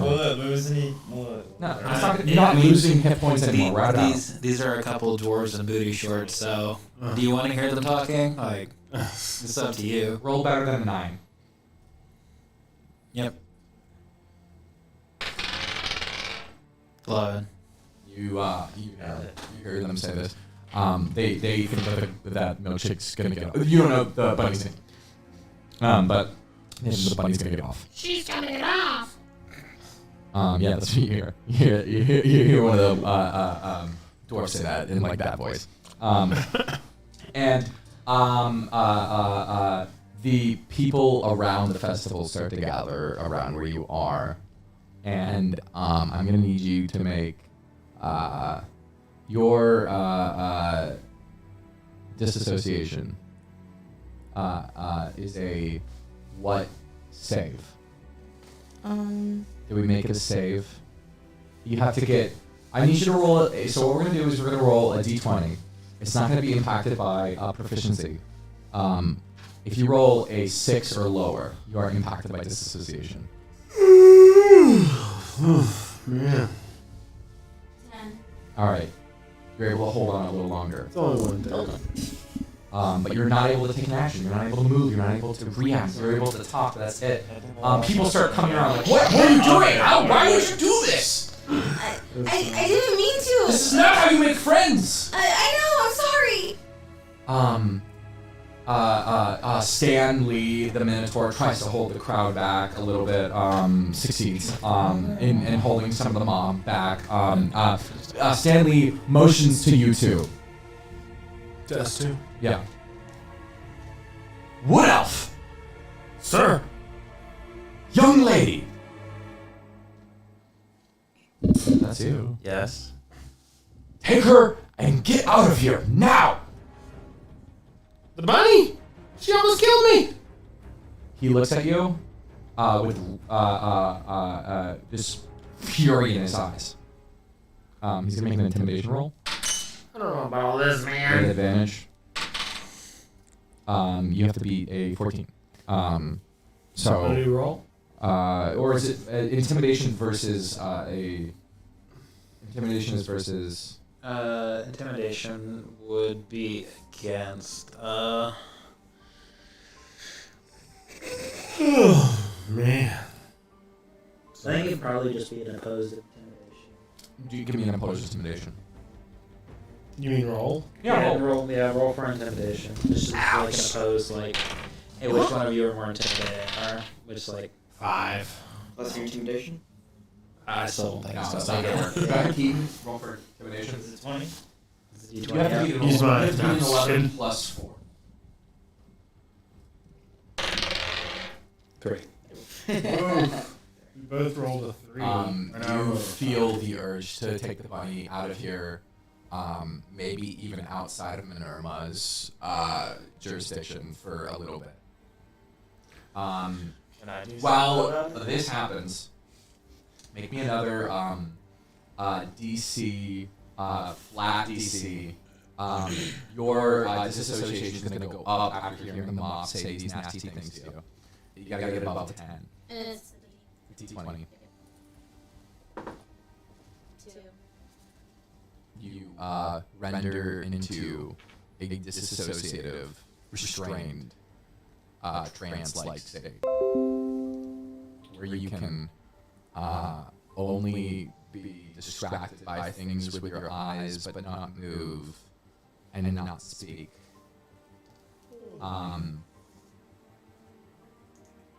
You are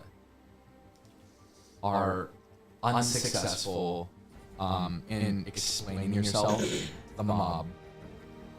And you didn't roll perception on the dwarves either, did you? Oh wait, you heard them because they were so close. And this owl wood elf, this wood elf, and this beautiful maiden all take you out of Minerma, out of Topside, out of Minerma, out back to the mana port, and they don't stop running. The intimidation is such that you are gripped with a great urge to run southeast. You know, Huffleton, the nation of Huffleton extends in a peninsula shape. Minerva's at the top. Southeast is towards Thieves' Cross. Thieves' Cross is where Huffleton ends. Various islands encompass the peninsula. The direction you are heading is towards Thieves' Cross. Corey and Caleb, Affy and Pentangela. Pentandra. Fucking Christ, I can't even get any of your names right. Yeah, this is a different name. Mine's a simple one. You get it right all the time. Oh, thank you. Thank you for picking simple names. Rose, Offie, Milkshake. That's I get distracted with yours sometimes. Gilneas. Yeah, I say Gilbus. Oh, my friend Gilbus. I want to put a B in there. No, my friend Gilbus. It's Gilbo. I keep thinking it'd be, yeah, that's what it is. Gilbus. I think Gilbus is better. This all happens. This all happens, correct? And you see it all happen. Yeah. While donning the armor, do you still choose to rifle through the wizard's robe? Oh, I'm not doing it. Do you take it on the way out? No. Sure. All right. I just had to go through a whole experience. I would rather. Your avoid shit this. both of your shit is still like you have shit in the Wiggleworth house. You have shit in Uncle Grundlewood's place. Fuck it. Fuck it. I'm not doing it. You go after that. This spot. You go after that. Sure. And with that, it didn't hurt at all. It was just like Turn me up. Sorry. Turn me up. You're max. All right. And with that, adventurers, ends session 1 of Mayhem Stomped his head in Minerma. Thank you for playing. Yeah. Thank you for watching. I'm sure we get Thank you it for on the listening. We may do this again in the future. I think this is a lot of fun. Yeah, I mean, I think we work out some of the technical kinks that I had, but I think it'd be a lot of fun to do it again. I think almost Well, everybody everybody else else would be easier. True. Yeah, we'll be home at 1, I say, at 8. And it's definitely past 1 now. We're gonna get home at 3. I'm gonna get home at 4. Yeah.